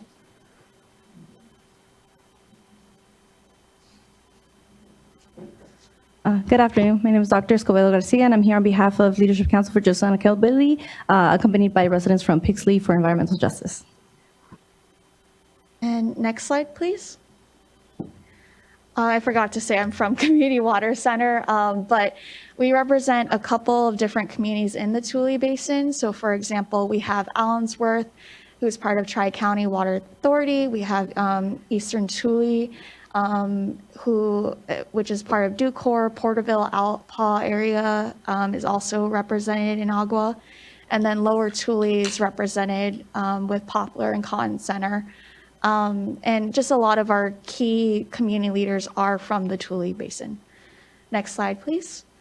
And we also have 3 or 4 residents from Pixley, and they represent the Pixley Residents for Environmental Justice. They've been working on water issues and water rate issues, and just really appreciate their time here today. And I'll pass it to Natalie for an overview of some research. I'd just like to caveat these numbers are outdated. They are based on Dr. Darcy Bostic and Dr. Kristen Dobbins' recent research paper. However, as you saw today with the projected numbers of impacted wells that the GSAs presented, we are still seeing a disproportionate impact on low-income residents, domestic well users, and small water systems. Based on their analysis of 2020 plans, they were seeing that about 488 domestic wells were at risk of being impacted. That included either being fully dewatered, partially dewatered, or having their pump dewatered, which would all be, even if you're not fully dewatered, it still causes an impact to your day-to-day. Next slide, please. Their analysis also looked at public supply wells. They found that out of the 169 public supply wells in the subbasin, between 8 to 25 were at risk of being fully or partially dewatered. Next slide, please. We actually submitted comments to the subbasin, which we can forward to the board. Based on our review of the 2024 plans, we are still finding that the subbasin has outstanding deficiencies. To begin, the subbasin is still failing to coordinate adequately, which impacts being able to move forward with all sustainable management criteria and projects and management actions. The groundwater levels are still not actively protecting all domestic well users and small water systems. There's still outstanding issues on how the subbasin is going to address land subsidence and the impacts associated with subsidence. Regarding groundwater quality, they're still not considering all contaminants of concern that could impact public health. We had found inconsistencies in the water budget. During today's conversation, it sounds like they've done some coordination to address those impacts, but we'd also like to continue to flag that these budgets are based on average scenarios as opposed to more extreme scenarios like drought, which brings me to the next point, climate change. So this is still not being adequately addressed. Sustainable management criteria and projects and management actions are they have been, sorry, the word, I'm losing the word. They have been created and established based on, again, average scenarios as opposed to more extreme scenarios that we're seeing, like the extreme drought that California is regularly in. And then regarding the well mitigation program, while today they presented that they had a couple of different funding options, there is still not one that's specifically selected for a mitigation plan, and there's still some issues regarding the criteria that could exclude domestic well users that would need to use the program. And currently, the program doesn't address impacts of land subsidence. Next slide, please. I'll pass it over back to Tian. Now's the portion where we'll have community members introduce themselves and speak about the communities they're from and also the water issues that they're facing. And Edie is going to start off. Hello, my name is Edie Sanchez, and I am a member of the AWA Coalition, an organization made up of 30 community representatives from the San Joaquin Valley Central Coast. I have been a community leader in the water justice movement for 6 months. In my community, our water issue that I have is my water well going dry. And it's difficult for us having to go to a water kiosk, to get water to drink. Also, our communities should never have to experience the hardships that endured to get safe and reliable water when the water is contaminated. I live in an area where it's a ranch and they spray chemicals, and it's, I can't even have my grandchildren or family coming over, because I fear for, their safety. So it has caused harmful substances such as chemicals and microorganisms entering the water source. I have neighbors where they fear that they do have water to drink it, that they have to go purchase water, not only have a water bill, but to purchase the drinking water. And they live on a, low income. So also improperly treated water, natural disasters, and sewage leaks, because we all have septic tanks out there in the ranch. We fear that. Also, some of the main causes, knowing that the signs of the water contamination will help keep our land and family safe, that we ask you to find a solution to help us end the safety for the water, drinking water. Also, I would like to ask the state's decision today impacts the entire San Joaquin Valley. We urge the state to put the Tule Basin in probation so we can protect our drinking water and health and achieve the human right to water in the San Joaquin Valley. Thank you. Thank you. I'm a little nervous, so good afternoon. My name is Lucina Hidalgo. I am a member of the AWA Coalition. I have been a community leader in the water justice movement for over 20 years in the community of Alpo. Our local, I say little town, gets water from the public water system. We pay for water that is not drinkable. I remember growing up as a child, it was very difficult for us to get access to water. Coming from a family that my parents were field workers, it became really expensive and difficult for them to provide water for children, for 9 children, because the nearest town is like 15 miles away. So having such very limited resources and limited income made it very difficult for my family for my parents to provide water for my family. I don't think it's fair that we pay for water that is not drinkable. I also believe that water is a human right. People should have accessibility to clean water now and for future generations. Thank you. Thank you so much. Hi, my name is Christina Velasquez, and I have lived in Pixie for the last 44 years. I have just been in the water movement for 6 months. I wish I had joined a whole lot sooner, but it is what it is. For the last couple of years, our water has been getting really bad. It comes out brown, it comes out dirty, there's no pressure. The water comes very slow all the time. I mean, you can't turn on one part of the water somewhere else, and then otherwise you're in trouble. But I have been buying water, and I have been buying filters. I won't let my grandchildren drink the water. I won't even let my own children drink the water, and they grew up there. And people used to come from all over to get our water because it was so good and it tasted so good. Now we can't give it away. We can't even drink our own water, and we're paying for it. Okay? We can't cook with it when they tell us we shouldn't cook with it, but they tell us that it's okay. But what do you believe, right? You want to protect your family, so you do buy water. I don't, let me see, sorry for my notes. Let me see. We just had our water rates increased because we had a subsidence in the ground. One of our wells supposedly went down. And it's just really gotten really, really bad. And I think something should have been done a long time ago. And of course it wasn't done. And now we're paying the price for it. Our children are going to pay the price for it also. Because when I'm gone, my children are going to live in my home.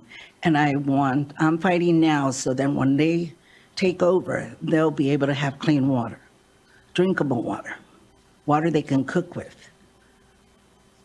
And for that reason, I really do believe that the Tule Basin should be on probation in order for my children to have clear water in the future. Thank you. Thank you very much. Good afternoon. My name is Beverly Whitfield. I'm from Pixley, California. I've been there 50 plus years. When I first came to Pixley, I wasn't born and raised in Pixley. I came down there later on. But when I first came to Pixley, the water was really great. We had great drinking water. We didn't get it was just nice. It was nice. Like she was saying, I had family that would come down and just to come down to get some water to take back to LA, because they said we had soft water, as they call it. And he said they would come down and they would, take it back. But now, as you see, nobody wants the water now. With that being said, we have our Pixley Water Company, Water District. They have it's a container or something that they have, some little thing that they have sitting outside of the building, and it gives you access if you want to come up and get water, bottled water. And to me, that I've seen some people going, but I don't think it really works a lot because a lot of people are unable to even go over there. We have a lot of elderly people living in Pixley, and they're unable to drive. They can't walk. They're on walkers or they're in wheelchairs, and they have a lot of health problems. And then coming over there would be they wouldn't be, it's not an advantage for them to come over there and get water. And I don't know, a lot of them don't have family here. And then you go over there and try to help them and stuff like that, but still it's a problem because they're unable to do it. And I don't know, maybe it works for some people, but it doesn't work for a lot of people there in Pixley. Me, myself, I retired 3 years ago. And with that being said, I'm on a fixed income. And, our water bill went up $30. And when you're on a fixed income, the money that you used to have, you don't have anymore. And so you look at it as being I don't know, why should we pay for something that, I feel this is my opinion, I feel that wasn't our problem in the first place. It seemed like we're paying for something that we didn't have any matter in it. We didn't have anything say so or anything in it, but we are getting paid for it. We're paying it. And I don't think that, I don't know, it's just that we have a problem with the dairies and the agriculture because like she was saying, our wells have subsided. That's because of overuse. We have meters in Pixley. They monitor our water. But my understanding that they don't monitor the dairy's water and stuff like that. So why should we be metered and you monitor us, but you don't monitor them? Because as we're going to say, and that's my understanding is that's some of the reasons why some of the wells are going under now because of that, because of the over pumping of our water, and you keep pumping and pumping, eventually you're not going to have anything there. So we've been having a problem with that. We've been having a problem with respiratory problems out there in Pixley. We have a lot of problems with that going on. So I don't know, it's just some of the problems that we need to get taken care of. Because I think I have, my children are grown, but they still come to visit me. And when they come, I mean, it's just, I don't know, they used to, my kids would come and they said, first thing they ask for, you got some bottled water, because they don't want to drink the water. So, I say, yeah, it's plenty of, go in there and get you some. Buying a bottle of water is very expensive. You keep having to buy, and then you're buying all these filters for the water and all that stuff, and eventually it costs money. They're not, I think if it was, maybe they would make it where if they were giving you filters or trying to help out, being more supportive, but that's not happening. And so with that being said, I think that sub-basin, is it a sub-basin of, is Thule sub-basin, I believe that they should be, I think they should be on probation until we can get something done to make our lives a little better than what it is, because I think we deserve better. Thank you. Thank you, Ms. Whitfield.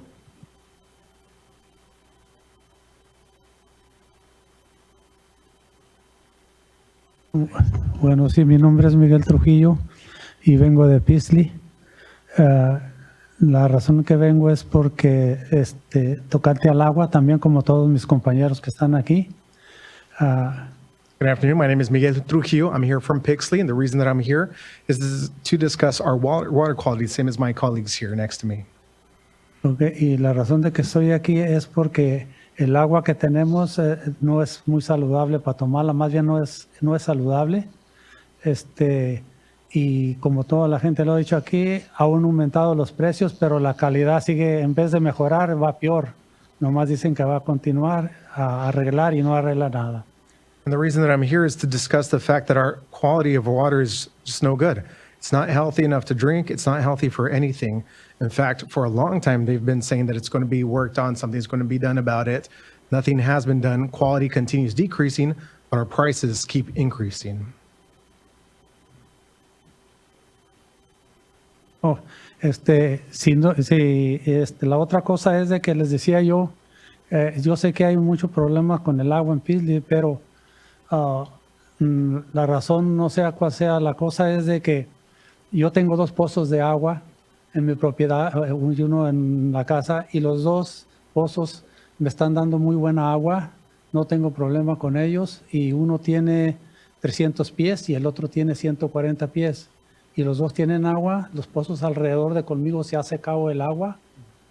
Entonces no sabría decirles qué sería la razón, porque los míos están trabajando muy bien. And so in discussing water and its quality, I just want to mention the fact I'm not sure what the reason is. I personally have 2 wells on my property. Both of them still have water, and both of them still have good quality water. I'm not sure what's happening with my neighbors around me.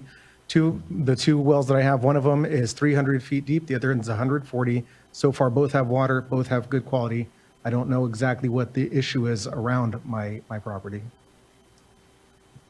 Lo que sí sé es que el agua de conmigo está buena, y la del pueblo sí, la verdad que está muy mala. Más que todo nos lo han aumentado también, y la cosa sigue igual. All I do know, and what I can say, is that even though my water quality is okay, the rest of the town is suffering. The rest of the town's water quality is horrible. And of course, as I mentioned, prices keep going up. I really don't know what the issue is. Una razón que yo pienso que está pasando es porque las lecherías están usando mucha agua, se han ido a mucha profundidad. Según yo he escuchado que han hecho pozos hasta de 3,000, 3,500 pies de profundidad. Something that I think might be the issue, I'm thinking about the dairies that surround us and the wells that they dig. I think they're digging too deep to extract water. I've heard that they are digging as deep as 3,500 feet to get to the water. Y yo quisiera que si ustedes pudieran chequear la profundidad de esos pozos, porque esos mismos pozos se pueden estar llevando el agua para abajo. And I would like you guys to check, if at all possible, about the depth of the wells that they're digging. Who knows, maybe the fact that they're digging so deep is causing our water to recede. Porque ahora la agua sabe a cieno, y antes no sabía el agua a cieno. Está subiendo el cieno para arriba. And interpreter clarification, excuse me. La palabra cieno es como lodo, como que huele la tierra. And so what we're noticing now is when water is being extracted, it's coming along with dirt, with mud. That wasn't the case before. Perhaps the depth of these wells at which they're being dug is just so deep that dirt is coming up with them, mud is coming up with them, and that was not a problem before. Entonces yo quisiera, si pudieran, que chequearan esos pozos, porque para mí, ahora a ver qué piensan ustedes, ¿verdad? Hacer. Pero yo, para mí, eso es. And so I would like you, if at all possible, to look into that. For me, I think that's possibly an issue. I think that might be it. I don't know what you all think, but that's what I'd like to bring to you. And that's it for me. Gracias, señor Trujillo. De nada, sí.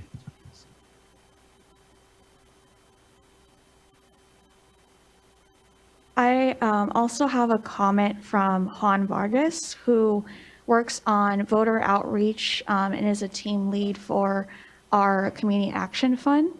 And he couldn't be here today, but he really wanted to provide this comment. And he also did interviews with a couple of different residents in the East Porterville area. And I'll read it to you today. Hi, my name is Juan, and I'm a member of the Agua Coalition. We are a group of community leaders that serve our community in the San Joaquin Valley and Central Coast. I have lived in Porterville my whole life and have seen just how much water plays a key role in everyone's day-to-day lives. In the community where I live, we went through a drought. It got so bad that we made national news. That goes to show what happens when water is mismanaged alongside a long period of no rain. Tule Basin provides water for many communities, yet there isn't a backup plan for prolonged drought. The community had to pay the price for the lack of infrastructure. After speaking with people in the community, I have heard many different sides.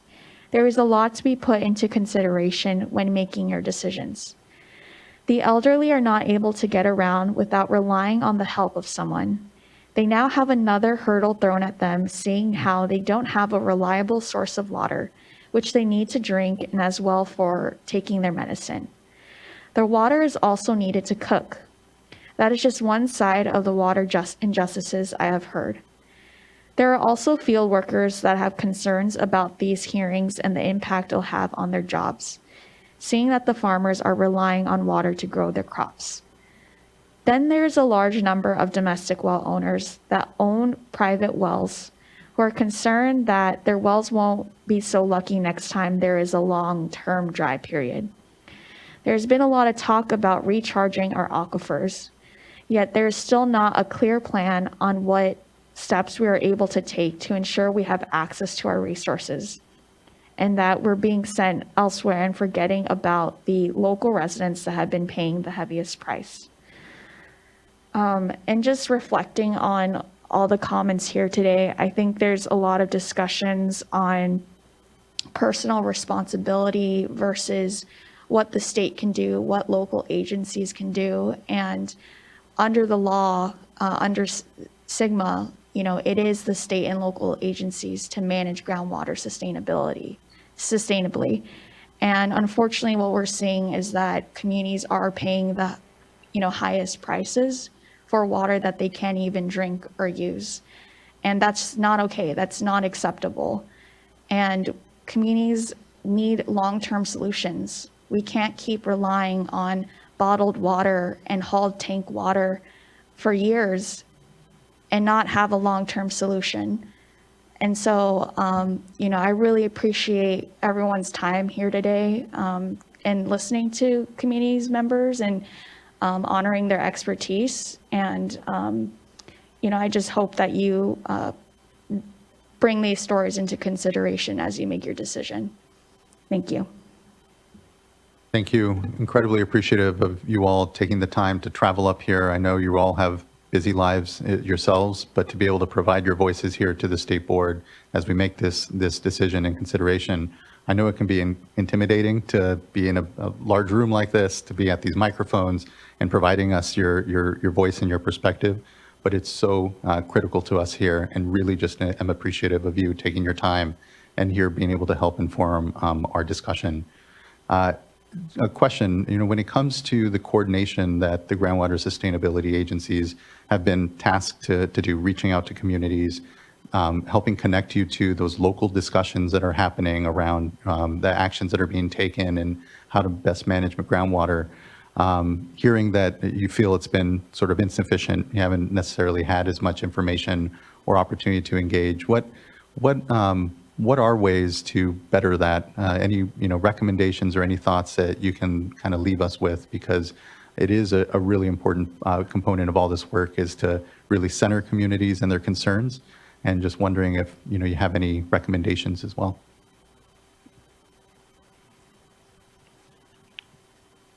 Hi, I'm Cristina Velasquez, of course. I think attending some of the board meetings in our community would help out. And a lot of the Spanish-speaking community doesn't get a lot of information. So I think something like that needs to be addressed more, because of the fact that, like, we've been meeting like for the last 6 months and our group is really small, and it's a lot of the Mexican community are either afraid to speak or are afraid to attend meetings because of repercussions, but they need to be, in present and invited and not feel threatened by what's going on, because it affects the whole community. And I think attending the board meetings would make a difference, because then people would know you guys really care. Because we're such a small community that we feel like nobody cares about us anymore. Nobody has helped us in the last couple of years. So I think if you guys would attend our meetings, our board meetings, our water meetings, we have them every fourth of the month is the more board meeting, every fourth of the Monday, I'm sorry. And then the first Monday of the month is the water district meeting. And I think if someone would come and speak regarding what you guys plan to do for us, it would make a big difference for people and the community. Okay. Really appreciate it. Thank you, Ms. Velasquez. Looking to fellow board colleagues if they have any comments or questions for this panel. Board Member Firestone. Yeah, and echo all the thanks and appreciation for being here and for your work and leadership in your communities. I am wondering, there was one of the issues mentioned was concerns around the mitigation program, potential exclusions or restrictions, and I'm wondering if you could elaborate a little bit more on those concerns.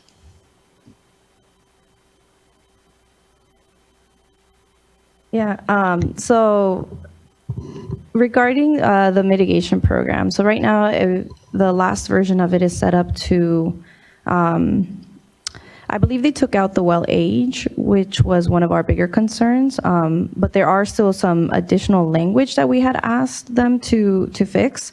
I can pull up our letter, but regardless of just the actual well deepening itself, it's great to have a program in place in the event of an emergency, right? When we talk about mitigation, that shouldn't be your plan A.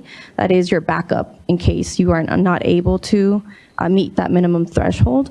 But mitigation programs generally don't deal with the long-term impacts of having to mitigate a domestic well. It's not just as much as getting folks bottled water or deepening that well. Who's going to pay the long-term operations and maintenance that's going to come along with a deeper well? Energy bills often go up as a result of that. Right now, mitigation is focused on domestic wells. Small water systems are also feeling the impacts of groundwater levels dropping. So as Cristina and Beverly mentioned, their water rates recently went up, and one of the reasons that it was cited that the rates went up was because one of their well casings collapsed as a result of subsidence. They are literally paying the price for that. There's no way to, currently there's nothing set up to mitigate that. And then besides that, there's still some work that needs to be done on how you mitigate for groundwater quality. We're optimistic that there will be proper coordination with the management zones.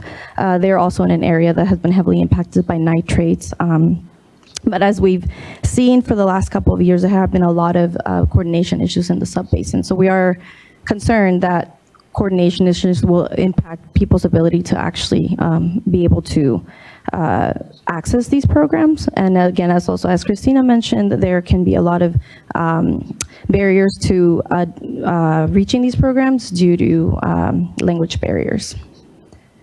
I can pull up the letter as well that we submitted to the sub-basin, because we did do a review. Some of the other outstanding issues,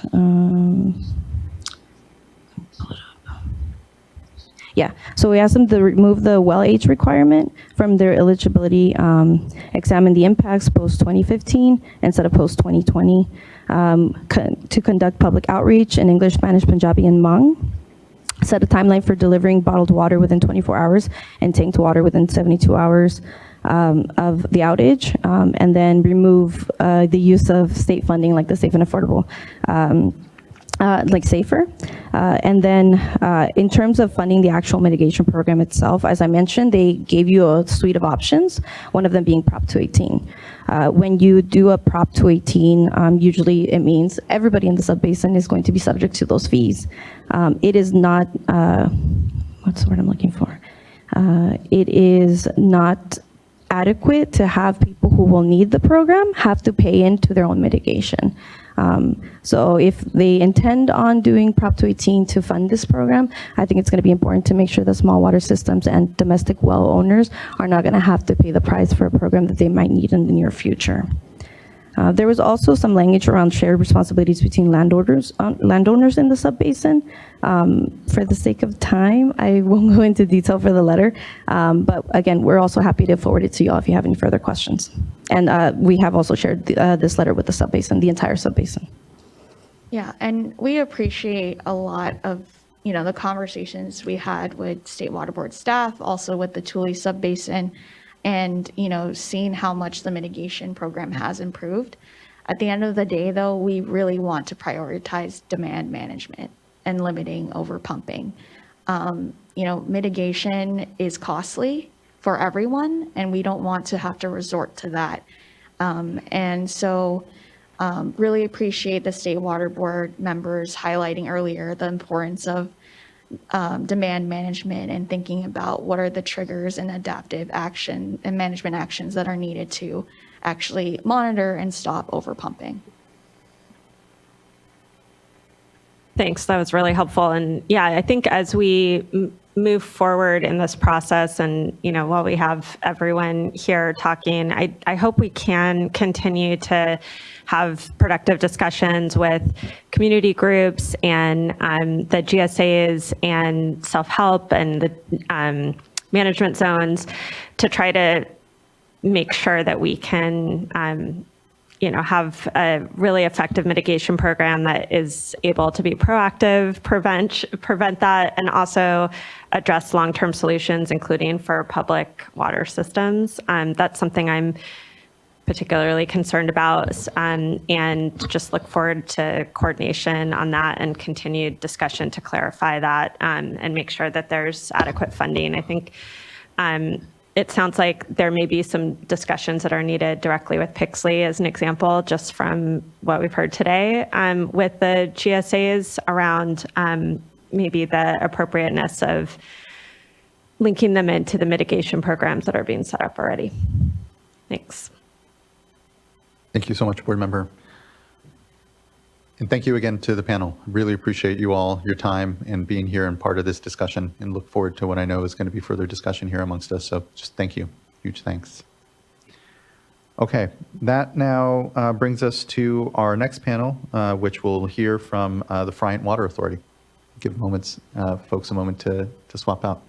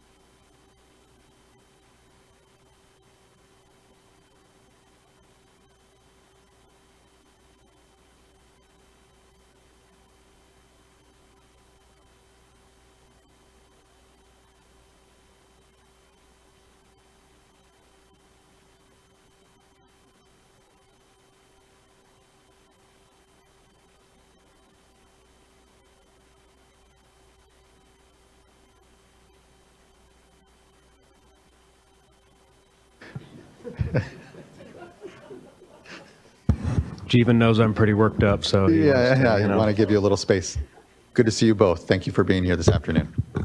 Thank you. I'm going to start. Good afternoon. I'm Jason Phillips, CEO of the Friant Water Authority. Friant is responsible for the operation and maintenance of the Friant-Kern Canal. I want to thank the board and the staff for the work that has gone on with this hearing, including the draft and final staff report, which we support. Friant's commitment and support of the staff recommendation for a designation of probationary status is directed solely at Eastern Tule GSA and their GSP. Next slide, please. I urge the board to adopt all actions in the report applicable to Eastern Tule GSP and to include 2 additional actions, which I will get to in a bit. The recently revised Eastern Tule GSP was prepared without public input, contains numerous errors, and is missing key reference documents, and we urge you to reject Eastern Tule's request to delay the probation designation. Continuing subsidence damage along the Friant-Kern Canal must be addressed, and the probation designation will trigger a clear deadline for corrective action. So one thing I wanted to address that I heard from the Eastern Tule presentation was that Friant Water Authority has been involved.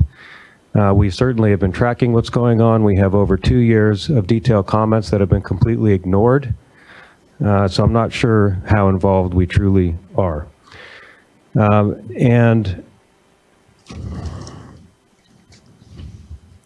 with regard to other GSAs in the subbasin, we have a good relationship with them.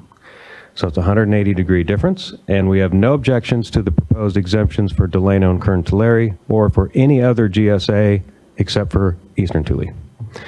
Next slide, please. The board is familiar with the Middle Reach project undertaken by Friant and the Bureau of Reclamation in the Middle Reach, which runs right through the Eastern Tule GSA. This first slide shows the work we needed to raise up the new embankment for a parallel canal, which is right next to the existing canal that's been subsided. Next slide, please.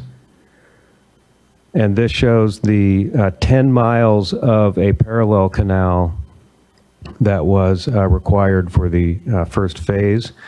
And the phase 1 alone of the project is projected now to cost $326 million, and $83 million of which is state taxpayer money. And this major investment is threatened unless there is intervention to address the inadequacies of the Eastern Tule GSP, if it's not already too late. Next slide, please. In the Eastern Tule presentation, it was implied that there were low rates of subsidence. That is simply not true. There is much more current subsidence data available, but they chose not to share it. Subsidence is not slowing at the rates that Eastern Tule is suggesting. This slide shows the subsidence in the Middle Reach that goes from 2020 through July 2024. And even though the water year 2023 was wet and 2024 was average or even above average, subsidence continued along much of the Middle Reach with the extreme dip there around milepost 107, as you can see. Next slide, please. This shows data from a deep extensometer located at milepost 102, just north of Deer Creek. Again, this one shows, unlike what they showed, through July 2024, that shows even with an increase in groundwater levels in 2024 based on 2 wet years, and that's represented in the green line for the water levels. You see the blue line continued at a good clip downward, and certainly did not plateau as Eastern Tule has suggested based on outdated information. Next slide, please. Maybe more troubling for Friant is this aerial view of the canal with the 10 miles of the phase 1 in the orange line there in the middle. And the 2 shaded areas show new subsidence that was not previously forecasted and has not been repaired yet. So this is a direct threat to the restored capacity achieved by phase 1, the phase 1 project that was put into service only a few months ago. Next slide, please. So in their presentation, Eastern Thule representatives asserted that the land subsidence deficiencies have mostly been addressed. We respectfully disagree, and we have provided dozens of pages of comments analyzing these ongoing GSP deficiencies. Some of the key ones are highlighted in this slide. And next slide, please. So now, 4 years into the implementation of this GSP, 2 inadequate determinations from DWR, nearly 2 feet of additional subsidence along the Bryant Kern Canal. Eastern Thule has not even proposed, let alone adopted, any changes to its land subsidence management plan. I also want to address the settlement agreement with Bryant and Arvin that we have with Eastern Thule, which, among other things, is intended to provide mitigation funding for the additional subsidence anticipated in the Bryant Kern Canal. In the GSP, Eastern Thule represents that the mere existence of this settlement gives them free rein to deem ongoing subsidence along the Bryant Kern Canal neither significant nor unreasonable. This is incorrect, as under SGMA, the State Board and DWR retain jurisdiction to evaluate whether the GSP provides a reasonable means to mitigate continued overdraft. A couple responses to what I saw on a couple panels ago. It's very important to point out with relationship to the table that Eastern Thule showed on the management zones and actions, slide 163, the one the board member Firestone pointed out a couple times. Our agreement with them was not 3 feet of subsidence across the whole Bryant Kern Canal. In fact, most areas it was much less than 3 feet. We've commented for years on that. It's been ignored, among other things. So their table that they're managing to manages to severe impacts to the Bryant Kern Canal. And one other point on that is the only actions they identify are related to how they define overdraft. So with all due respect to them, don't be fooled, though, by their commitments. They have not been proven to be credible on how they do the accounting of what is overdraft or Tier 1. You can learn from Bryant's experience there over the past 2 years. So, next slide, please. So Bryant concurs with all the potential actions in the report and requests that 2 additional concerns be noted in the report and be addressed through specific actions. One of those is to require a short-term average be used to calculate precipitation allocations, and 2, that Eastern Thule's hydrologically unsupported practice of allowing long-term carryover and transfer of rainfall as a groundwater credit. So to conclude, I think next slide. Yeah, we got it. As the sole entity responsible for the operation and maintenance of the 152-mile-long Bryant Kern Canal, which is experiencing alarming amounts of subsidence, causing hundreds of millions of dollars in damage, and is now threatening the recent $83 million investment from state taxpayers, Bryant supports the probation recommendation specifically for Eastern Thule. I appreciate the opportunity to address the board today. I look forward to continuing to work with the board and staff and DWR as we continue, and I'll turn it over to Jeevan Muhar from Arvin. Thank you, Jason. My name is Jeevan Muhar. Good afternoon, board members. I'm with the Arvin Edison Water Storage District in Kern County. I'm going to give you a real-world example of actual and significant harm that's being caused by Eastern Thule GSA. And I want to be clear, I am specifically talking about Eastern Thule. It's evidenced, this harm is evidenced by their own admissions that their service area resulted in 91% of the subsidence according to their own technical analysis. And they signed a settlement agreement with not just Bryant, but Arvin Edison, the most impacted contractor that's last on the system. And so just going to give you a quick overview of how the impact is occurring at Arvin. I'll be fast since my colleague left me with 2 minutes. So Arvin Edison, we rely heavily on these wet year periods. We are the largest Class 2 contractor, Friant division wide, including Madera Canal. There's a graphic there on this slide that shows the Millerton Lake from north to south, 152 miles, as Jason mentioned. The red area there is the canal reach, and then the red circle is the eastern Tule area, general area in the Tule subbasin. My concerns are about the adjacent basin issues, which are very clearly stated in the SIGMA. Arvin Edison, you can see there, is even further after the Friant-Kern Canal. We have our own canal system through the city of Bakersfield for about another 13 miles. Our entire system was built on being able to get these wet year waters, 1,000 CFS. Next slide, please.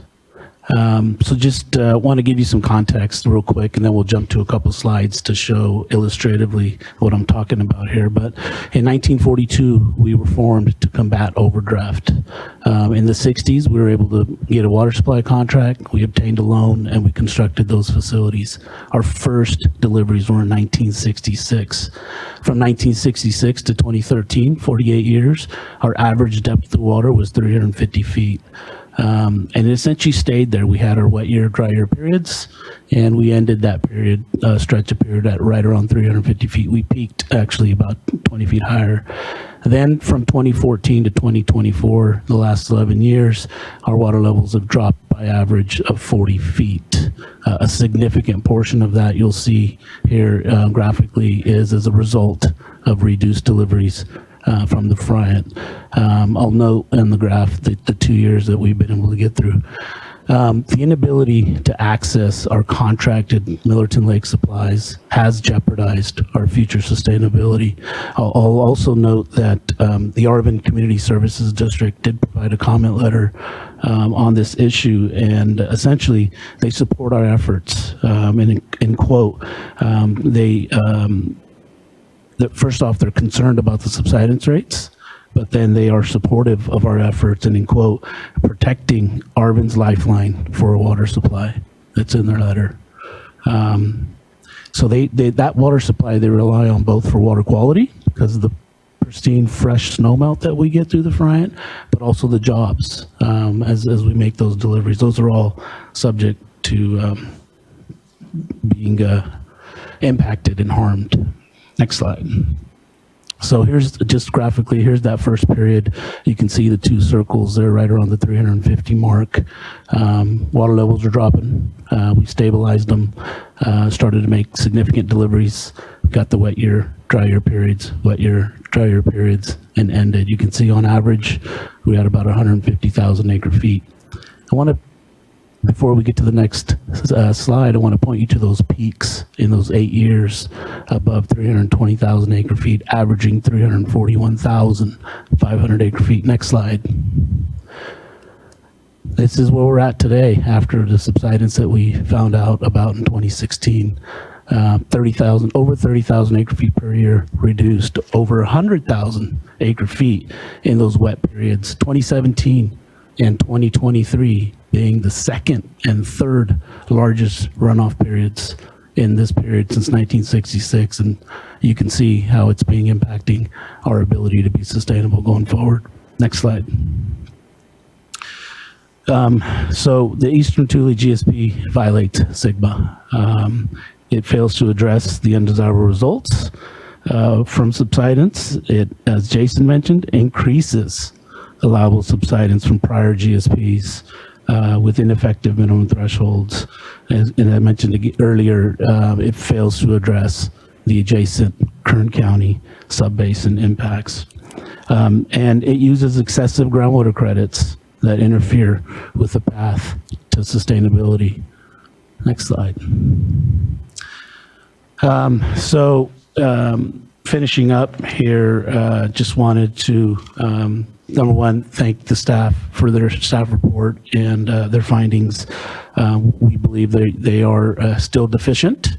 There are some clarifications that we'd ask. It wasn't clear about which GSP was being focused on some of the recommendations.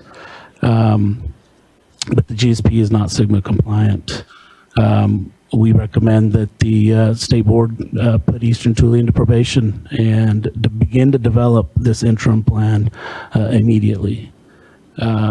We request protective minimum thresholds. We request additional demand management, additional extraction fees, and reducing pumping along the Franklin Canal buffer. We investigate use of all groundwater credits. As Jason mentioned, I think there's some definitions that we need to understand what overdraft means and what is being called out as far as what should be looked at from a groundwater perspective. Somebody mentioned it earlier. There's a lot more other colors of groundwater. And then we want to ensure that the mitigation that they highlighted for drinking water also includes the subsidence. And, it's the same project funding that we have as a part of our settlement agreement, of which, the attorney from the prior panel mentioned it's just about money. And so it's just about money when it comes to the domestic well program as well. We want to make sure that the steps are necessary to mitigate significant harm, not only in the Tule, but also the Kern subbasin. And then finally, we encourage the board and staff to carefully review our written comments. Thank you for the time. You both really appreciate your time here and providing your information. I guess kind of a question that I have, when it comes to the Frank-Kern Canal fix and the assumptions that were made as that was here built out, how far off is the subbasin here on groundwater levels and assumptions ultimately on subsidence that were made when that fix was put into place?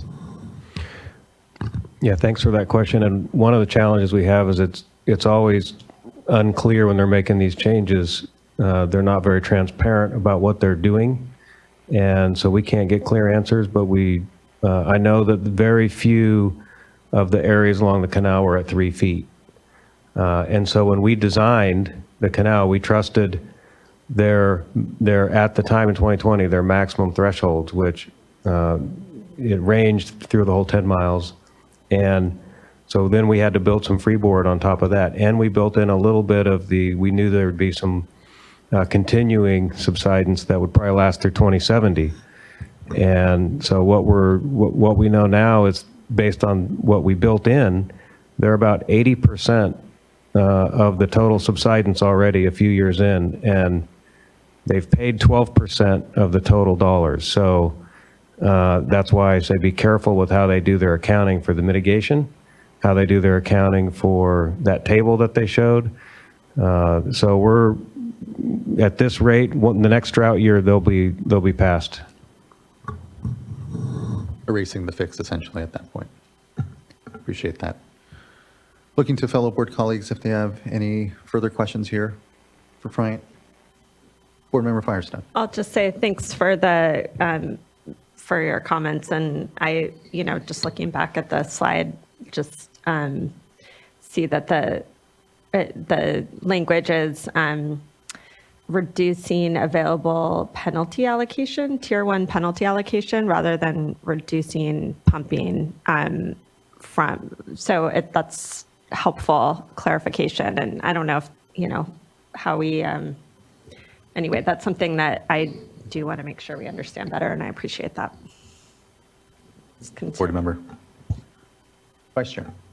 Just a quick question about your ability to interact with staff and others. So you're saying that you've submitted, and I know there's the ongoing lawsuit, but you've attempted to communicate with Eastern Tule. But what about our staff? Because it seems that you have quite a lot of technical expertise because of your involvement in this issue through the years.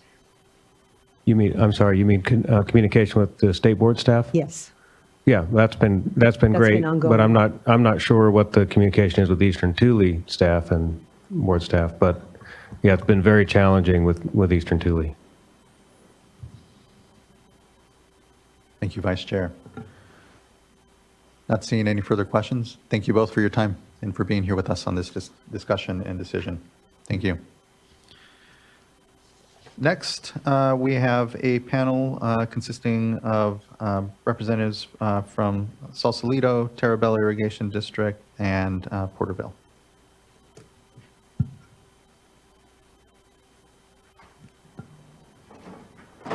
And then after that, we will have Michael Knight from the city of Porterville. And I'll touch base and see if we have any state, federal agencies or electeds that would like to speak, and then we'll be able to get into general public comment.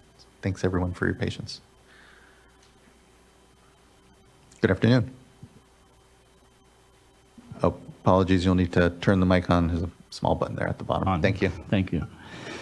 Good afternoon, Mr. Chairman, Vice Chair, members of the board. Nice to be here. I'm here today. My name is Dennis Keller. I appear before you as the district engineer for 3 districts in the Eastern Tule GSA who are long-term Friant Division contractors. They consist of the Porterville Irrigation District, the Sausalito Irrigation District, and the Terabella Irrigation District. I'm a registered engineer, registered agricultural engineer. My practice is centered in Visalia. I've represented these 3 districts since 1972, so I have a lot of experience with them. With respect to today's testimony, the representation in this setting relative to this district representation is based on a decision that we made early in the game to not participate in the preparation of GSPs.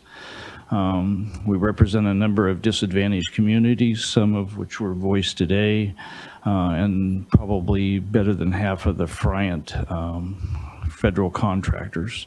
So we chose to stay out of the writing portion, the evaluation portion of GSPs, to be able to represent those entities and those individuals in settings like this. The decision today that's before you is, a very serious decision. But my boards need some direction from you. And let me give you some background into where they're coming from. They chose, based on their understanding of Sigma, to enter into agreements with parties that are not Friant contractors. The Eastern Tule, a number of acres in the Eastern Tule, does not enjoy what the Friant contractors enjoy, or contractors like Sausalito and Porterville, who have a combination of Friant Division CVP water and Tule River pre-1914 entitlement. They have those supplies available to them. So in participation in East Tule, they're actually sharing some of those surface water benefits with some of the quote-unquote white lands. And I know that's not the current political expression, but from the original map, they were white. So I still look at that map.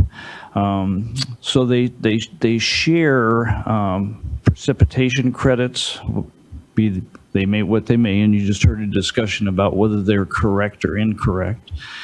They share some of their groundwater credits, basic sustainable yield credits with these people that are outside of their boundaries. They can't share their surface water supply from the CVP because they're bound to deliver that within their district boundaries. So at this point in time, watching, the testimony today and some of the reaction, these districts were all based on a series of technical studies back in the 1940s, great work, which made them sustainable.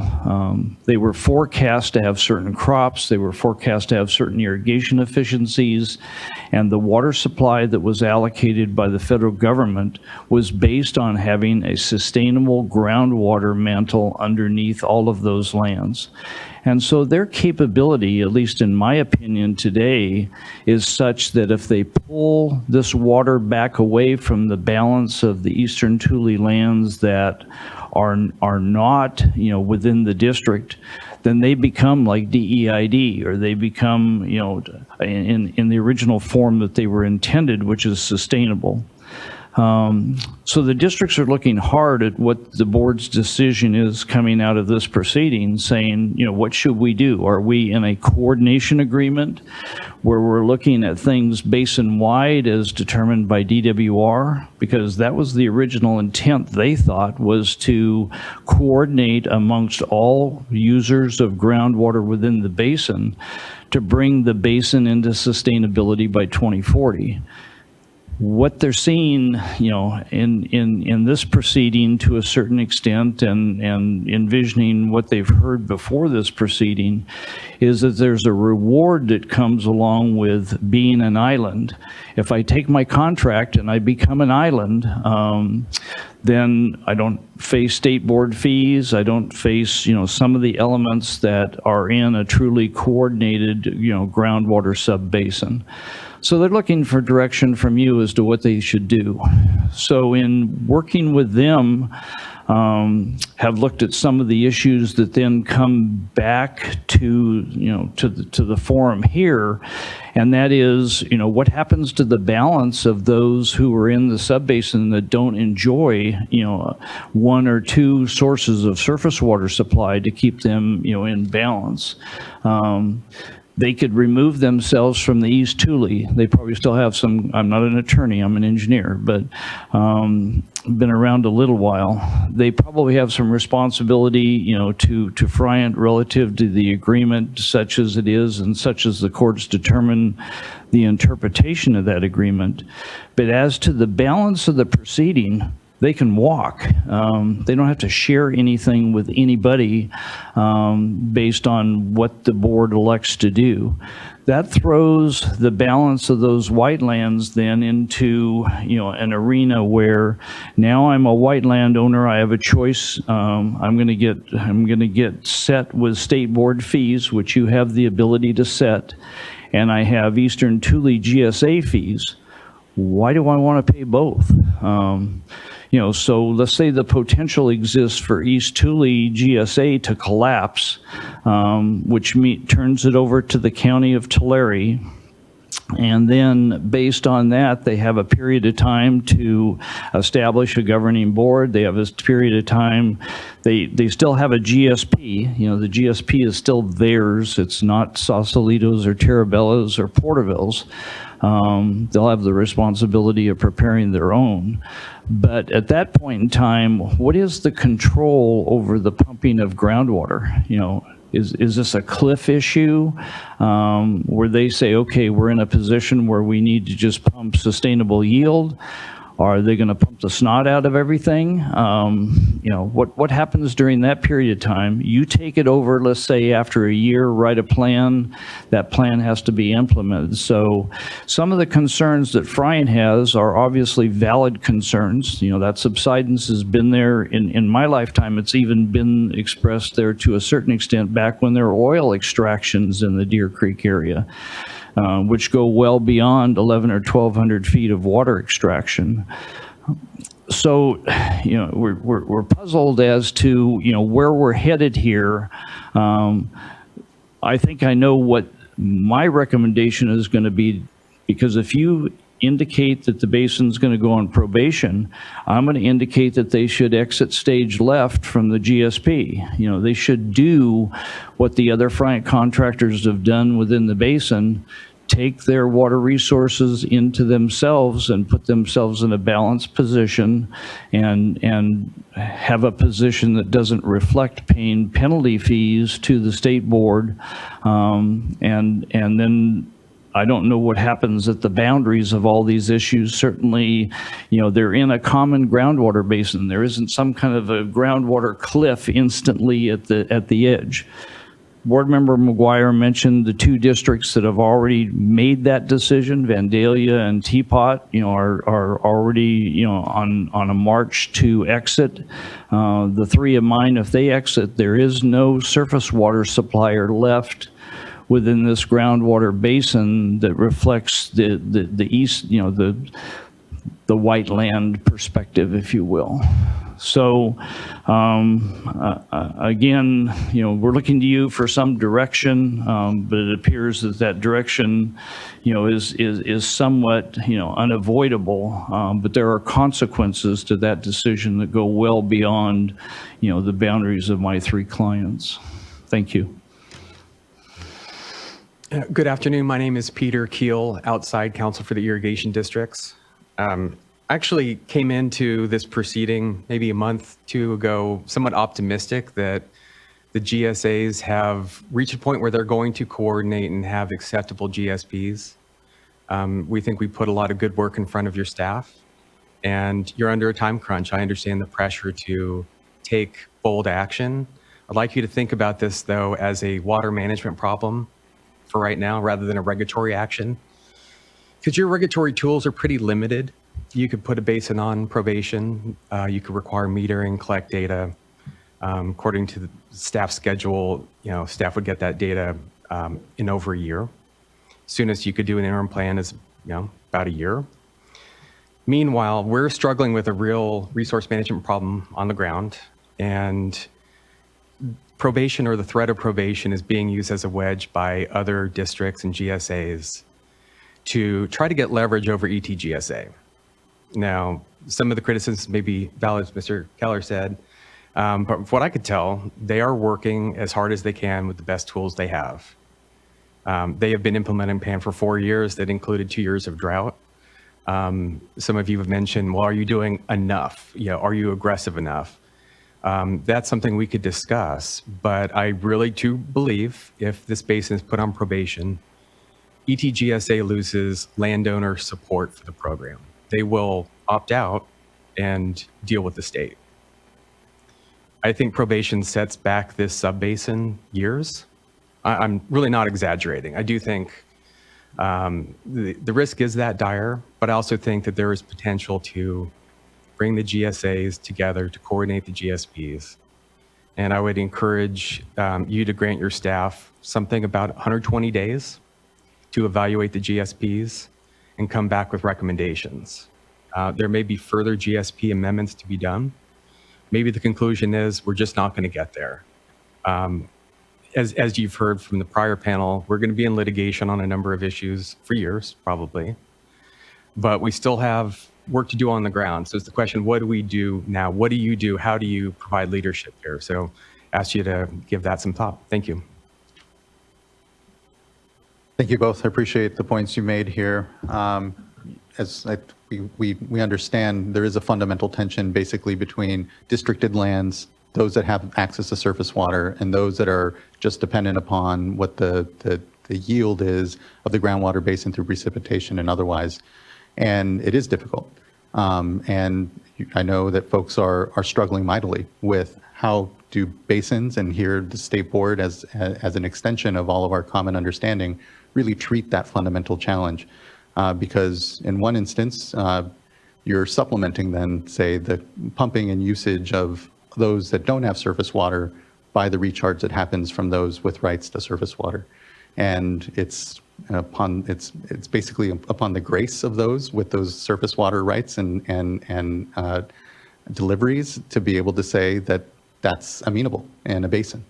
And then otherwise, what is fair? Knowing that in many cases, these are lands that have been brought into production, to your point, when the projects were first put into place. There were lands that were thought weren't ever going to be irrigated, were not suitable for irrigation. But here we are with a number of lands that are. I don't have an answer to that. It is a fundamental tension, not just in the board's treatment and discussion and decision today on this basin, but throughout the San Joaquin. And so don't have an answer for you there, but want to acknowledge that it is one of the most, the strongest fundamental tensions that we're all collectively dealing with on how we treat all ourselves collectively and what's fair and what's not in the context of SGMA. And there's great latitude certainly given in the law to locals being able to parse that out. Here, the board isn't looking to harm what's possible, but certainly fulfill our role as a backstop. And here, over and over again and hear clearly as well that just the moniker of probation fees being assessed can set folks back. But it's hard for us to balance our decision based off of just that, and really forces us to say, okay, what's actually in the GSP and how certain are we that we can connect the dots to arrest here incredible impacts to the Frying Kern, but also to communities. And so just thank you. I appreciate both of the points that you've been making here for us. Again, it crystallizes on a lot of concern that is out there and has no easy and quick answer amongst it, but know that, at least for myself, our approach has to be fair and even-handed and based off of the facts as we see them, both in situ, what's happening on the ground, but also importantly, what's in the GSPs themselves and the comfort we can have in our decision otherwise. So just thank you both.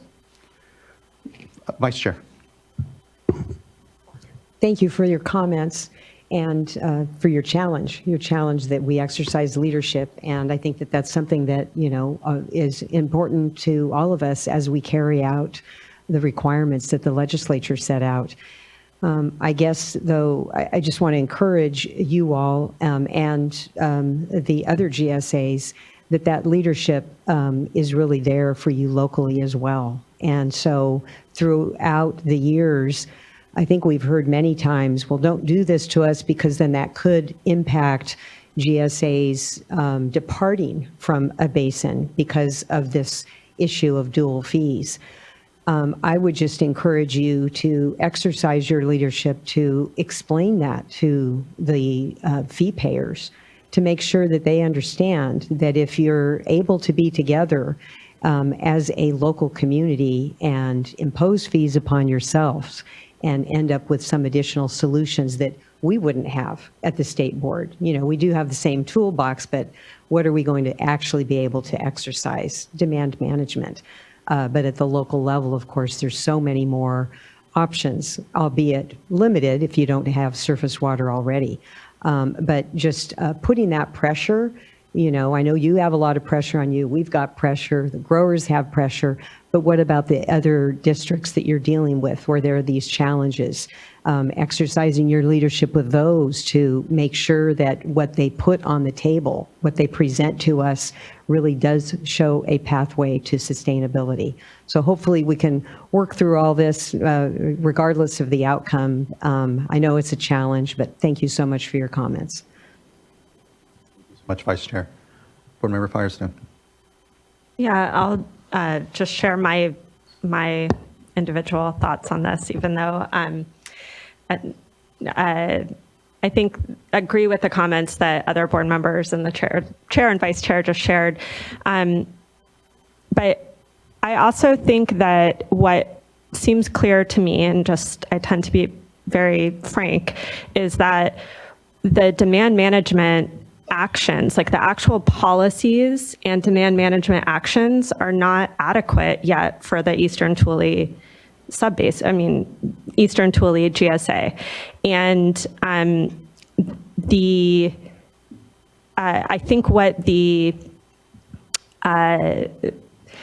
Lower Tule and Pixley Irrigation District put forward, I don't know if those are adequate, but those seem more real and than what we've seen with the Eastern Tule so far.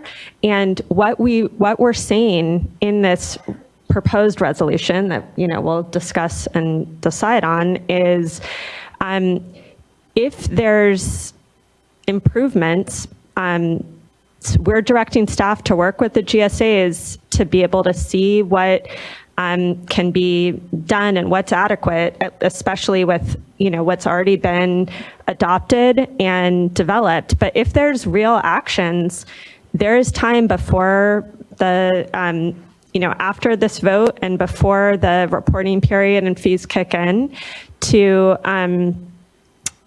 create more exclusions. But that is going to require a lot more aggressive management actions than have been put so far, at least from Eastern Tule.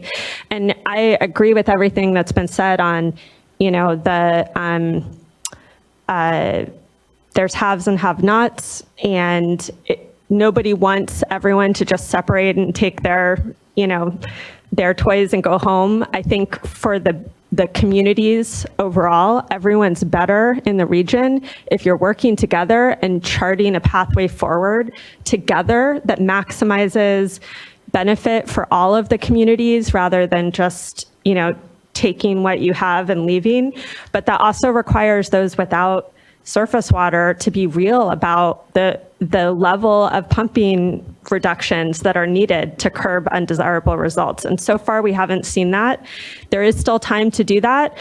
But I will say, in the meantime, my concern with, personally, my feeling is, given the track record so far, as we're having staff are having discussions with GSAs around what is realistic, what might be adequate in terms of management actions. I think we should already be also, sharing that information and helping ourselves think about and talk about what an interim plan might have to look like, because we can adopt that after a year. It's likely that it may be needed if there can't be a resolution or actions locally. And this is so urgent that I think we need to already be starting to talk about that now to figure out if locals can get it together and do that,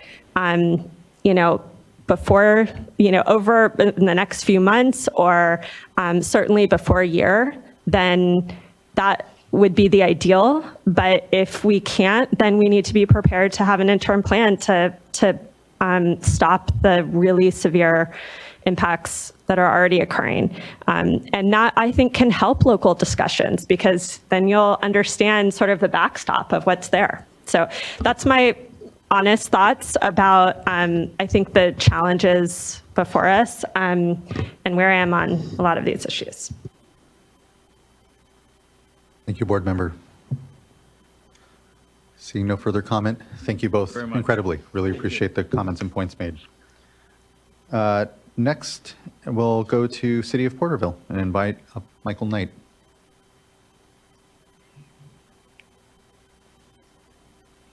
Good to see you, Mr. Knight. Good to see you as well.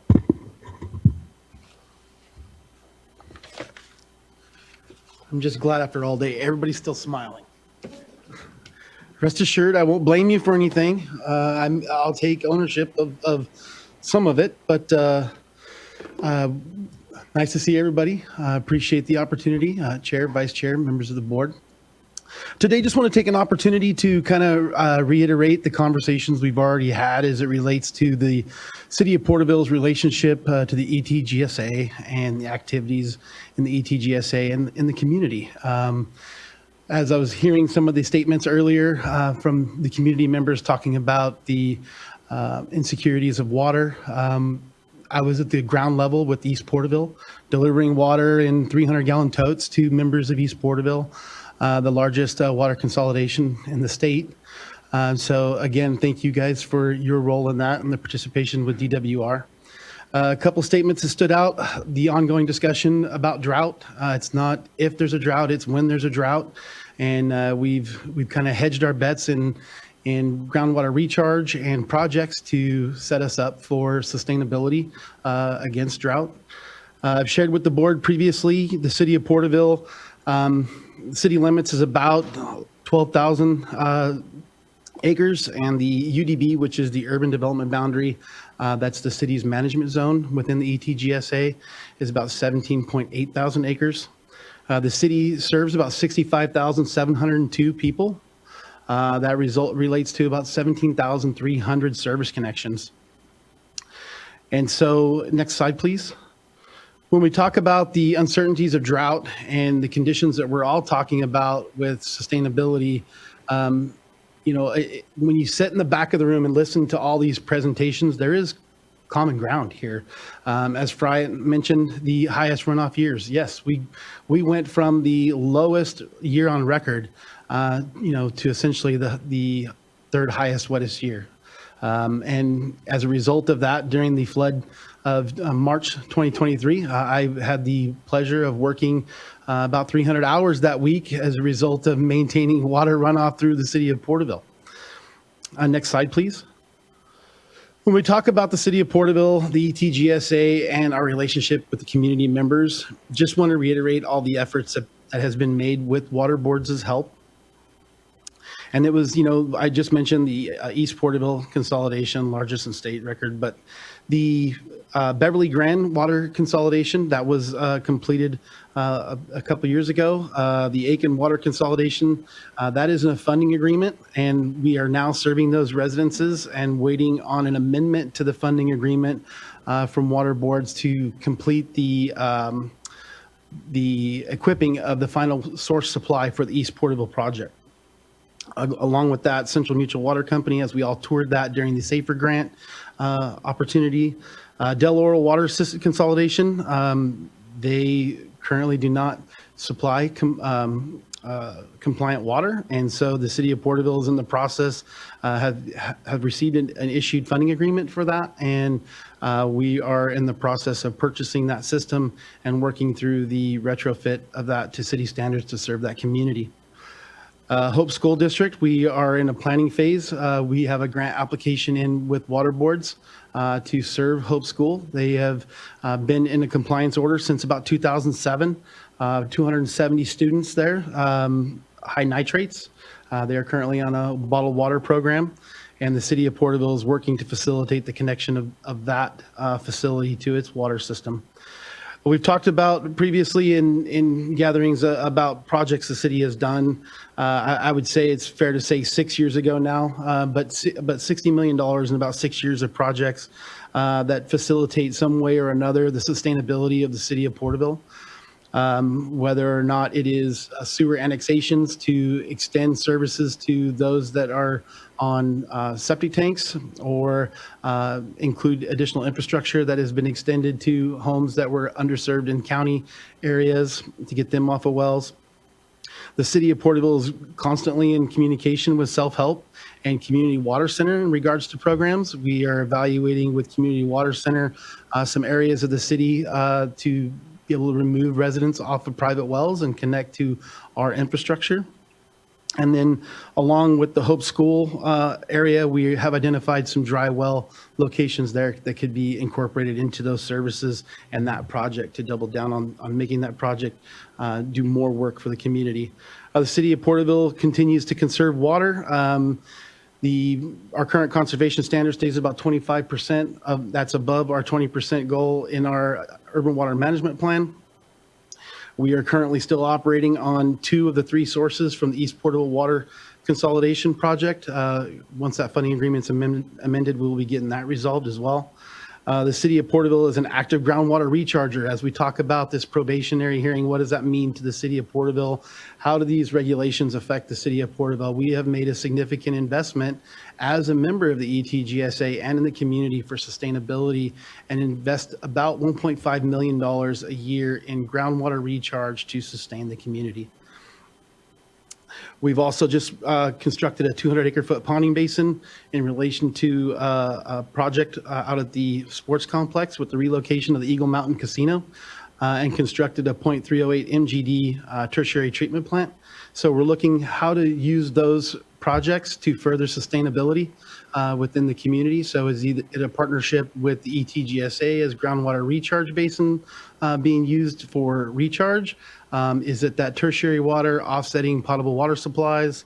And that's exactly what we're doing. So currently we are irrigating a sports complex, taking that drinking water, serving a casino, and then we're also taking recycled water and serving dual plumb facilities for that. And when I talk about those efforts, what do all those efforts and these projects mean to the City of Porterville in relation to sustainability and the ETGSA? Next slide, please. Updating this, we've maintained this graph for a period of years. Primarily, it was developed in 2012 and 2013 because of the impacts of the drought. And this is the way we've been able to tell our story of what the drought did to the City of Porterville. So, of course, mandatory water conservation came on in 2014, but we were already on a downhill climb in 2013. And as much as we've talked about with Friant and with what I have brought up in regards to wet years, you can see the step up years and the availability of water to recharge. So like in 2017, That was a wet year, so you can see the step up in my graph there where the area was to recover. 2019 was another wet year. We got a step up there in recovery. And then if you go into, this is most current last month of 2024, we're still seeing the recovery from 2023. So we are, coming out of this big dip, the drought. And I know those individuals say the drought is over, but my messaging still stays the same in my community to let them know that we could very easily go backwards. We could very easily experience 2 dry years and be back in time. So that's what the efforts mean when I talk about the projects and dollars and cents that's being applied to the community. That's a direct result and a direct impact to the efficiency of our system and the sustainability of our city. Next slide, please.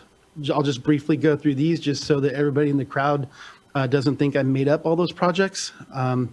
So this is the Eagle Mountain relocation and the footprint of our tertiary plant. Next slide, please. And this is just an aerial footage of the sports complex that was under irrigated previously, soon to be green for the community to use, and an aerial of our tertiary plant. Next slide, please. And that is the 200-acre-foot ponding basin in which the city of Porterville participated with the Middle Reach project with Friant, because they acquired a portion of our property to be able to extend that. And then also with Lower Tule, Teapot Dome Irrigation District, managed by Lower Tule, to purchase some land there also to correct the project impacts to their ponding basin. And there to the right is the city's 200-acre-foot ponding basin. Next slide, please. That's just the aerial. And next slide, please. Future efforts for the city of Porterville as we talk about extending money into the community and sustainability. This is a recycled water feasibility study that the city has done. We have completed our first plant and will be on to planning phases for the next plant. And it'll take full tertiary treatment of our effluent and reuse that in our community and help work partnerships with the irrigation districts and ETGSA for sustainability. Next slide is just identifying the city of Porterville not at risk. I appreciate the comments being corrected from the original draft staff report. And next slide. Basically going to work on projects and looking for funding. So I'll wait to the next meeting to ask you for money. So, but I do appreciate your time today and happy to answer any questions. And thank you. And I don't envy you for having to make these decisions. Thank you, Mr. Knight. I really appreciate you being here and just your continued leadership. The consolidation work that's gone on with Porterville has been amazing and critical, and really saw that take off certainly between the 2012 and 2016 drought, and just it's been continuous since then. And your leadership has been a big part of that. Also glad to hear about the efforts here and the plans to recycle water, reuse water, wastewater here within the community. I think it's a critical component here, of course, trying to find additional sources. And so the leadership is appreciated from the city there too. And look forward to continuing to be good partners with the city and ensuring access to both water and sanitation to communities and the surrounding. So thank you. Appreciate it. Thank you. Looking to fellow board colleagues if they have any questions or any further comment. Thank you again, Mr. Knight. Look forward to all the further work here before us. And thanks for the condolences. Okay, that brings us, well, actually, before we get to general comment, I just want to check if we have any electeds that have come on that would like to speak, and or state or federal sister agencies that would like to make comment. Please. And the microphone will be cold, so you just need to turn it on.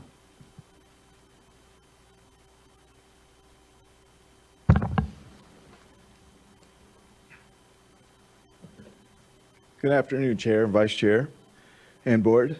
My name is David McCrae, and I'm with the Office of the Solicitor for the United States Department of the Interior. Here with me today is Kristen White, Deputy Regional Director for the Bureau of Reclamation.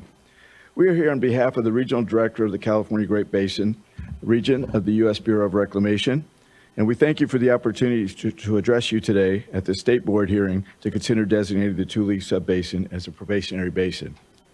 I'm here to provide comments regarding the impacts of subsidence on the Bryant-Kern Canal Middle Reach Capacity Correction Project.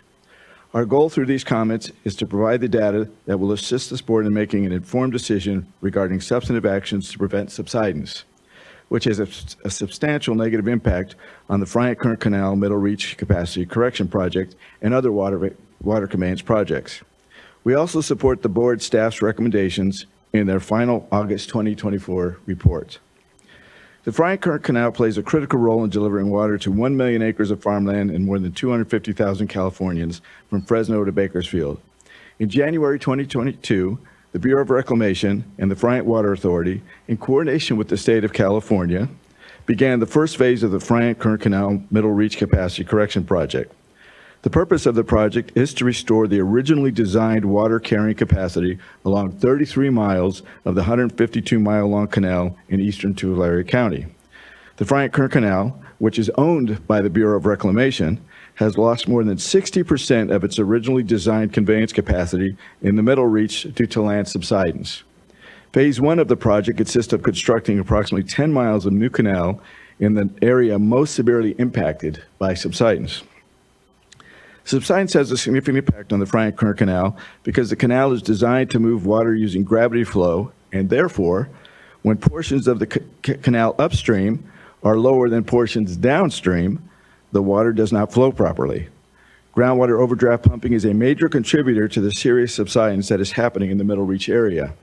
Reclamation supports substantive actions this board takes that helps to stop subsidence. Phase 1 of the project has cost approximately $256 million to date. Funding was provided by the Bureau of Reclamation, the State of California, and Bryant Water Authority. Because of the subsidence issues, the project design included accounting for 0.4 to 1.2 inches of subsidence per year to the year 2070, utilizing 67 years of data from 1951 to 2018, and utilized severe midterm subsidence conditions in the design. The current approximate rate of subsidence of the land in the project area, however, is up to 5 inches per year. The original design capacity of the canal was 4,000 CFS.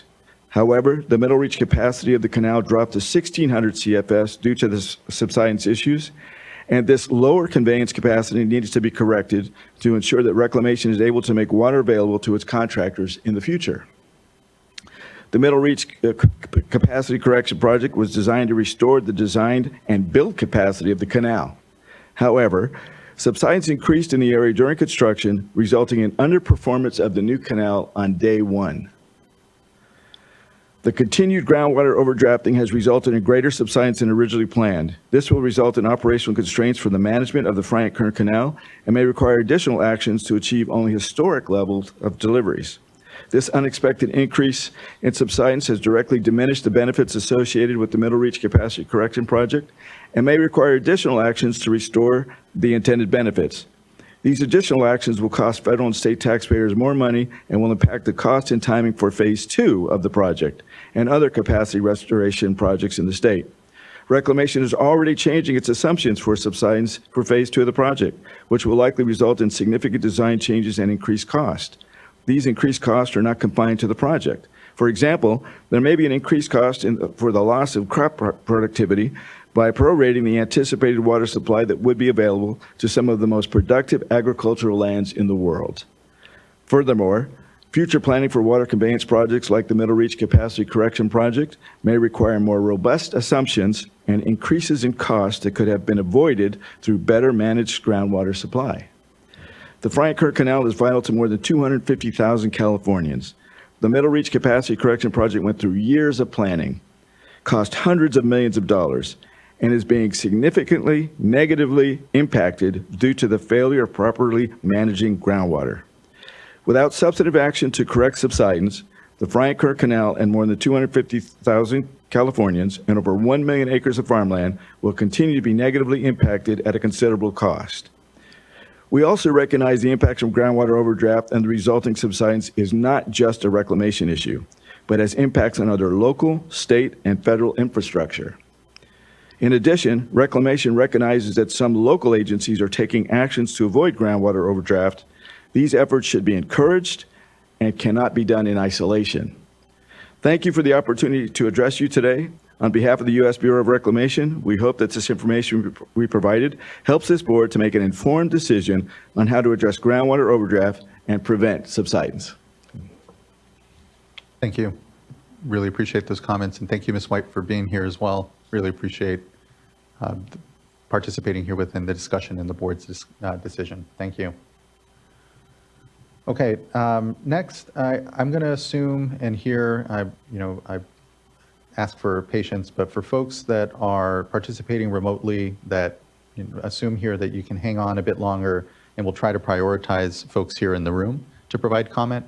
But we'll first take this first three folks that are participating remotely, and then again, I'll transition over here and prioritize those of you that are here in person to try to get through as many of you as we can, and then try to pivot a bit more perhaps to folks that are participating remotely.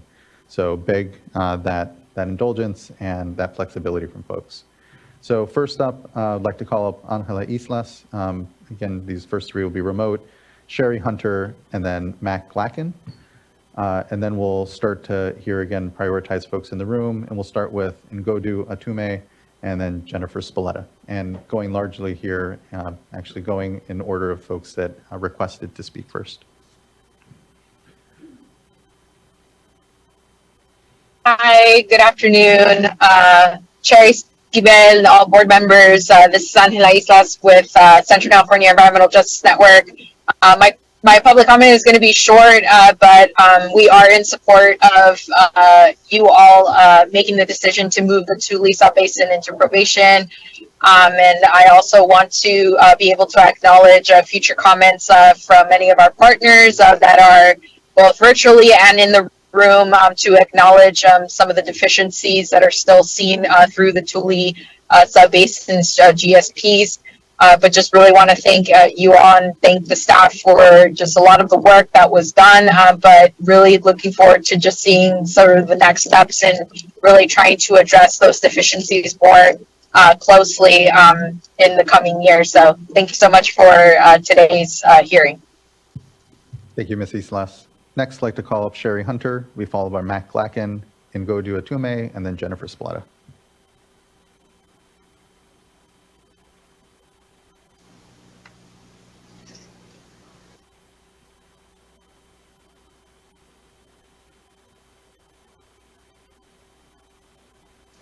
Hello.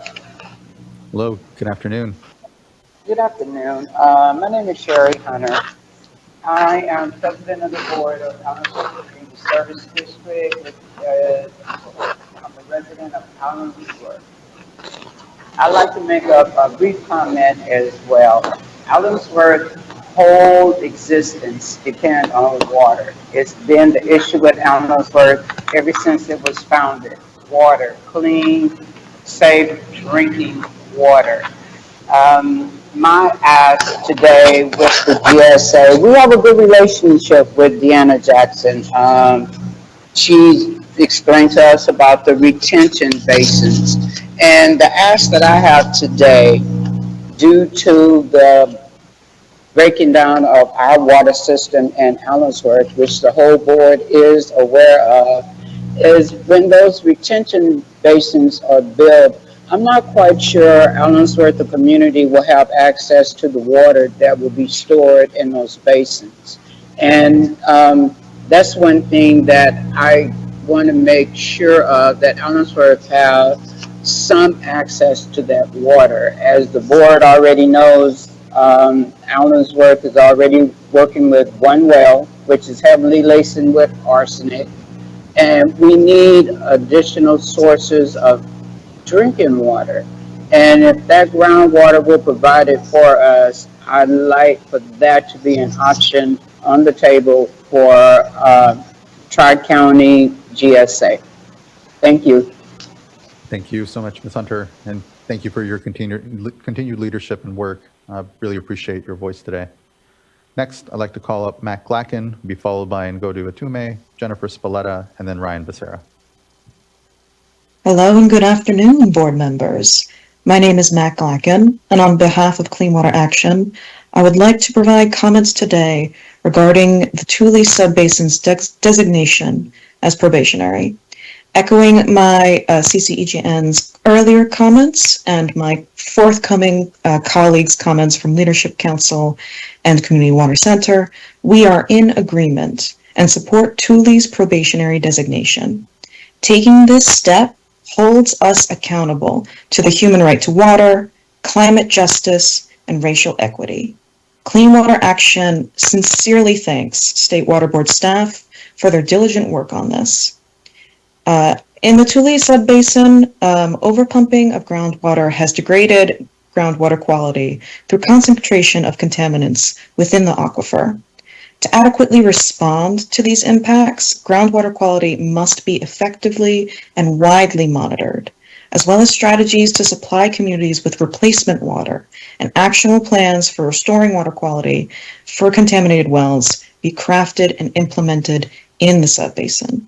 To prioritize groundwater quality, we also recommend that the basin be required to track other constituents of concern, such as gross alpha radioactivity, PFOA, and contaminants of emerging concern that pose a threat to the health of drinking water users.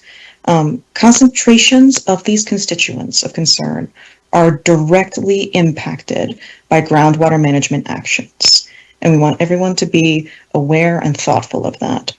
On climate change, we appreciate that the board staff recommended that the basin plan ahead for drought and flooding impacts.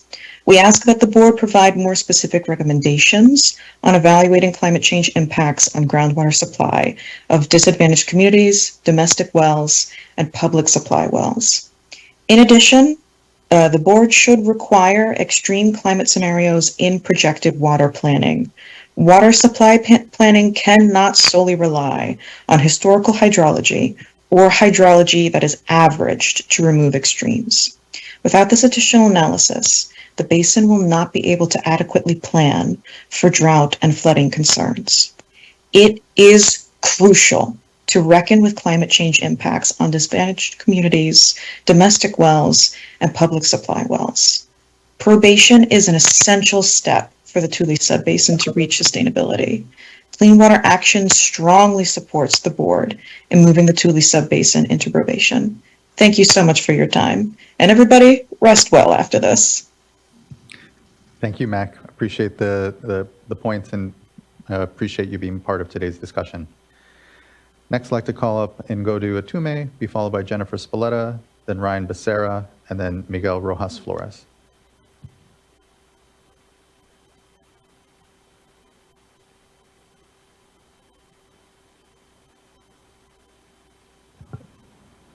Good afternoon.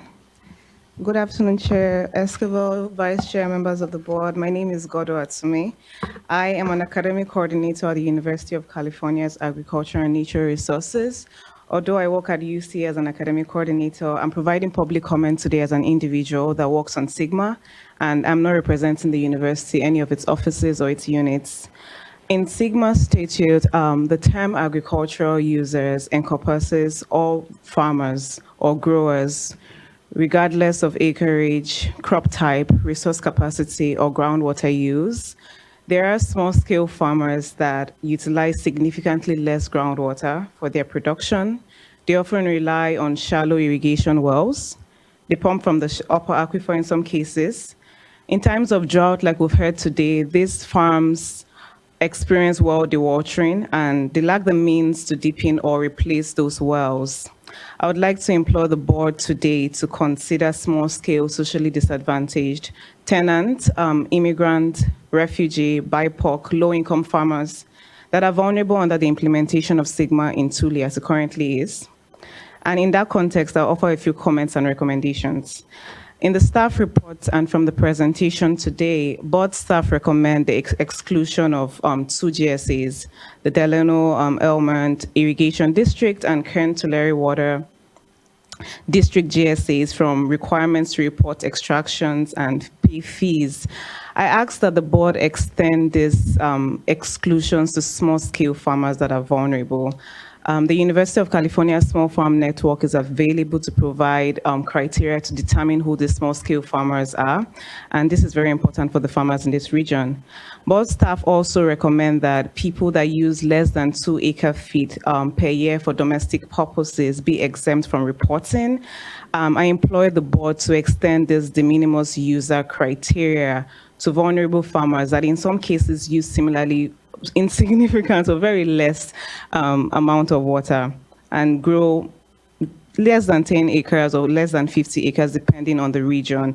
Their impact is very minimal in this sub-basin. And in addition to these, I ask that the board revisit and reconsider the base filing fee of $300 per well and the $20 per acre feet for growers. This would really disproportionately impact socially disadvantaged farmers having to pay those fees. And I do agree that farmers should address overdraft and do pay fees, just it shouldn't be disproportionately borne by very low income farmers that are very vulnerable. Okay, a 2021 study that I worked on titled Underrepresented Farmers and Sigma. This study discussed the lack of identification, engagement, or incorporation of small-scale farmers in stakeholder outreach, determination of SMCs, or project and management actions. In my experience now working with many of these farmers, they do not know what Sigma is, they don't know who their GSAs are, but they're going to be impacted by projects that will be taken by these GSAs. And in the board staff report, I quote their report. It says GSAs should prioritize engaging representatives from a range of users in the sub-basin, including domestic wells, small farmers, infrastructure managers. I implore the board to pay attention to that while you make a decision today. And finally, board staff noted concerns around groundwater credits, tradings in the Tule sub-basins. I also want to flag that for the board as we make a decision today. I thank you for holding this hearing and also to the board staff for the very detailed reports. And I do support their recommendation to designate this sub-basin as probationary while they work on the mentioned concerns and deficiencies today. Thank you. Thank you, Mr. Tume. I really appreciate your comments and suggestions here and participation. Thank you. Next, I'd like to call up Jennifer Spalletta, be followed by Ryan Becerra, and then Miguel Rojas Flores. Good afternoon. Thank you. First of all, I wanted to personally thank your staff for digging in on the updated GSPs, and in particular for working with Lower Tule and Pixley regarding their concerns on measurement and reporting and ways to streamline that with what the GSAs are already doing. I think the changes are excellent in the change sheet, and we're dealing with a topic that's often very difficult to write about, and so I just want to say thank you. Also, we had prepared for you some draft language for your resolution so that you could exclude Lower Tule and Pixley from just the reporting and fees. We do still believe that that is warranted because Lower Tule and Pixley do have an adequate plan to achieve sustainability. And because they would still be part of the probation finding, if you put the basin in probation, if for any reason your staff were to find that they were not enforcing their adequate plan or their policies, you could, of course, put them back into reporting and fees. So we think the first level of exclusion as far as reporting and fees is warranted for Lower Tule and Pixley at this time. If for any reason you don't believe that you can make that decision today because your staff needs some additional time just to confirm that the policies are adequate, we of course would very much like to work with staff expeditiously so that we can all check that off the list and allow Lower Tule and Pixley to really focus on enforcing those policies and gathering good data and moving forward towards sustainability. Thank you. Thank you as well, Ms. Spalletta. Really appreciate that. Vice Chair. Just a question on your option B there. Did you look at the change sheet and does that work for you? The change sheet certainly clarifies that staff will work with the GSAs to confirm what their new plans provide, and that if they're adequate, can come to the board and make a recommendation for an exclusion upon 30 days notice. I think our ask, and of course I hate to ask more of people who are exhausted from working so hard, is that that this happen expeditiously. So we would love to sit down and have this conversation in the next 30 days and be able to come back to you possibly even before January 1st so that you could make that decision.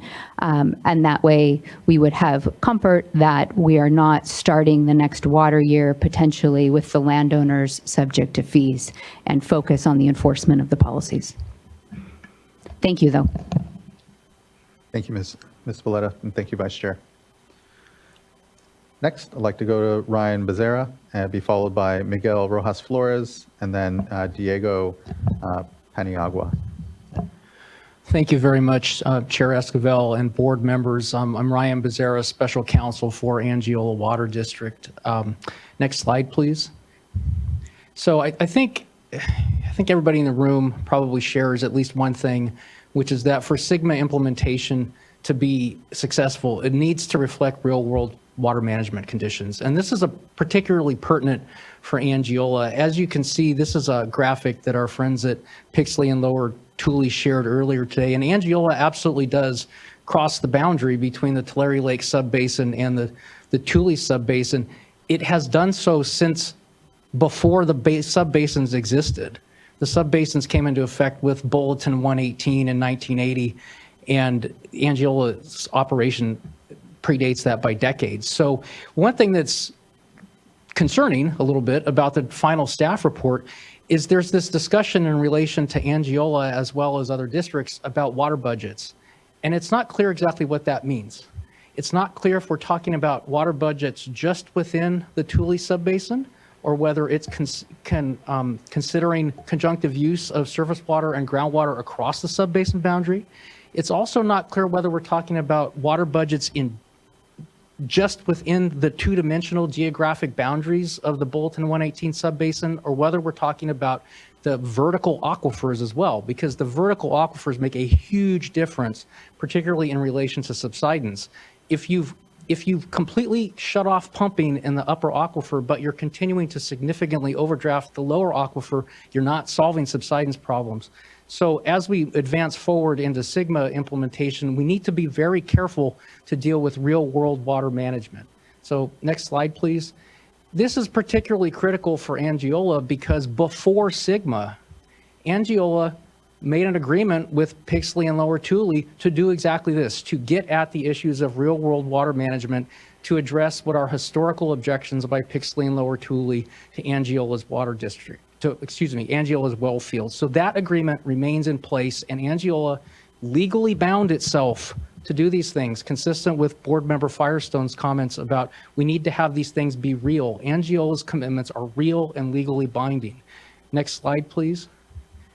Those commitments include numerical limits on pumping from the well field, reporting and metering to Pixley and Lower Tule, and paying Pixley and Lower Tule for recharge to the tune of, as I understand it, over $3.5 million so far.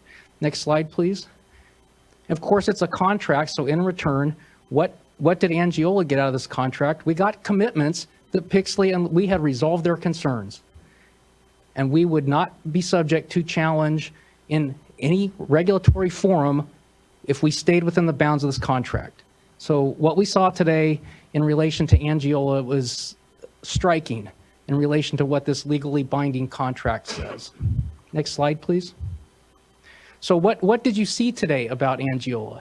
You saw a presentation about how there's an isolated well field concentrated with 20,000 acre feet of pumping within the basin, within the Tule subbasin that's, quote, exported. So that was what you saw.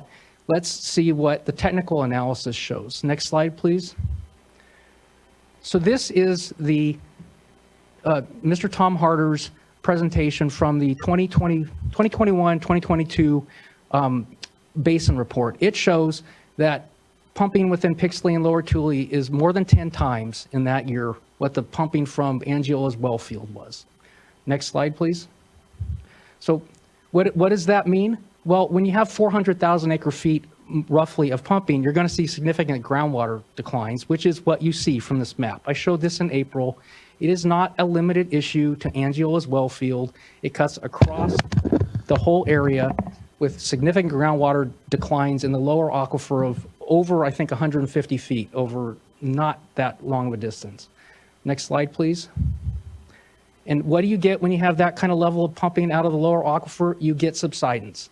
And so this, again, this is from attachment 6 to the updated draft 2024 GSPs, 5 feet of subsidence between, I believe, 2015 and 2022 within, you see the well there. It's in the middle of Pixley. It is not on top of Angiola's well field. So it's important as we go forward here to deal in reality with how we are managing water, and that means a lot of different things. It means managing across Bulletin 118's political boundaries when necessary, and it means actually dealing with the reality of groundwater conditions and not focusing on one isolated entity as, the problem. So thank you very much. Appreciate it. Thank you, Mr. Becerra. Next, I'd like to call up Miguel Rojas Flores, be followed by Diego Paniagua, and then Tekoa Kadara. So Miguel's on the road with the residents. I'm heading back to the valley, but I'm going to read off his comments. Thank you, Ms. Tran. Hello, my name is Miguel Rojas Flores, and I work as a community solutions advocate with the Community Water Center. First, I'd like to thank State Water Board and staff for putting together these presentations, and thank you to the translators for their services. As a community organizer, I've had the privilege of being on the ground with community members from the Porterville area for the last 2 months to share interim resources, listen to their concerns, and listen to their stories. I'm here today to help uplift those voices. Several residents share their experience of having their wells dry up over the last few years. They had to make very difficult decisions, such as whether or not to take out loans to replace their wells, or whether or not they should wait and hope that groundwater levels rise. Because well replacement costs thousands of dollars, residents have had to consider moving away and leaving their homes. These communities shouldn't have to be making these decisions. The Tule GSAs and the State Water Board have a responsibility to ensure that families have safe drinking water for our communities today and for future generations to come. These residents should not need to rely on hope when we know that local and state agencies can and must ensure groundwater sustainability. It is for these reasons that I urge the State Water Board to put Tule Subbasin on probation. The state's decision today impacts not just the Tule Subbasin, but also the entire San Joaquin Valley. We need to protect our drinking water and achieve the human right to water in the San Joaquin Valley. Thank you for your time. Thank you for that, Ms. Tran. Next, I'd like to call up Diego Paniagua, be followed by Tekoa Kadara, then Alex Peltzer.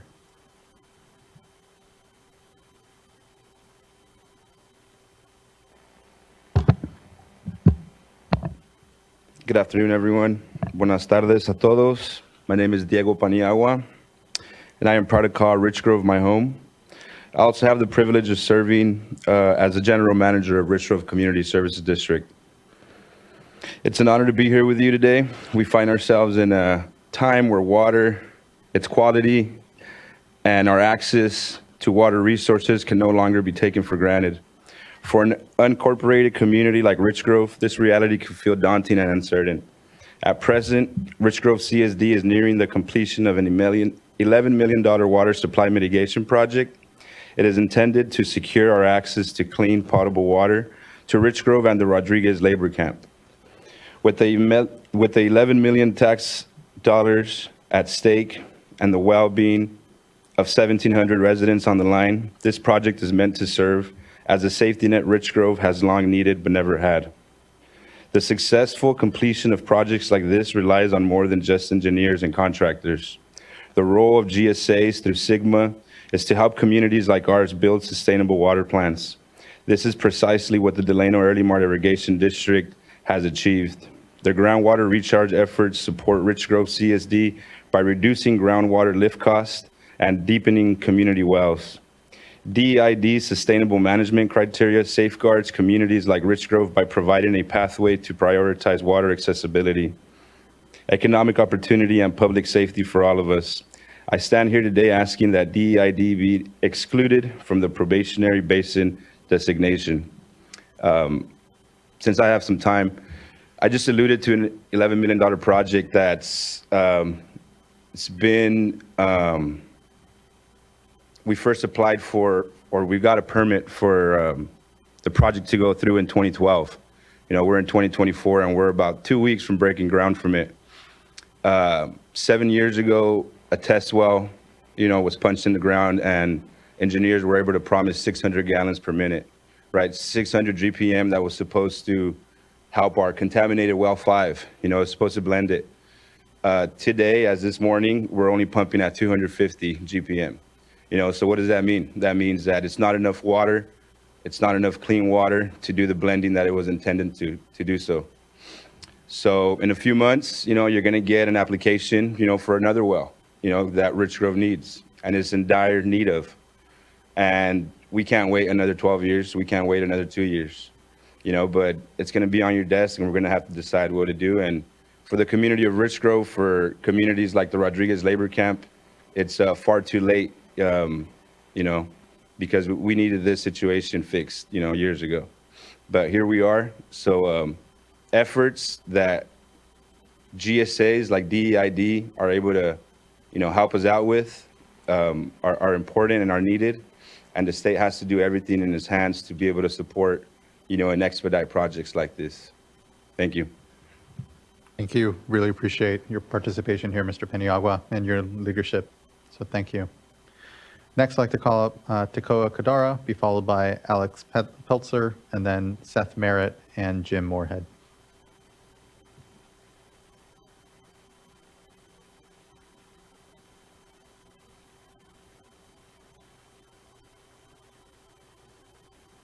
Chair and board.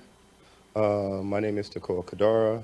I'd like my comments to be on responsible agricultural practices in the valley and what happens to rural communities in this valley if we can't hold large ag accountable to higher standards of and responsible and sustainable ag practices.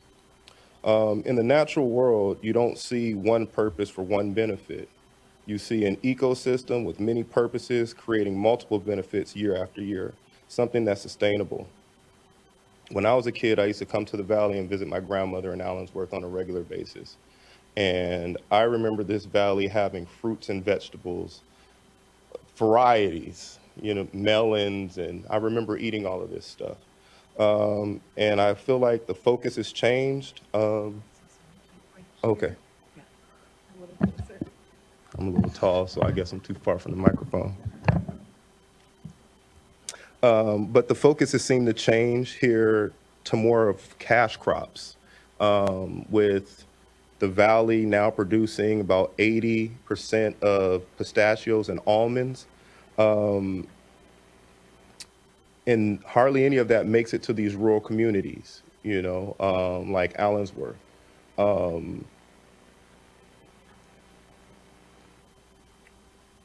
I think the truth is current groundwater sustainability plan is not really helping improve our groundwater or drinking water. They do not adequately address the water supply needs of the environment, things we all depend on to live. They do not adequately address the water quality and supply needs of my neighbors, the actual backbone of the agricultural industry, the farm workers. Growing up, I looked at this place as the agricultural hub of the country, the agricultural hub of the world. And today I'm looking at it as the agricultural hub of extraction. I feel like farmers, I don't want to, you know, create an issue anywhere, but people have no issue taking everything from the soil. And for short-term profits and local communities, the environment, the ecosystem have irreversible damage. People are dying of heavy metals in their water. We have valley fever season, you know, when it's harvest time. The sub-basin holds MLRP meetings with landowners and industry in one room, and tribes, disadvantaged communities, and environmentalists in another room. So how can we have multiple benefits if we can achieve proper communication, collaboration, or accountability. In general, when I'm typically in Sigma, and I apologize, I'm a little nervous. I do community work. I don't do public speaking too often. But in general, when I'm in Sigma, GSA, MLRP meetings, we're constantly reminded of the pain and discomfort of landowners. But we rarely hear about the pain, discomfort, disease, and death of the neighbors who live in these communities and suffer environmental fallout from agriculture and its practices. Then I feel like the culture of industrial ag must change, and with that comes discomfort. Because ag caused this subsidence, not the drought or not the communities. It's past time for the millions of people whose labor created this abundance of wealth to actually be taken care of. And the drinking water and clean drinking water is a step in the right direction. Multi-benefit land repurposing program benefits no one if we don't have soil and water to grow nutritious food. It's a hard truth to swallow, but this valley might have the first climate refugees if we don't take some action on this relatively soon. So I ask pretty much everyone in this room, what can we do collectively to shape this change? Rather than wait on the system to change itself or wait for Mother Nature to push back, kind of like she did last year, what if we imagine together the possibilities when we get organized, coalition build, develop teams, develop systems, checks and balances to hold ag and communities and everybody in this room and these groups accountable to the ways of the natural law and communities that these practices affect. So that's it. Incredible. Thanks for that, Mr. Kadara. Really appreciate you bringing your voice here to the community, of the community to us in this discussion. Thank you. Next, I'd like to call up Alex Peltzer, be followed by Seth Merritt, then Jim Moorhead, and then Justin Moorhead. Thank you, Chair Esquivel. Alex Peltzer, representing Lower Tule and Pixley irrigation districts. And I do not want to belabor a lot of the back and forth between Angiola and Lower Tule and Pixley, but I'm afraid I kind of have to. I think we need to be talking about apples and apples here. Mr. Becerra talked a little bit about the production of their wells compared to the production from Lower Tule and Pixley. What we didn't mention was that where it is produced from is 1/10 the size of where or 1/100th of the size of the land area from which the Lower Tule and Pixley pumping occurs. So if I do the math, and I'm an attorney, but I can do, when it's in tens and hundreds, it's about 10 times the concentration of pumping from that small area as compared to the rest of Lower Tule and Pixley. So there's obviously different impacts with that level, that concentration of pumping. Lower Tule and Pixley have talked repeatedly about the ramp down that they are doing in the demand management policies that they've adopted over the years. They will be ramping down to the sustainable levels. Mr. Becerra didn't talk about any ramp down coming from the Angiola wells because they don't plan on doing any. We do have some confidence that staff from the state board will be able to monitor these policies that are being implemented and the implementation of the plans as they're being implemented. And we noted that Tri-Counties does intend to change its policies, does intend to include some ramp down provisions that would apply to Angiola, which they don't now apply, which is the problem we pointed out before. So we do think that Tri-Counties intends to have a policy. We did hear that they were going to be adopting them before their GSP or as part of their GSP adoption in 2024, but we heard earlier today that that won't be adopted now until 2025, not implemented until 2026, which is concerning to us. And we understand that they weren't adopted because Angiola prevented them from being adopted. Angiola is on the board of Tri-Counties Water Authority. So Pixley has adopted subsidence management policies. We heard today that Tri-Counties has the same, has similar subsidence management policies they're considering, but they haven't adopted them yet. Again, we might think that Angiola might have something to do with that. So it's important to just continue to compare apples to apples here. And we do support the staff confirming implementation of our policies. We invite that, and we hope the Tri-Counties invites it as well. Thank you. Thank you, Mr. Pelzer. Next is Seth Merritt. Good afternoon, Board. Been an interesting morning listening and afternoon listening to everybody's arguments here, and definitely got a lot of blame game going on. Anyways, my name's Seth Merritt, generational grower. We participate and farm in 3 GSAs in Tulare County. Definitely have a lot of concerns, hoping that you guys will really think about your decision here and be as flexible as you can for all of us. We're not here to pump the world dry whatsoever. We're in favor of actually having a sustainable plan that is fair for everybody. And there's got to be some stuff we look at there, you know, as all of us growers, and we're looking at what do we want to do here. We want to reduce our pumping and use as much surface water as possible. And you know, based on what we've seen, we've grown flood irrigated stuff and permit planting crops.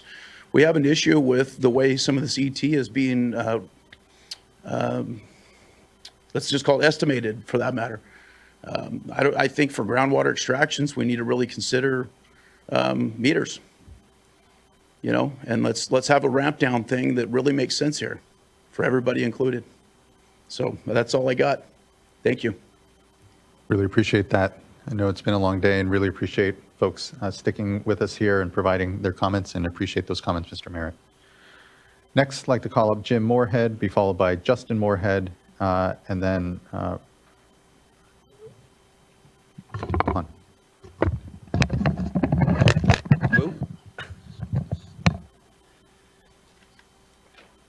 Good afternoon.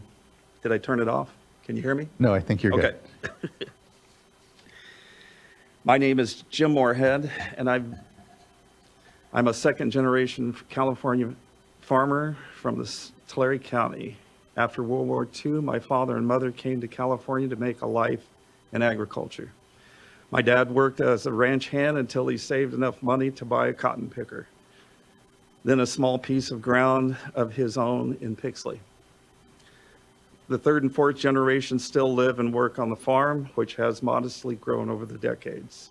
Besides farming, my wife Betty and I have served our local community through our church, our community food bank, the Pixley Foundation, and over 25 years of school board service. Make that 40 if you include my dad. More recently, I have participated in the Pixley Irrigation District Groundwater Planning Commission's development of the GSP. With over 50 years of experience in farming, I have been through many challenging seasons. Farmers know how to hang on during the hard times, holding on to hope that the next season will bring a change of fortune. It feels different. Now, for the first time, I don't see a future for the family farm in the San Joaquin Valley. With the implementation of SGMA, the value of my land has plummeted. Since the change in water policy 5 years ago, my land has dropped by 70% in value. The equity we have built in farm property that is used to get us through the lean years is gone. A third of our land has now been taken out of production, and another third will be out of production in 5 years instead of 20. That means letting go of 3 out of 10 employees in the near term and 6 out of 10 in the long term, with all families depending on Moorhead Farms. That doesn't include the seasonal workers that we bring in during harvest. Agriculture is the only industry and an economy driver in Pixley.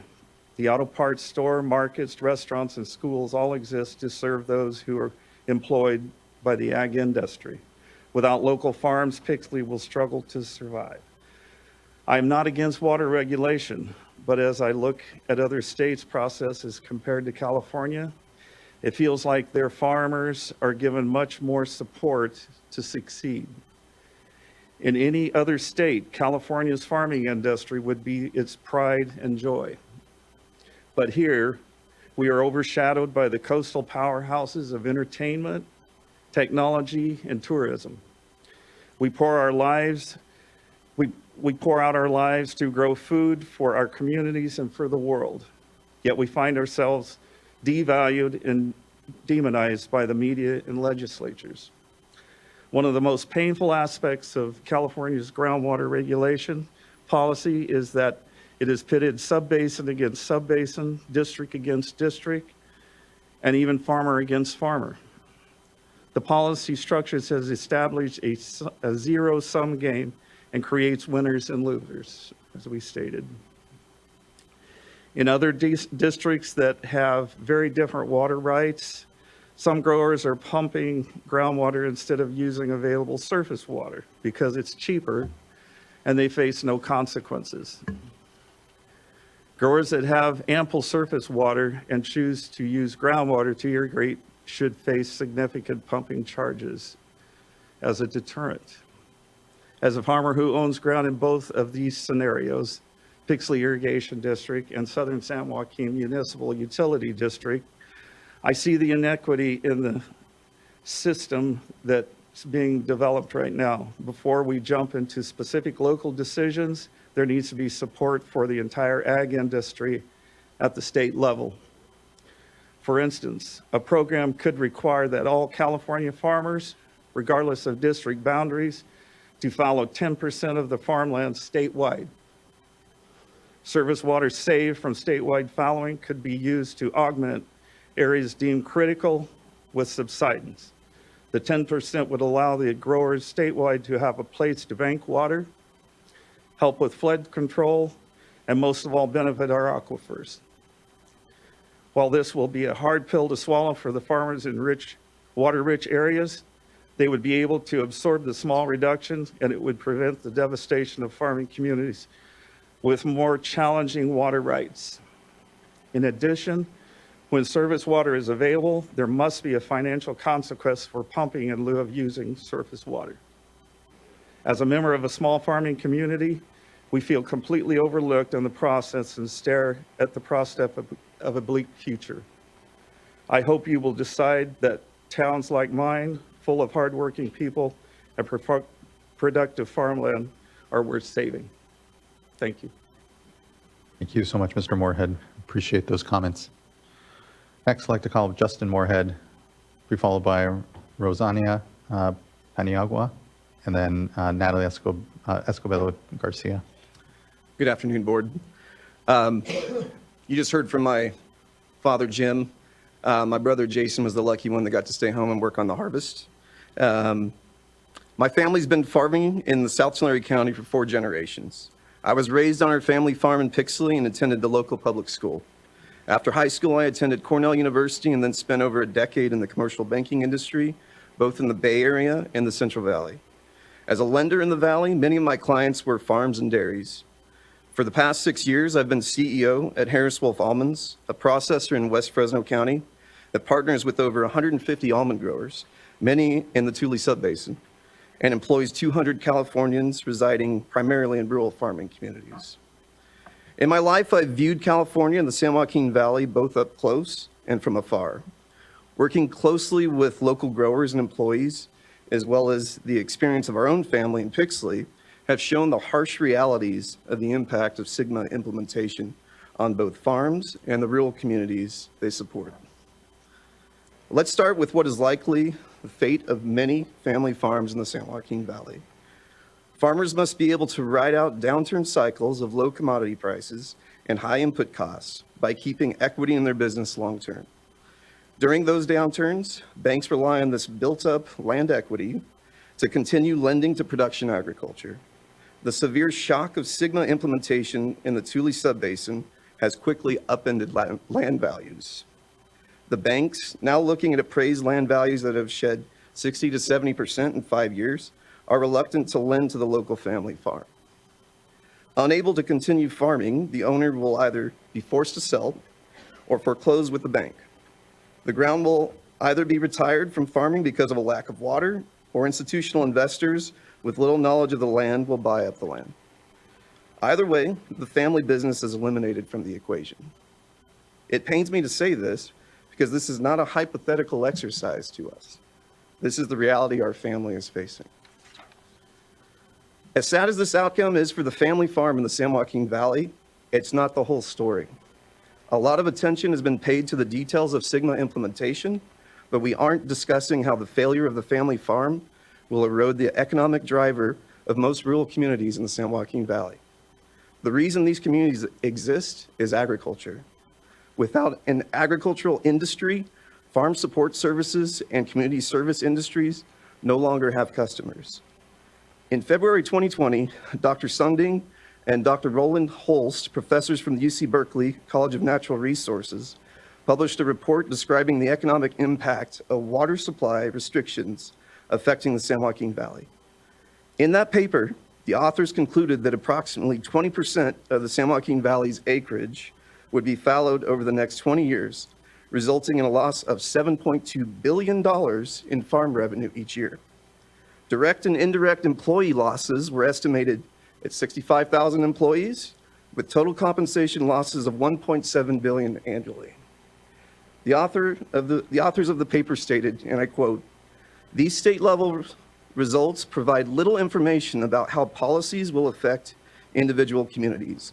In particular, the distributional component of costs and benefits will have broad implications with respect to policy impact and must be considered in order to ensure that vulnerable communities do not bear more than their share of the cost," end quote.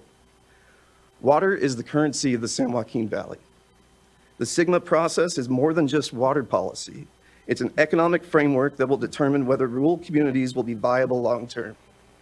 I have no doubt that you care for the members of these disadvantaged communities. For instance, Board Member Firestone, I appreciate your work in the San Joaquin Valley to communities with clean drinking water.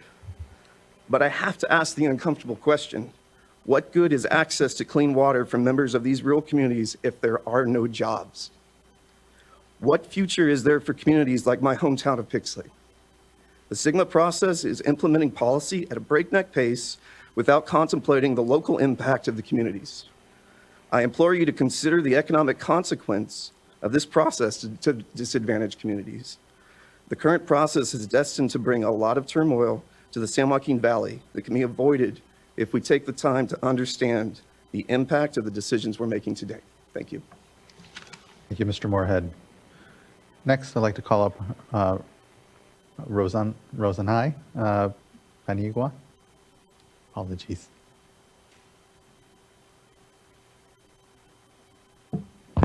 Hello. Hi, everyone. My name is Rosanai Paniagua, and it's a pleasure to be here today. As a first-generation child of Mexican immigrants and farm workers, I've learned the importance of standing up for my community, and today I'm proud to be speaking as a board member for the Rich Grove Community Services District, which is part of the Delano Early Mar Irrigation District. As a board member of the Rich Grove Community Services District, I stand here today asking that DID be excluded from the probationary basin designation. My parents, like many in our community, came here in search of a better life, but instead we settled in one of the most disadvantaged and polluted regions of the country. For years, we've been ignored. Our wells struggle due to pesticide drift from nearby farms and our health as well. And we've faced ongoing exclusion from county infrastructure and development projects. The hope for progress has always felt very distant. However, learning about the work that the Delano Early Mar Irrigation District has been doing with groundwater recharge has been one of the few moments that has given me hope for my community. This work isn't just about water. It represents a future where communities like mine, often overlooked, are given the chance to thrive. DID's efforts are a lifeline for us, proving that sustainable solutions are possible and can serve the most marginalized. I am also the co-founder of a nonprofit youth project, Loud for Tomorrow, where I work with first-generation children of immigrants to help them develop leadership skills and raise awareness of how our environment impacts us. For too long, my conversations with these young leaders have been filled with the harsh realities we face, the industries that harm our land and health, and the neglect of our community. But now, thanks to DID's exemplary work and a few of the other GSAs, I finally have a positive story to share with them. I could show them that environmental justice is not just a distant dream, but something real and achievable.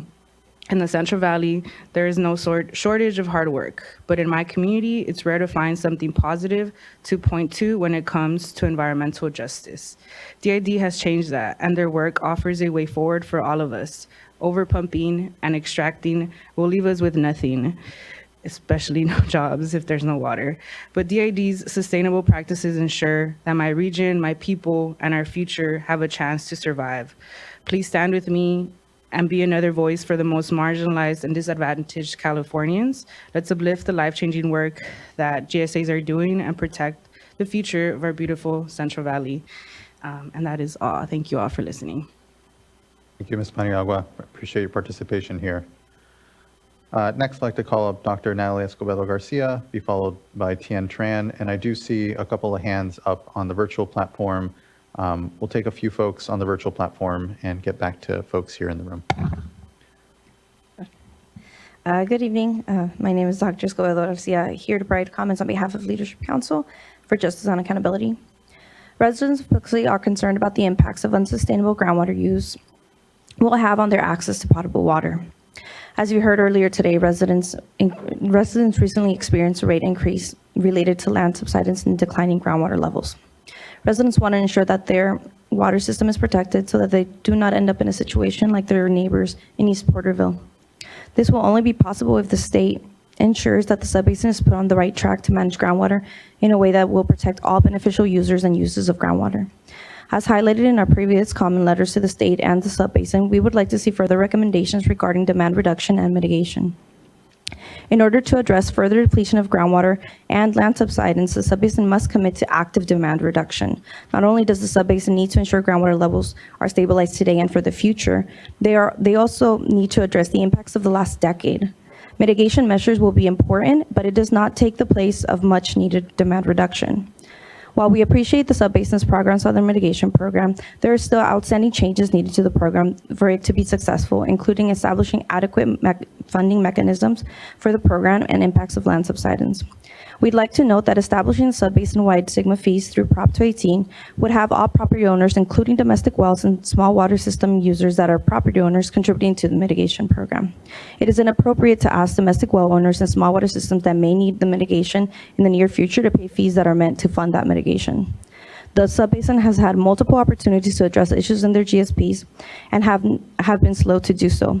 While we continue to work through revisions, it continues to be frontline communities that literally pay the price and pay the cost of continued overpumping. Overall, given that the subbasin still has multiple deficiencies that need to be addressed, that were not addressed in the amended plans, and all the issues highlighted in our community panel, we ask that the board designate the Tule subbasin as probationary. Thank you. Thank you. Next, I'd like to call up Tien Tran.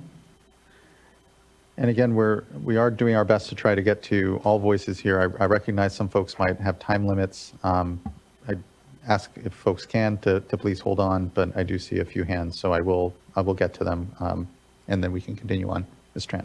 And I promise this is the last time I'll speak today, really appreciate your time again in working with us on the community panel. Residents and other presenters have highlighted how important groundwater is as a resource for drinking water. And there was also a lot of discussions about, the economic impacts of groundwater management. And I want to clarify that the root cause is not SGMA and the implementation of SGMA. The root cause that we're trying to solve today is the overpumping of groundwater. And that's something that we as people are responsible for. And ultimately, we are the ones that are responsible for fixing it. My comments are going to be focused on the Bryant Kern Canal and, the impacts on subsidence. Unfortunately, the Bryant Kern Canal is threatened by overpumping of groundwater, and several feet of subsidence have caused major damages and high costs to fix the canal. Despite the State Water Board and the Eastern Tule Stakeholder Committee recommending requiring meters for all wells in the land subsidence management zone, the Board of Directors approved requiring well metering only in the Tier 2 management area.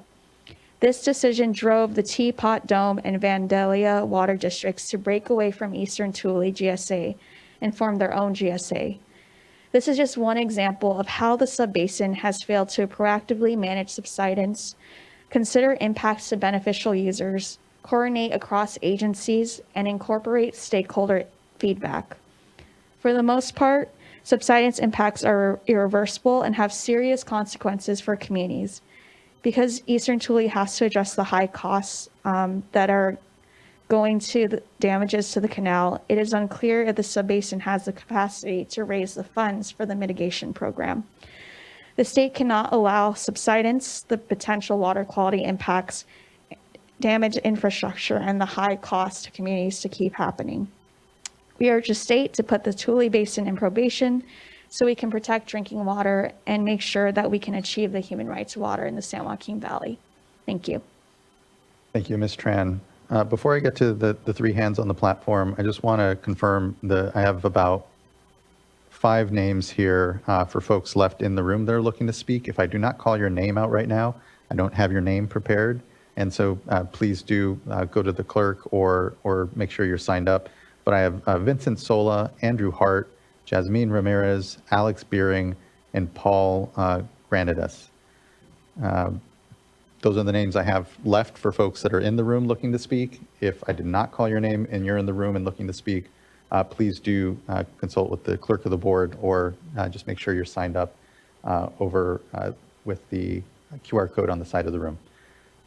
Quickly, I will go to a few hands that I see here on the virtual platform. I'd like to call up first Tricia Stever Blattler, be followed by Akashdeep Singh, and then Nick Sahoda. And I will also call Denise England. And then we'll get back to folks here in the room. Thanks.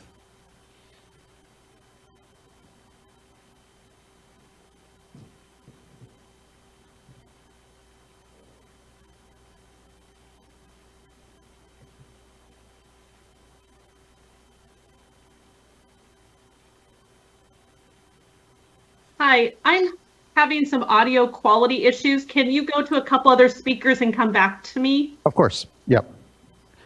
Next then, we'll go to Akashdeep Singh, be followed by Nick Sahoda, and then Denise England.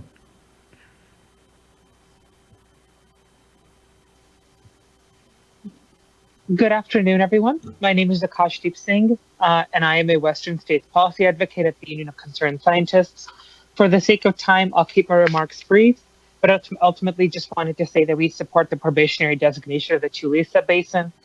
There is significant cause for concern about the subsidence and its consequences for the marginalized communities in its vicinity, in particular concern regarding the subsidence near the Bryant-Kern Canal. I am more than happy to submit more extensive comments in written form, but with respect to everyone's time, just wanted to voice my support for this designation, and thank you all for all of your hard work. Thank you so much. Thank you. I appreciate you being part of today's discussion. Next, I'd like to call Nick Sahoda, be followed by Denise England.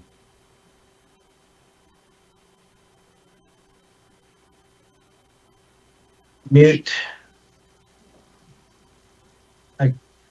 All right, we can hear you now, Mr. Sahoda. Okay, you hear me now? Yeah, dear board members, my name is Nick Sahoda. My farm is in Terravilla, which is directly affected by the Tule subbasin probation, falls under the Eastern Tule GSA. My family owns over 500 acres in this area. By listening to this meeting all day today, I see that it's going to be a big impact on local farmers. And in none of the GSA included effort to be provided languages and culturally appropriate outreach to engage the farmers when drafting their plans. Farmers in the Central Valley depends on a groundwater while working day and day life out there. They grow the foods for our state and a country. The farmers are the big part of this community, over 2 million acres of farmland that when it currently uses. Unfortunately, there are no policies in this report that represent farmers' view or input. How can the local basin achieve a sustainability when the plan failed to consider and address everyone who relies on it groundwaters? Farmers faces the challenges to afford these fees to investment in a water saving infrastructure, technology, and a management practice. Implementing this provisionary will cause a strain farm budget and profitability. They, when already dealing with the low prices on their crops, no value of their lands left. The banks are refusing to give loans to the farmer because of this issue. I win paid over $500,000 for fees and already to give up my lands, ready to give up my lands. I cannot afford any more money. I have a questions that from your guys' presentation. My first question is regarding today's data presented by your expertise. Mr. Hurley, hydrologist, one of his slides said 95% of agriculture pumping. I need to know how much water going back to the ground. Does they know how much is the water that we use for the flood and irrigation that goes back into the ground? I do not see that. Yeah, I see the 95%. Agriculture uses pumping, but how much is water going back? The report is not accurate. The second is the Mr. Ben Bissing. On one of his slides mentioned the subsidence, what cost? And then he's saying at 23, 24, it shows uplift. All depend on the weather. We can't use this data is when last 100 years, the weather's when change up and goes down, the groundwaters. And Mr. Hurley also, they mentioned on one of his slides, the Tule Salvation beneficial uses. His diagram shown as a sag water layout in a Central Valley. And east side of Central Valley would affect more than the middle of it. The valley, because it's a valley, all the waters in the down, on the eastern side in his diagrams are going to affect first because all waters come in the middle. Middles is not going to be affecting that much. Only the eastern. So I'd see how does he evaluate his data. And also Mr. If I spelled it is wrong, Walter, on his slide deficiencies, drink water. He's saying if 561 builds on risk. What data they collect? Do they compare to the north and the south part of our state? What about the I don't think there's everywhere is the water problem on the whole state is that it goes up and down. And if you see the data, you can't just say just only this area is affecting on it. And did they also count with the water bottles and beverages? Those peoples that are making all the uses the waters every day in California? I don't see that data. Where that present in there? And why they don't control in those people? And I don't see that much, how much data is used by the beverages company and all those are the water bottle companies. And also, now I want to mention that Mr. Volz stated that land subsidence impact the prime and current nail in $1 billion. What about the farmers? What about the farmers impact? Any idea? What about the high-speed rail? Does that affect subsidence? Who's responsible? Is that a farmers too? And who paid to fix the infrastructure? Kern and Friend Canal Authority then mentions that farmers are already paying the charges by the Eastern Tule GSA regarding subsidence. Why? They didn't mention any of that money coming from the farmers. They mentions the money coming from the other agency, but the farmers are one who paying for it. And Mr. Hurley and also saying that causes economics diseases, outdoor orders, fishing and hunting. What about the farmers? It doesn't affect any farmers. And lastly, your questions, Mr. Sahota. You're out of time here. I want to be respectful for others. If you can wrap quickly, thank you. I will wrap up in a 1 minute. I'll skip those questions, and I'm going to come to this. I'm just here. I'm going to give some solution as being as a farmers. our state needs to look into the stop dumping the water into the Pacific Ocean and let the farmer dejuice it and bring it from the north to the south. Central Valley would help. That would help Sigma. And lastly, no one worked with the farmers. It was a false statement regarding the farmers aware and agreed. Lastly, I'm representing over 40 farmers in the community in this area. This does not represent input. No mention impact of the farmer. We're losing our farms, employment lost, and all the packing houses. Who's going to be responsible for that? And lastly, why the lands from the farmers not taking as a dominant eminent domain? And that way they just buy the land from the farmers. Why we have to file the bankruptcies and losing our lands? Thank you for giving me time. Really appreciate it. Thank you, Mr. Sahara. Thank you for sticking with us throughout the day here and providing your comments. It's appreciated. Next, I'd like to call up Denise England.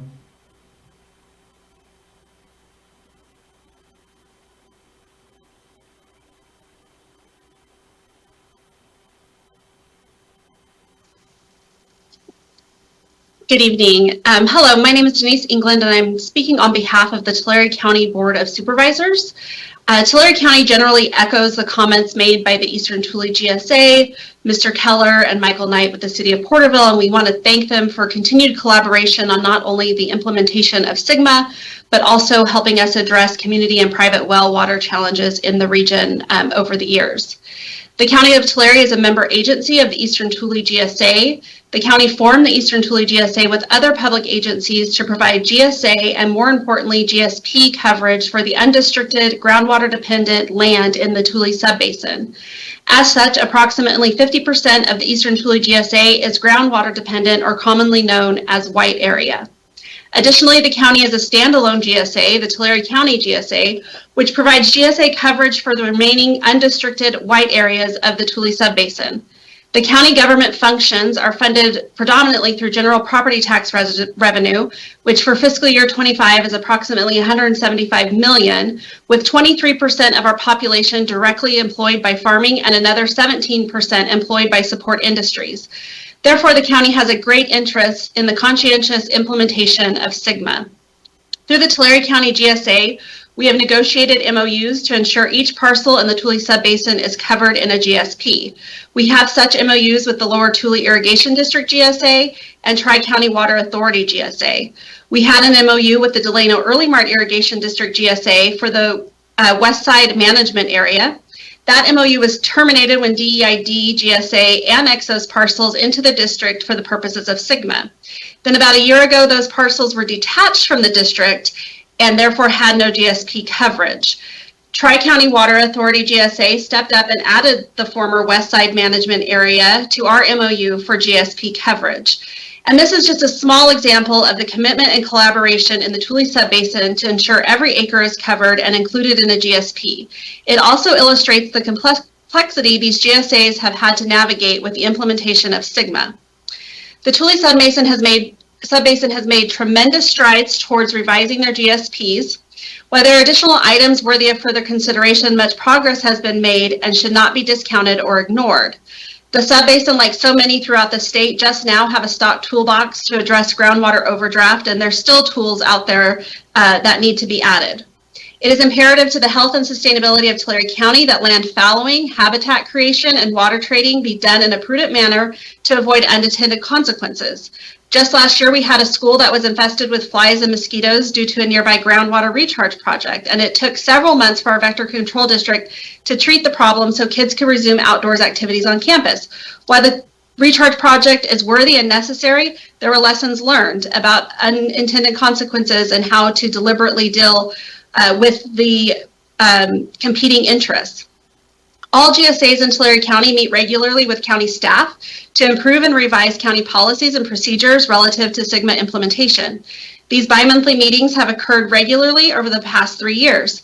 Examples of topics covered include well permitting and data collection. Through these efforts, we have a procedure in place to comply with paragraph 9 of the Governor's Executive Order N-7-22, and we have experienced a decrease in well permits by 47% since 2022 when the process went into effect by including the GSAs in the well permitting process. We are now adding a process by which the GSAs can participate in domestic well permitting to ensure that domestic wells are drilled to an adequate depth that are in accordance with minimum thresholds. The county is very concerned about the future of the Eastern Tule GSA and Tulare County GSA. Should your board take action today to deem the subbasin probationary, given the very large area of groundwater dependent white area within the subbasin? Should other public agencies withdraw to become standalone surface water only GSAs, the resources required to manage a groundwater dependent GSA would be far greater than the county can fund. Additionally, by incentivizing standalone surface water only GSAs, your board will discourage subbasin-wide collaboration between surface water entities and groundwater dependent landowners. SGMA provides for a 20-year planning period, and after only 4 years in this performance period, the Tule Subbasin GSAs have made tremendous progress towards sustainability and collaboration. We are also concerned about stakeholder engagement if a probation designation is made. The GSAs have worked diligently over the past 7 years to engage landowners, community members, and industry to gain trust.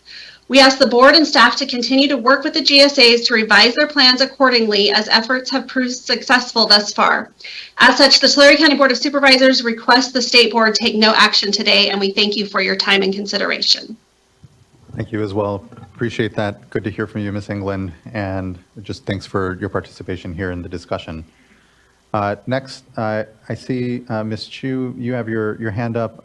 I want to go back to Ms. Blattler, who originally did have her hand up as well, and would like to go back to the room. And if Ms. Chu, you can hang on a bit longer, we'll come back to virtual participants here.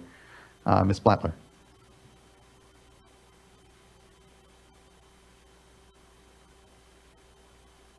Good afternoon. Can you hear me? We can. Thank you. Great. Thank you so much for your patience.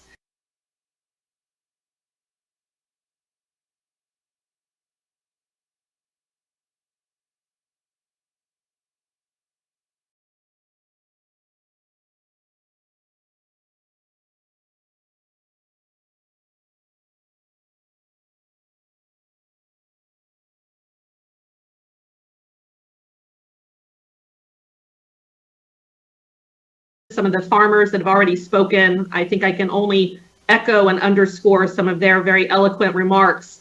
It's really important that we find a local solution and create a solution that works for our local communities and all of our affected parties. Farm Bureau is in a very interesting position in that we represent landowners from all different perspectives. The individuals that have surface water, the individuals that do not, large farms, very, very small farms. We see the effects of these decisions reaching generationally into our community and changing the fabric of how we farm, where we farm, and who owns that farm. And that future is being written as we discuss decisions like the one that is being made for the Tule Subbasin. So I want to thank you for the robust discussion and all the panelists that I've listened to since we started earlier this morning. I think we have a lot of local farms and ranches that are really struggling economically right now. And so we want to support advocating for the determination that helps to keep costs as manageable as possible, will keep investment in our local farm communities, which in turn creates jobs and economic revenue in those rural communities. I've heard many say today, we cannot have a farm economy without our farm worker communities also being healthy and robust and having access to healthy drinking water, which our farm families need as well. And I want to thank the board and the staff too for their work in preparing this hearing and for invoking the good actor clause that I think can assist some of our GSAs from being excluded and not having to pay some of those additional costs, which I think will help our basin as a whole. So I just want to say thank you for the opportunity to weigh in. I hope that we can find a solution that really helps embolden local leadership and our local GSAs to continue to find solutions that help make investment in farms and our local farm community and keep local jobs. Thank you so much. Thank you as well, Ms. Blattler. I appreciate those comments and your participating. I know it's been a long day, and so appreciate the discussion and comments here. Let's go back into the room here. Next, I'd like to call up Vincent Sola, be followed by Andrew Hart, Jasmine Ramirez, and then Alex Beering.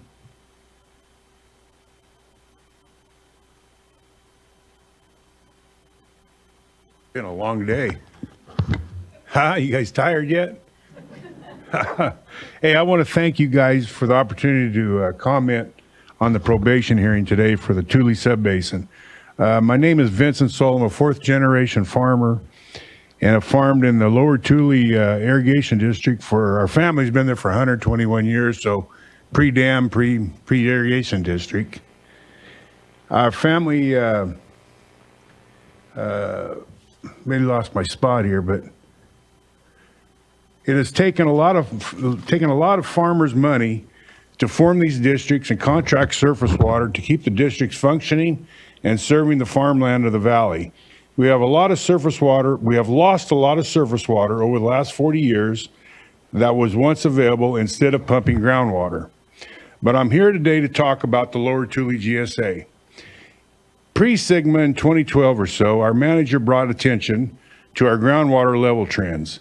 In 2014, Sigma was passed, and we had already began a groundwater discussion. We formed a groundwater commission that I am part of. We work on policy along with our team of attorneys, managers, engineers, hydrologists, and others to understand our groundwater and Sigma. This has been a huge learning curve for us, your staff, and yourselves to figure this out. Our initial plan was denied, and our second plan was denied, and our third plan is in review. This has been very frustrating to myself and all of our farmers and our professional team. I believe our new plan for Lower Tule has met all the deficiency as noted in the final staff report, with actions and plan and policies we now have in place. I've met, and I believe each one of you at the Lower Tule office over the last year, and you had an opportunity to tour our GSA, meet with our staff, and see the efforts that have been put in place to achieve sustainability. I noticed in the final staff report that Delano Early Mart GSA was recommended by your staff to not have any fees placed on it. If you put the basin in probation, Delano Early Mart is a good district, but I believe, and you have seen, that Lower Tule is also a good district in GSA. We have met the deficiencies of our plan, and you have been able to look at our plan, and we are on track for not being put on probation. There's still a lot of work to be done to implement and tweak these plans as we go forward. I ask that you not place the Tule Subbasin on probation. I don't want to see a Tulare Subbasin matter in the Tule Subbasin, or nothing will get resolved for a long time. If you do decide to vote today to place the Tule Subbasin in probation, I ask that you use your staff recommendation that is for Delano Early Mart GSA and the Kern for the Lower Tule GSA, and not implement the fees on Lower Tule. If we are placed in probation with fees, we will be set back, and our growers are already spending a lot of money to reach sustainability. This would just be a huge disappointment, so thank you. Thank you, Mr. Solis. As you said, I know it's been a long day, so really appreciate you sticking with us and providing your comment here for us and this board's decision and discussion, so thank you. Next, I'd like to call up Andrew Hart, be followed by Jasmine Ramirez, Alex Beering, and then Paul Brandicus. Good afternoon, State Board members and staff. Thank you for holding this hearing.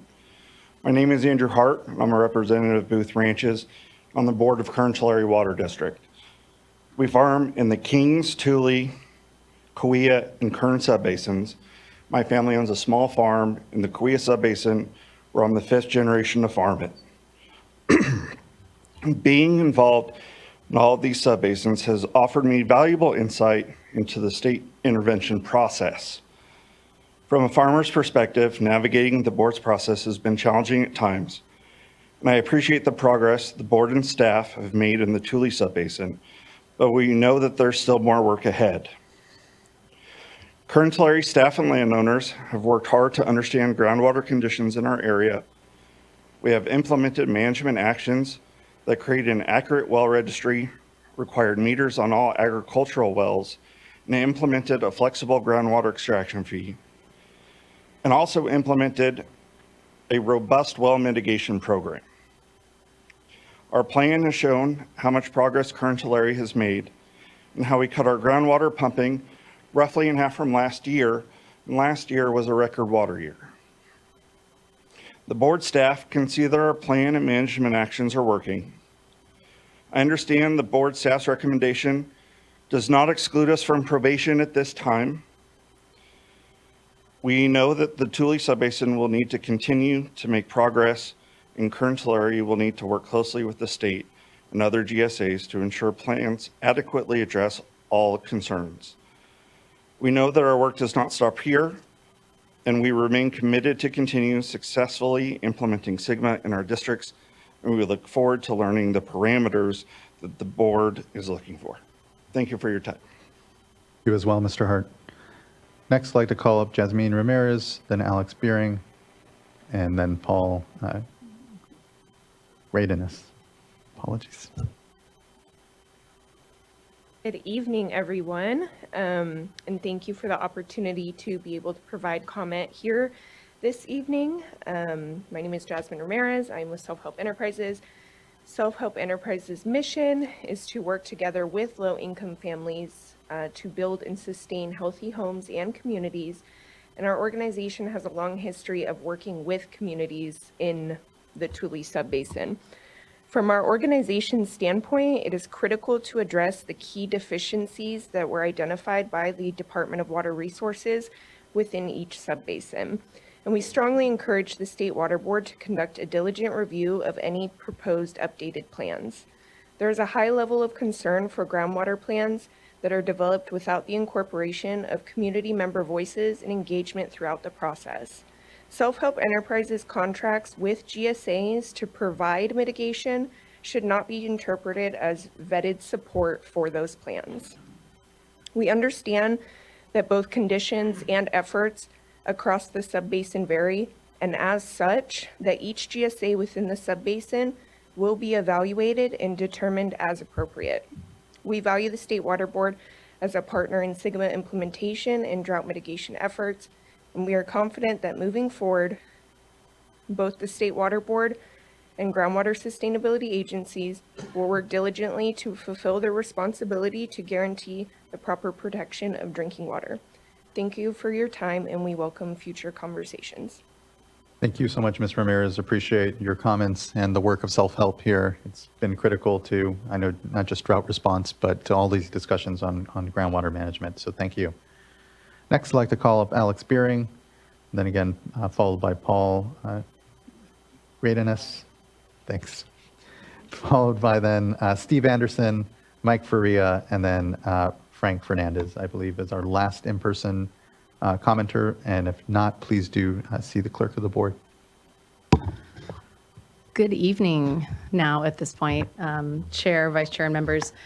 I'm Alex Beering, representing California Farm Bureau, California's largest and oldest statewide agricultural organization. In addition to my comments I'm making today, we also submitted a more detailed comment letter last week that dealt not only with the staff report and probation, but the water rights fees that are proposed and are on the agenda for tomorrow. So just wanted to put that out there. I'm going to echo some of the comments, well, pretty much all the comments from some of the farmers and Tricia, our Tulare County Farm Bureau manager who spoke earlier. But I also just want to make a few comments about the work that went in today.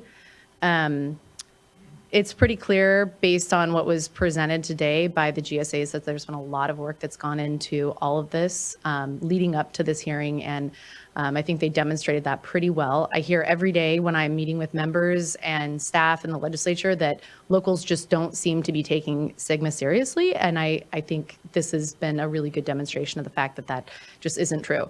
I also want to give a shout out to the board and staff who prepared the staff report. I know that it is one of the things that is not fully required under SGMA, under the law, but you guys do anyway, as I think a measure of transparency and just thoughtfulness. And so I just want to say thank you again for all the hard work that went into that. also encouraged by the continued work that you guys and the staff have done in terms of determining alternative compliance mechanisms for metering and reporting, such as ET-based options. That was something that was kind of thrown out at the April 16th hearing, but has been much more fleshed out since then. And it's really encouraging to see that as something that was just a concept and is now more of a real thing that people are grappling with in terms of, how it could be implemented in reality. Like others, I was very pleased to see the good actor clause applied to DEID and Kern Tulare GSAs.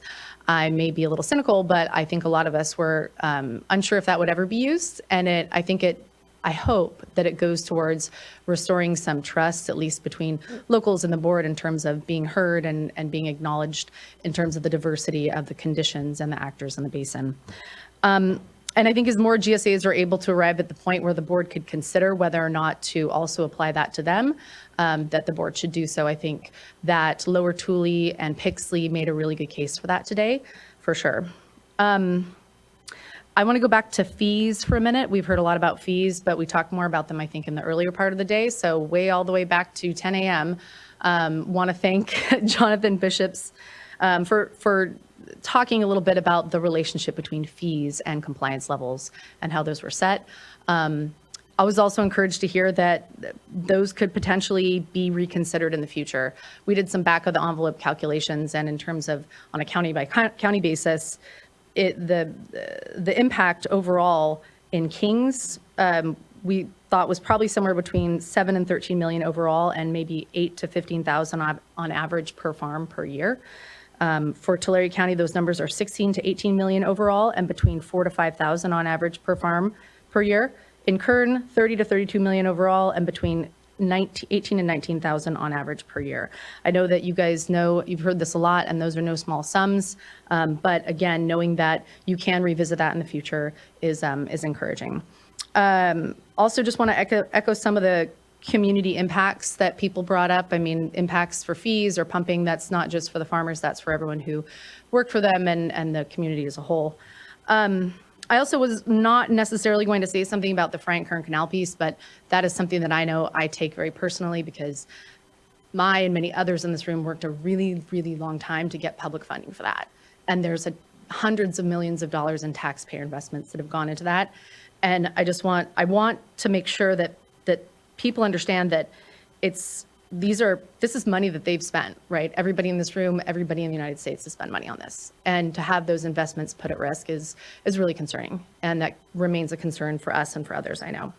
So again, I just really appreciate the thoughtfulness of you and your staff in this process. And it feels like even though it's still kind of uncertain, we're kind of collectively edging closer to something that feels like we understand how this process is going to play out. So thank you again for your time. Thank you as well. Much appreciated on the comments and contributions here to the discussion, Ms. Beering. Thank you. Next, I'd like to call Paul Gradenis, be followed by Steve Anderson and then Mike Faria. And as someone with sometimes a challenging name, apologies for perhaps butchering a few times. So thanks for the patience. Last name is Gradonis. I have 4.5 points tonight.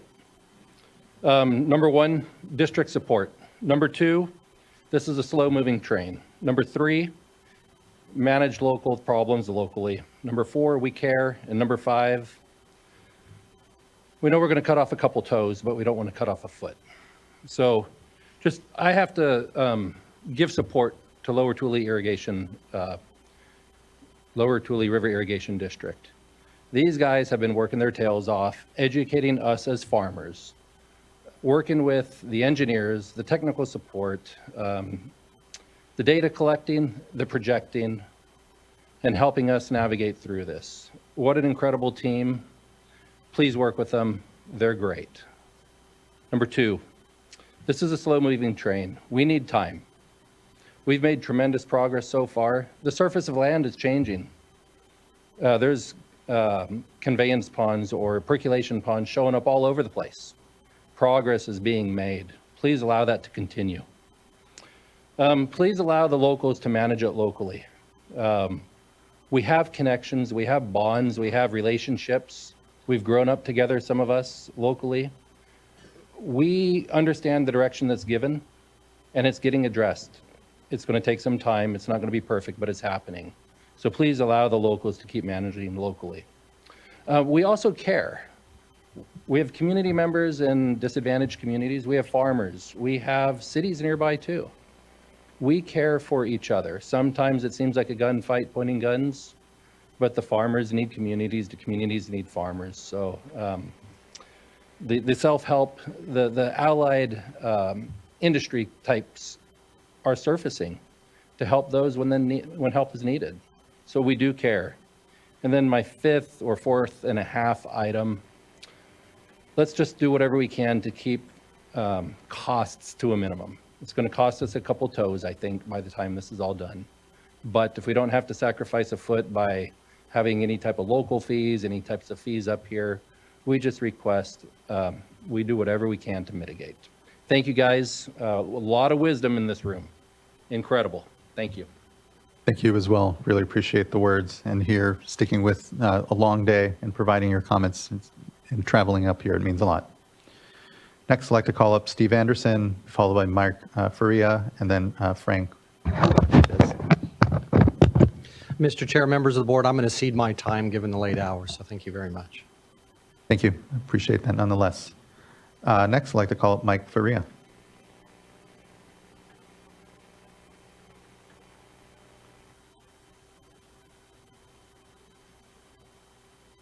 I wish he wouldn't have gave up his time. I could have used a few more minutes to prepare.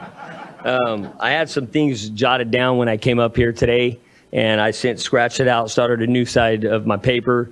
But I want to thank all of you all for coming out to our district, and we got to meet you. You heard our concerns. They're still the same now. I feel probation is gonna, I feel like we're so close, and I feel like probation would put the brakes on and cause a lot of doubt. We still have some growers out there, believe it or not, that are not, fully in tune with what's going on. But for the most part, I'd say probably 90% are. But anyhow, I'll get to my notes here. I know the community members that were here earlier, they left. I wish they would have stayed, because that's close to me. I've used this, before. We farm right up against the community of Tipton, and I feel like we're part of the community. We have some of our guys that live in the community, and they also live on our ranch, and we all. I'm actually living now for the last 20 years in the house I was born in, and it is right next to our dairy that we shut down. But we're drinking the water from underneath the dairy, and I'm raising my kids on that. I got, they're not kids no more. They're all over 21. But, and I'm breathing the air. I mean, I live right by the almond orchard. We run the rigs. So we are part of, we're not just drive-by farmers. We are part of working with our guys and the community. So that, I want them community members to know that. Farmers don't, we're not bad people. We get out of the ground what we put in it. So we're not taking everything away from it, and water, we're doing everything we can to balance our water budget for sure, and things are changing, but we're doing our best, and we hope that we just have a little bit more time and stay out of the probation. That's what my goal is, our goal is. As Vince said, I'm on the GSA with Vince. We started meeting at Lower Tule before SGMA was ever a law. We knew we had a problem. And so when it became law, we were already rolling, but we didn't really know what to do. So, we're here at this place now with a pretty good plan, we feel, and our goal is sustainability. So we hope that you can see that. Yeah, pretty much everything else was covered. We're not here to talk about surface water supply. But we know farmers are part to blame. The markets are part to blame. More land is being farmed due to market conditions, demand for certain crops over the years, and maybe some ground was brought into production that was not in production. So there goes some more water. Those were a lot of investment group types. I call them Wall Street. That come out and got into ag land. And maybe some farmers are guilty of it too. But we also have water, I know I was told not to use the word wasted, but it's being wasted. So the word the term I came to start using is water accountability. If we can all be accountable for the water we're using, and that means the environment. The environment uses, I believe it's 50% of the surface water right off the top. And it's funny that we're in the EPA building, but it's not a laughing matter. I understand the environment has its needs, but we got to be accountable with the water we use, because we're all here in this room because we have an overdraft problem, and that is part of the problem. When I was a kid, the canals used to run all summer. Now, a couple years ago, we had a great water year, right? I think it ran from January 8th to October 15th. So, but that's unheard of anymore. So I know the climate, everybody says the climate's changing. Maybe that's part of it. But anyhow, I just wanted to bring that up. I know that's not what you're here to fix, but we appreciate your time. And it's been a long day, and I can't wait to get out of here, but I've learned a lot today. Thank you. Thank you, Mr. Faria. I appreciate again the comments and participation here. Yes, despite the long day. So thank you. Moving forward, next, I'd like to call up Frank Fernandez.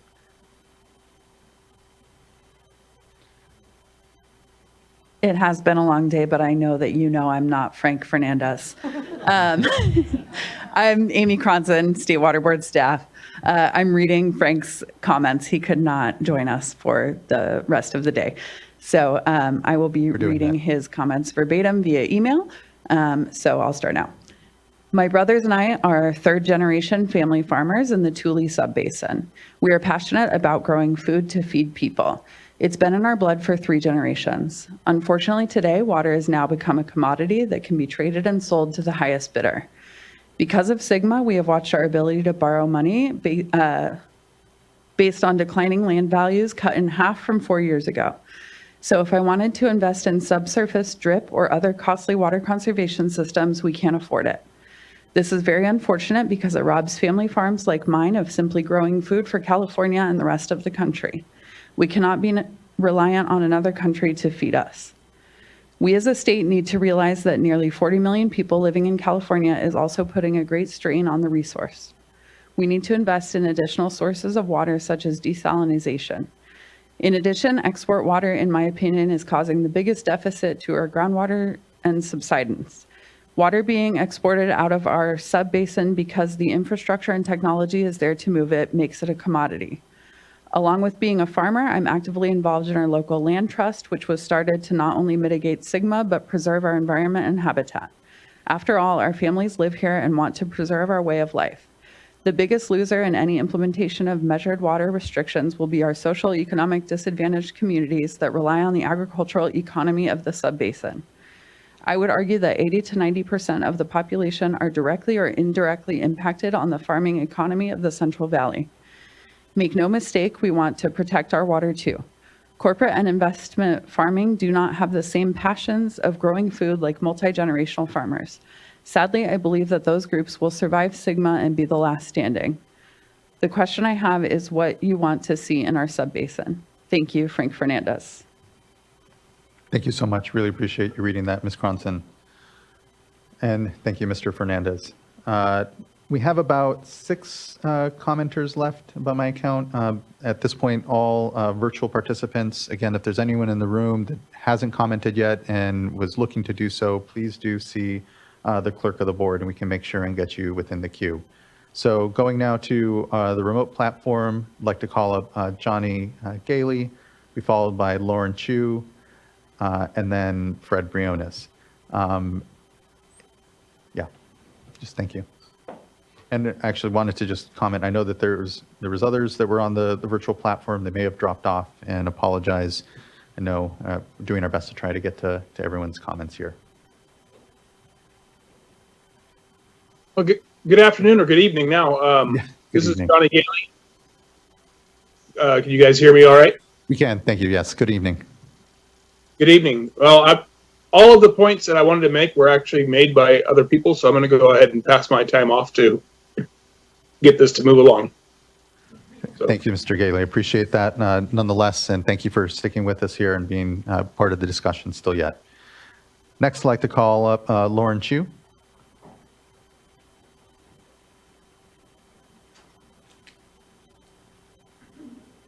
Hi, sorry. Good evening, everyone. My name is Lauren Chu. I'll be reading the comment prepared by Ruth Martinez. Her comment reads, "Hello, my name is Ruth Martinez, and I'm a member of the Agua Coalition. I've been a community leader in the water justice movement for 20 years. I've lived in the community of Ducor for 60 years, and I get my water from a public water system. Our system has 2 active wells that serve our community of 600 people. Ducor's water system has a history of nitrate and coliform contamination. We benefited from millions of dollars of public funding to get a new well drilled in 2016 to provide us with a clean water. However, our supply continues to be threatened by agricultural wells in the area. As a small community, we know we are vulnerable to changes to groundwater levels. It is very important to me that my public water system continues to have access to water, and it is very important that the groundwater is managed in a sustainable way. The state's decision today impacts the entire San Joaquin Valley, including my community of Ducor. I urge the state to put the Tule Basin in probation so we can protect our drinking water and health and achieve the human right to water in the San Joaquin Valley." And then if it's okay, I'll now transition to my own comment. Yeah, that's great. Thank you. Okay, so for the sake of everyone's time, I will be shortening my comment just to emphasize a few key points. One is that domestic well projects cost much more than even $1.5 million. And I am concerned that the groundwater sustainability agencies are not taking large enough precautions to protect domestic well households. I also want to echo the concerns that board member Laurel Firestone shared earlier about a well mitigation program that relies on overdraft for funding. That is concerning, as it is continued overdraft that will cause increased well mitigation costs. Deepening a single well alone can cost $30,000 to $40,000, and there's often a long wait time before the well can be deepened. Tule Basin groundwater plans should focus on stopping the overpumping and contamination of groundwater. Our communities should never have to experience the hardships that they endure when their wells go dry or become contaminated due to inaction by GSAs. Thank you. Thank you so much, Ms. Chu. Next, I'd like to call up Fred Briones, who will be followed by Marciela Mares-Altores. Hello, this is Fred Briones. I'm a tribal member at the Big Valley Pomo Indians in Clear Lake, where we're experiencing the same thing.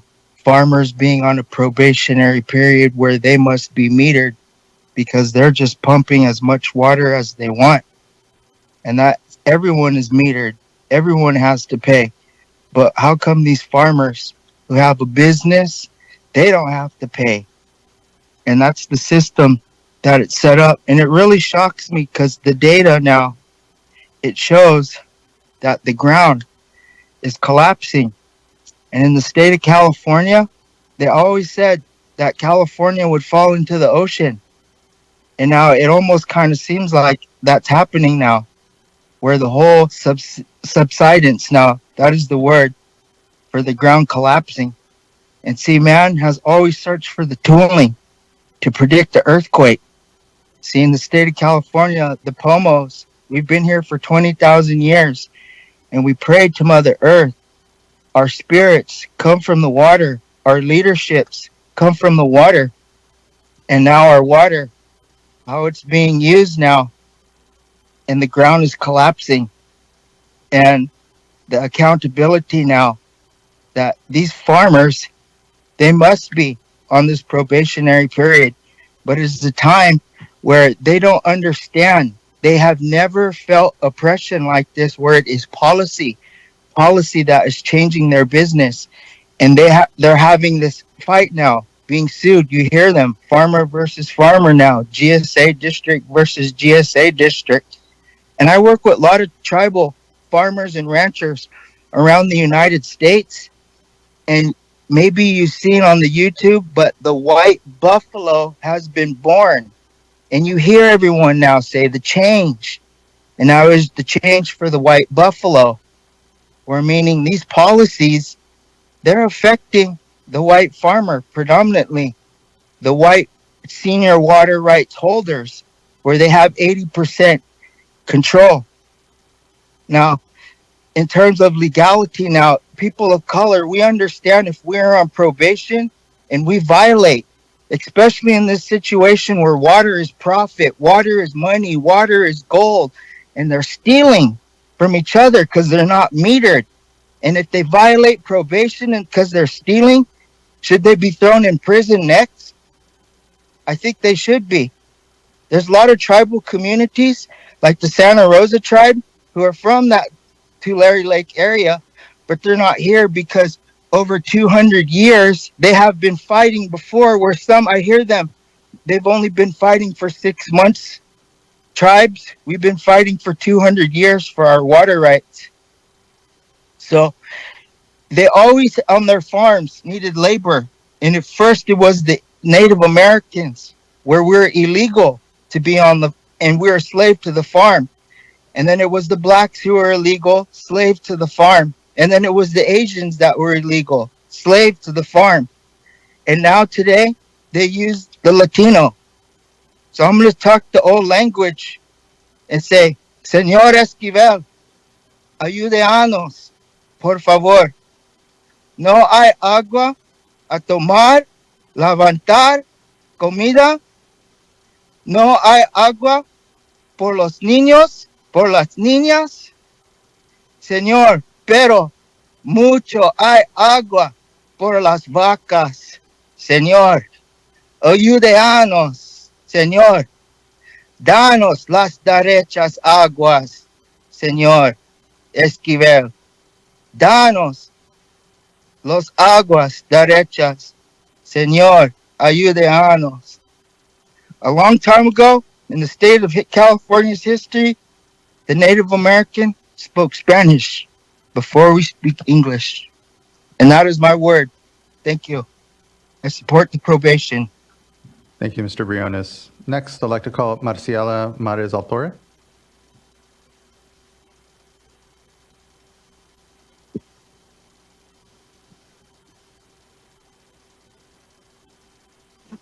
Okay, I think I got the mute off, right?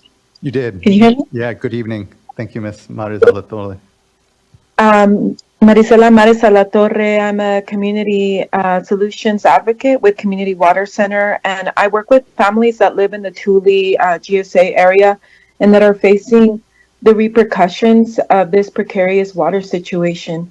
People on private wells are losing water. I've heard people have told me that on private wells that their water was fine, and then an almond or pistachio orchard moved in across the street, and now they're getting sand instead of water from their faucet.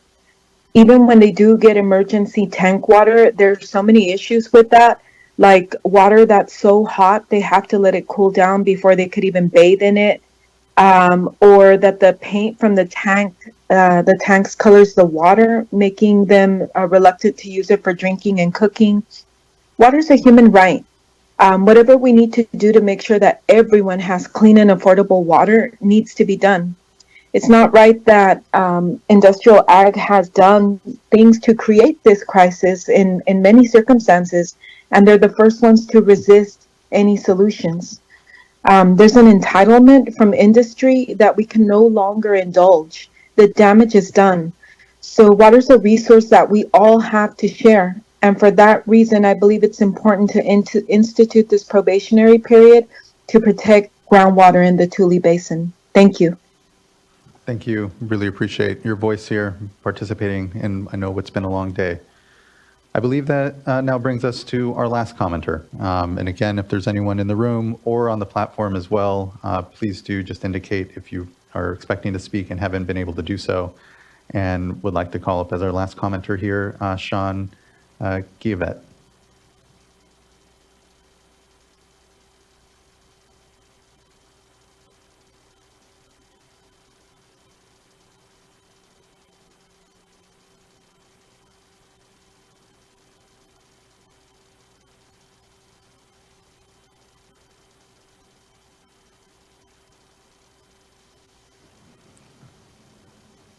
Mr. I'm Givet. sorry. Oh, there we are. Good evening. Thank you. I guess I've listened to this entire day, and I'm struck by all of the different views of what's going on in the subbasin. And I would say that from the state board staff perspective, you need to at least evaluate our plan and we've been very open to work with the state board staff and even I will speak from Eastern Tuli's perspective, even from Friant staff perspective. I didn't appreciate Jason Phillips' comments about how he's been treated. I think we have been open all along to listen to their concerns. But I just don't see zero subsidence in anybody's future. Even if we stopped all pumping, we wouldn't have zero subsidence. And so maybe the Eastern Tule needs to work on the level of its plan to reduce the transitional pumping in the subsidence management area. But I don't think Sigma gave us the ability to reduce the safe yield and precip pumping in that area. We can't just cut out all pumping along the Friant Kern Canal. I don't believe that we can do that. And so, yeah, maybe we need to adjust our levels of pumping, but once again, I believe in what Mr. Keller and Mr. Keel said. I totally support Rogelio and what that panel said, and think that the board needs to pause and look at the plans in detail, and then in 120 days, if you still think we're out of compliance or we haven't made sufficient progress towards it, then you can put us on probation. But recognize that going on probation is it's the nuclear option for a lot of the farmers in the irrigation districts. And it will force us to listen to Dennis Keller and say, do we stick in this and still try to be together, or do we get out and write our own plans and we're sustainable? I just think that is a big issue that I can just say, I agree with the speaker that said, I don't envy your position, because it is a tough decision to make. Thank you. Thank you as well. Really appreciate those words, and know that, that I believe here now brings us to the end of commenters, and again, looking at the platform to make sure that's the case, and folks in the room, and just start with thanks. It has been a long day. We all collectively have heard a lot, sometimes differing opinions, certainly, but just want to acknowledge the progress that we have seen within the basin that's trending toward the right direction. To your last comment, Mr. Givette, thank you. This isn't an easy decision for the board, and one we certainly don't take lightly in the least. We have a lot to continue to work on collectively together. I know that what we have are fundamental tensions, and here, I think for many of us, we definitely wish that this work had been done decades ago, because we'd be better set up now. And I think that through these hard discussions, and I know the real pain that all folks are feeling, whether it's land prices that are in flux, uncertainty that people feel for their communities and their future, this difficulty that we're all working ourselves through is for future generations. And so the work and the efforts that you're all putting into this discussion and this decision before the board is appreciated.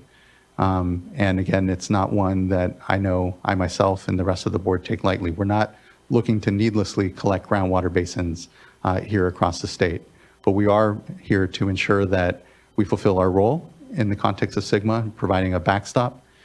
And when we look across the basin, you know, again, I appreciate the acknowledgement of the kind of the usage of the good actor provision here to try to be nuanced, to try to be flexible, because we don't want to see folks kind of devolve, if you will.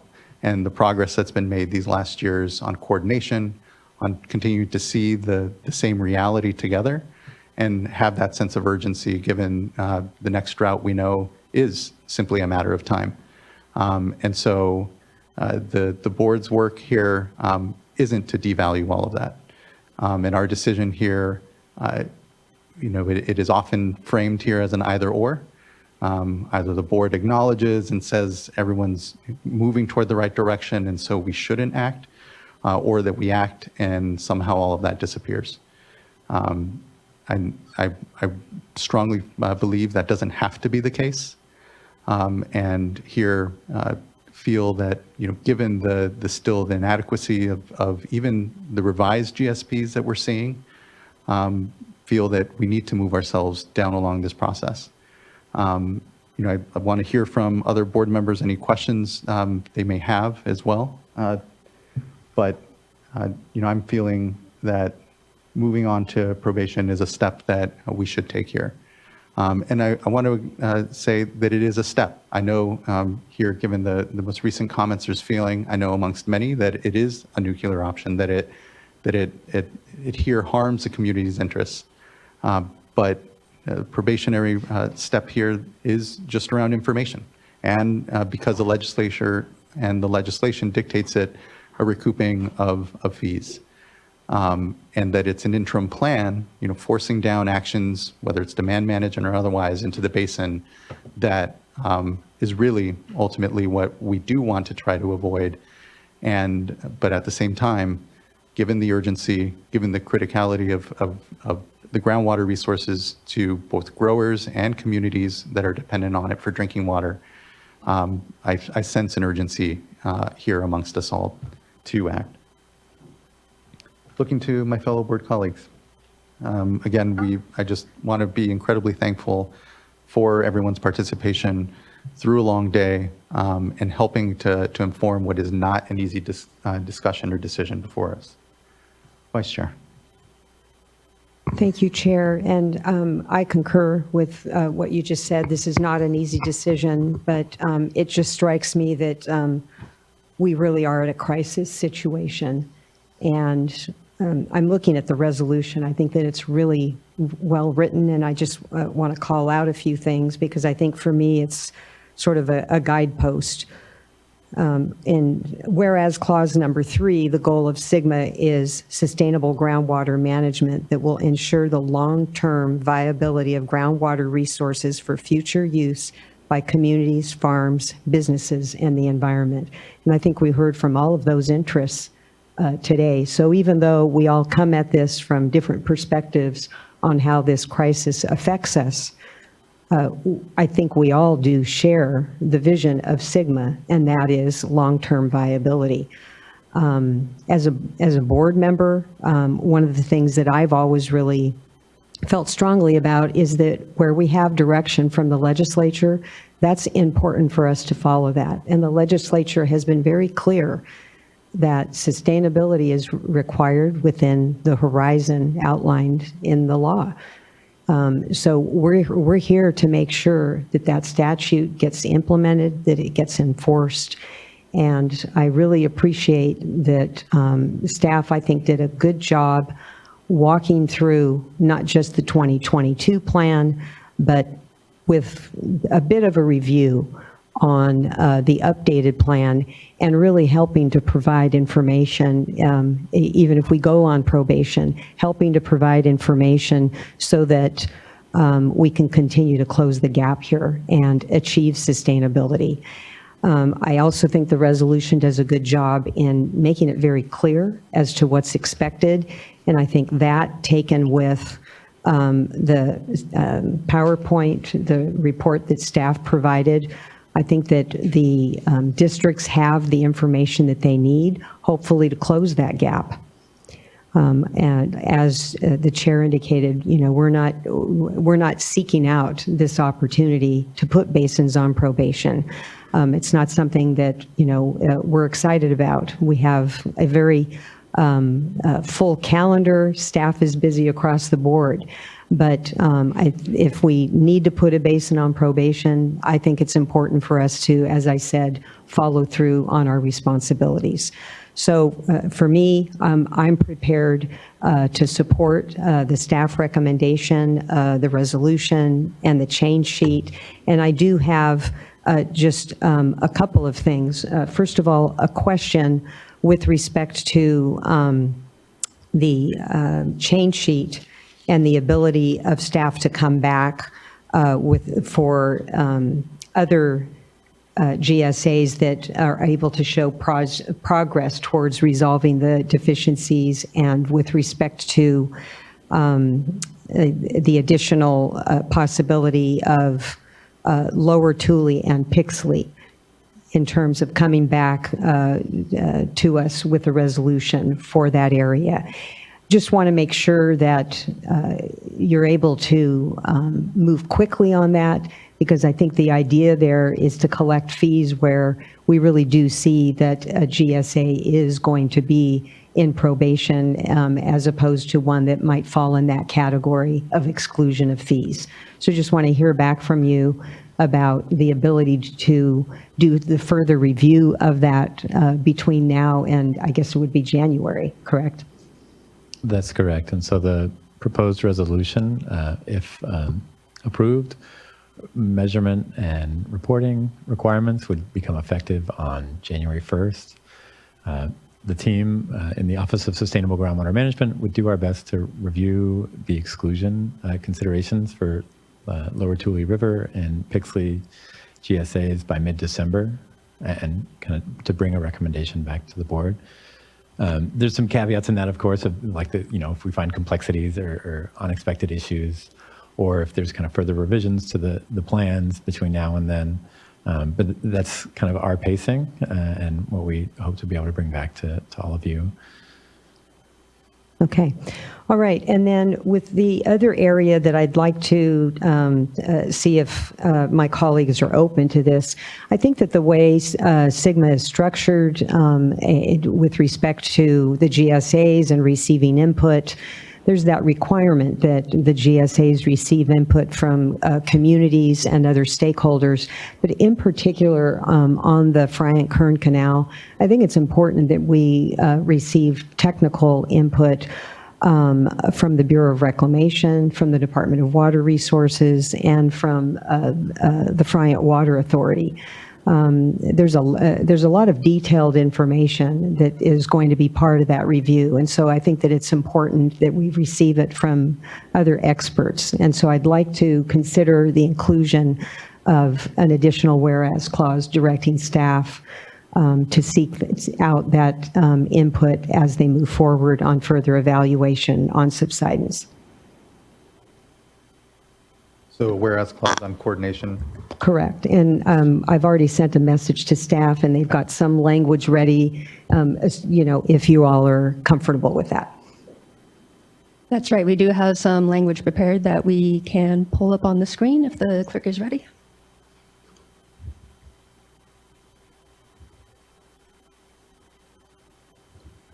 Okay. So one alteration here, we would suggest putting this in the resolved clauses, not the whereas clauses, with the other directions to staff. And as a new resolved clause number 10, the text would be, and this is prefaced with the State Water Board earlier in the resolution. The text is, directs staff to solicit technical feedback from the United States Bureau of Reclamation, the Friant Water Authority, and the Department of Water Resources regarding the effects of subsidence in the Tule subbasin, and to consider that feedback in making further recommendations regarding the subbasin. I'm supportive. I appreciate the language, Vice Chair, and agree that it'd be important to make sure that we're taking in that technical information as we further consider the subbasin. but looking to fellow board colleagues if there's general nod or agreement. Okay. Thank you, Vice Chair. Others? Board Member Firestone. Thanks. I already made most of my comments today. So, and I agree with everything that's been said. I think I'll just, first I have one question on the timing, just to follow up on the Vice Chair's question for consideration for Lower Tule so my understanding is that we are saying we're continuing to do a thorough review to determine if the policies are adequate, and we'll be talking with the Lower Tule and Pixley irrigation districts or GSAs, but any recommendation that we have, we want to get public comment on. And so wouldn't we have to do that 30 days before and then adopt something in mid-December in order to have something apply before January? Yeah, we would bring the resolution to the board by mid-December. Okay. At which we'd have to have it figured out by mid-November. So we'd be moving pretty quickly there. So it's a little bit of hedging on So that. I would also suggest that that even if we can't make that time frame, because that's not very much time from right now, that we can move forward with a resolution, and if folks do need to do some metering, it's not due for another year, and I know that there is an expense involved in that potentially, but it is important information that people are going to need to be gathering generally anyway. And so we're going to try our best, but I'm a little concerned with the ability in 60 days to finish the review and get a draft recommendation out by mid-November. Just so that you know, very quick, which I appreciate. I mean, I think that this is really important, and we're all, I think, wanting to make sure that we are working with districts that are putting in, that are adopting and implementing the management actions that are needed, and putting in the work to make sure that we're providing that recognition and coverage. It is a really fast timeline, and so I think I'm trying to. But what I'm hearing is we'll do our best to do that, and it may be that there's more work that's needed to be able to get to an exemption determination or a resolution, but that that staff are doing their best to try to meet that timeline. And one other comment on the timeline, or two others. One is that the measurement requirements start for everyone that would be under probation, and subject to the measurement and reporting requirements starting January 1st. The requirement for metering extractions would not take effect until March 1st. So there is kind of an additional period of time there. Fees kick in? The fees would become applicable starting in January 1st. And then also, as John noted, the reports aren't due until February of 2026. I have other issues, but did anything else on this issue that? Vice Chair or Board Member Morgan. Thank you, Board Member Firestone. Yeah, I also have a concern in this area of, just with the timeline and understanding that 6 days is not a lot. Also, just with potentially having a GSA pay a fee when then we turn around and quickly then find that they do qualify. So I'm not 100% comfortable at this moment. So I really want to tease this out more of how this may go. So one possibility is that if staff cannot complete this review before January 1st, it may be appropriate, and I think we would consider whether if there is a later determination by the board that can be applied retroactively to potentially avoid that situation where pumpers in a GSA end up paying fees for maybe a couple of weeks just because of the way the timelines worked out. That is something that might provide some relief to pumpers in that situation. And Well, I guess to build on that answer, yeah, just please. one little piece. The fees would not be due until after February 2026. So there would be an invoice issued once we receive the extraction report based on the information in the extraction report. And so what Amanda just described of kind of retroactively applying the exclusion would prevent us, we wouldn't be gathering fees and then refunding them or anything like that. That's helpful. Looking to Board Member Morgan. To clarify, because I heard, I think, it helped me, because I think I may have heard two different things.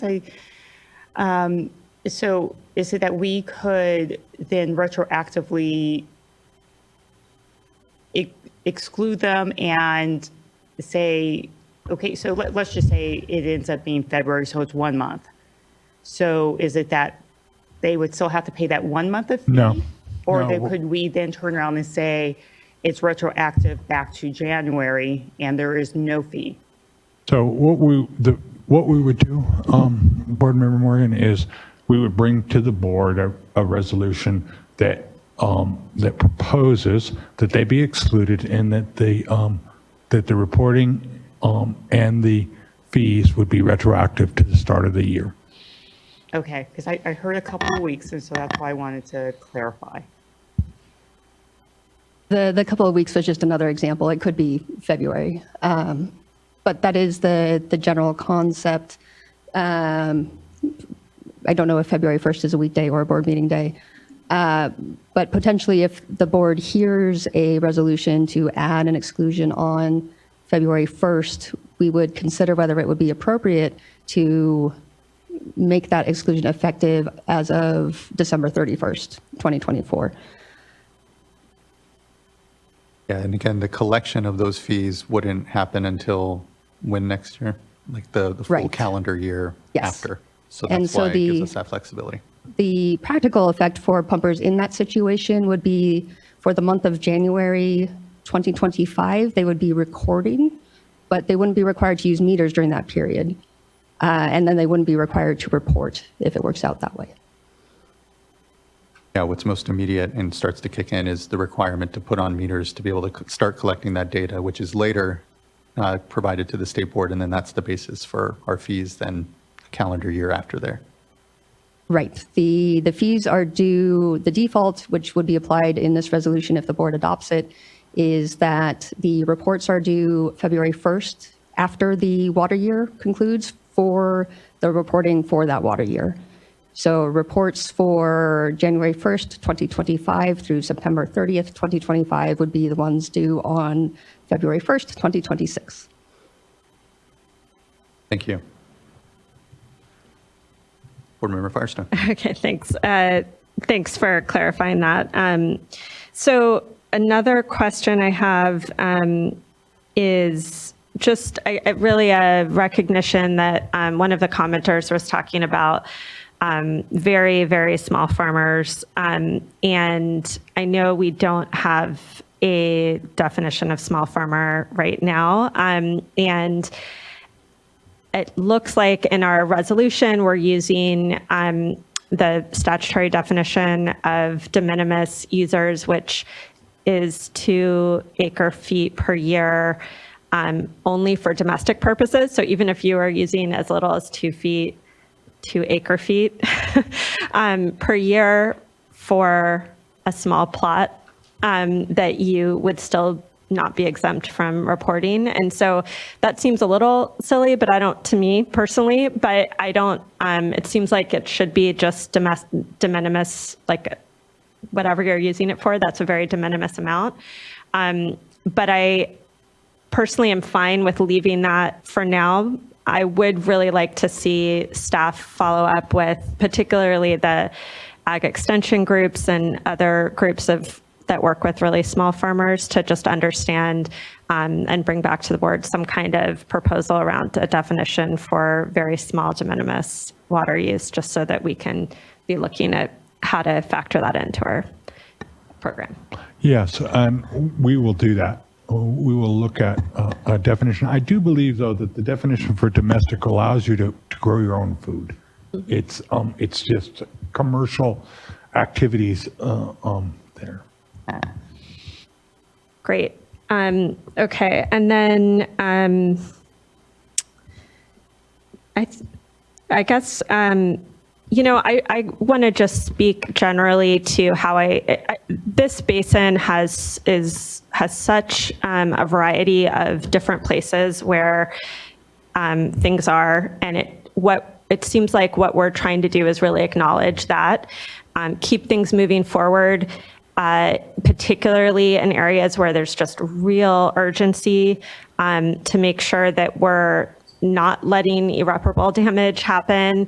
And to that point, I do feel like it's important that as we're moving forward over this next year into in probation, that we're working with folks on what an interim plan may be needed, because it seems like at least some areas of the basin are headed down that route, and we shouldn't start to work on that a year in. We should already be talking to folks about what that looks like to help make that ready to go if needed at the end of 1 year. That said, I think at the same time be moving, working with the GSAs that have adopted sustainable management actions that do have exclusions, to be working with them on getting entirely out of probation through the good actor clause. I just want to acknowledge that even in those areas that we're doing exclusions, there are still deficiencies that need to be addressed, and there are still concerns that need to be addressed. And I've heard from each of the GSAs that they're taking those really seriously and committed to working through those. And I'm hopeful that we're able to move those areas out of probation entirely through the other good actor clause.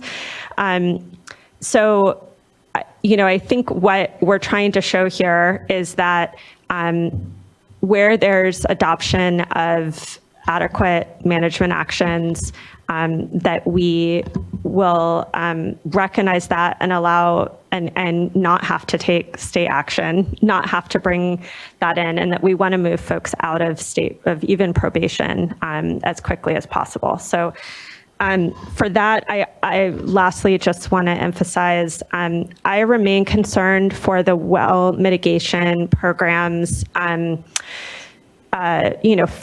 and also the scope around what they're covering, particularly in terms of public water system wells. I just don't see that adequately factored in yet. And I'd like to see more work go into developing what that looks like. And, I hope our SAFER program could be helpful in terms of sharing some of the information we have on estimated costs and solutions, and figure out how we can make sure that systems are both prevented from having impacts as well as mitigated where there are. Thanks. Thank you, Board Member. Board Member Morgan. Thank you. Just wanted to take a moment to thank staff. I know a lot of work has gone into reviewing the plans, getting out staff reports, and also doing the quick red flag review. And, also, for your recommendation for the 2 exclusions, and really looking and diving into just the plan and really recognizing, where progress is being made, and also for the recommendation, the change sheet in the language that's included there, just helping to lay out that path and have that clear understanding of what the next steps are, and not only for these two GSAs, but also for others who really, well, you may have not already gone through and taken a thorough review of their plans, but where you are still reviewing and taking a look where there's a path to get to this point where excluded from reporting and fees, and then also a path to get to the good actor, really taking the time to lay that out, making it clear to everyone so that there's a clear understanding that this really is the goal, to get everyone to this place. And also for taking the time to have that discussion with us here today so that we understand, along with everyone else, just what are these next steps after today, based on however we may vote today, of, what would that timeline look like? What would the options, the alternatives look like for the board? And so that hopefully that gives some reassurance to the GSAs that we really are planning to work on reviewing the plans and continuing to that path to move forward, where there really is, all the work that has occurred locally. So also, turning to the GSAs who have been working on the plans, that all that good work has not gone unnoticed, and that, the plan really is to have that local control and oversight. And, regardless of the day and time that the plan was submitted, staff are still working with them to get to that point. And so, to not give up and to continue to work with us, because that truly is the goal. So, and with that, I think, we've also, there's been, we had many community members here, and I think, we heard a range of comments. And, I think what my takeaway from it is that to continue to work with the communities, where you hear where some community members, there's a lot of good open line of communication, and then there's some where perhaps the communication, the open line is not as going as smoothly. There's, needs to be more touch points, and just to continue to open up those lines, have those additional touch points, and working with the different organizations. And then that there is just an additional step that helps to get to that local goal of everyone working together. And that includes the different GSAs working together to get the whole subbasin under local control, because it's together that you can do it locally, and that you'll better succeed, because you truly are the local experts and know the area better than any, especially better than me. So, that is truly the goal. So I want to thank you all for all of your work and continued engagement and leadership to get us to this point where we have these clear lines of getting towards good actor clauses and getting to, where there's exclusions now happening for reporting and for fees. And there is the communication that is occurring within the subbasin. And so a lot of good work that's happening that's not going unnoticed, and just want to see that effort continue so that all GSAs in the plans can all get to the same place. So, thank you all. Thank you, Board Member. Board Member McGuire. Yeah, it has been a long day, and I don't have a whole lot. I concur with most of my colleagues' comments, but I want to cast, and maybe I'm a little naive, maybe I'm an optimist, but I'm going to cast a little bit of a different light on this, because I personally don't feel like we're at the step of saying we need to jump into an interim plan today. And I also don't feel like we're at a step where we need to say everybody should back into their corner and go good actor clause. I really hope that everyone sees this as an opportunity to reset and to take a look around and say, hey, maybe there's an opportunity to still collaborate, to still work out the differences. We heard a lot of differences today, to work out the differences that we're hearing, and really find a path for the entire subbasin, if you want that, to get out of probation, to avoid interim plan situation, to avoid having to get into corners and fight water battles with each other.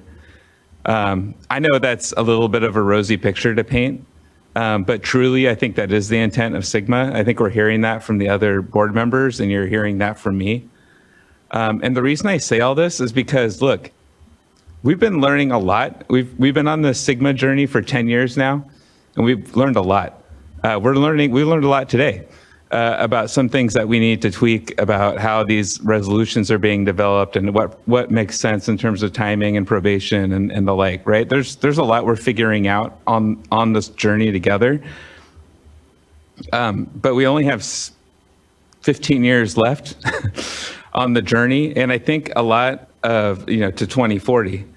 And I think many of us in this room, myself included, kind of felt like, well, we have till 2040.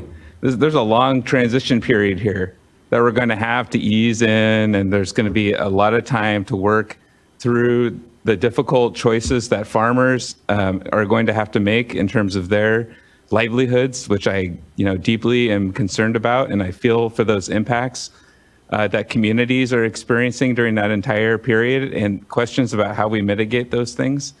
And so I think as we've gone along and we've learned more and more about subsidence, for example, and the urgency that presents, the urgency that real world, drinking water impacts are being realized, especially during drought periods. And that's why I asked about drought a few times today.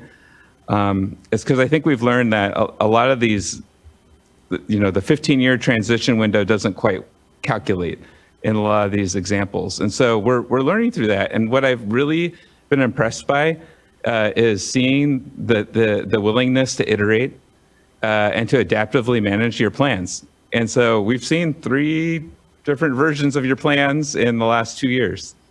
And what I'm hearing from staff today and consensus generally is that they've come a long way.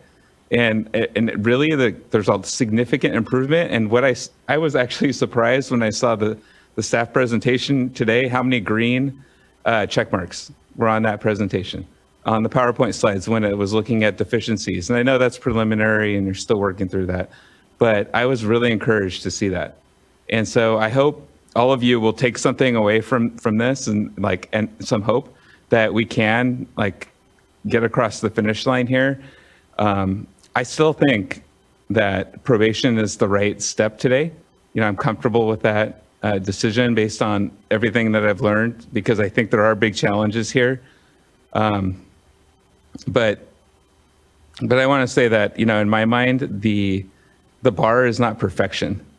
It's not a perfect plan. It's not a perfect set of plans. It's an adequate set of plans that can be adaptively managed over time, over that 15-year horizon.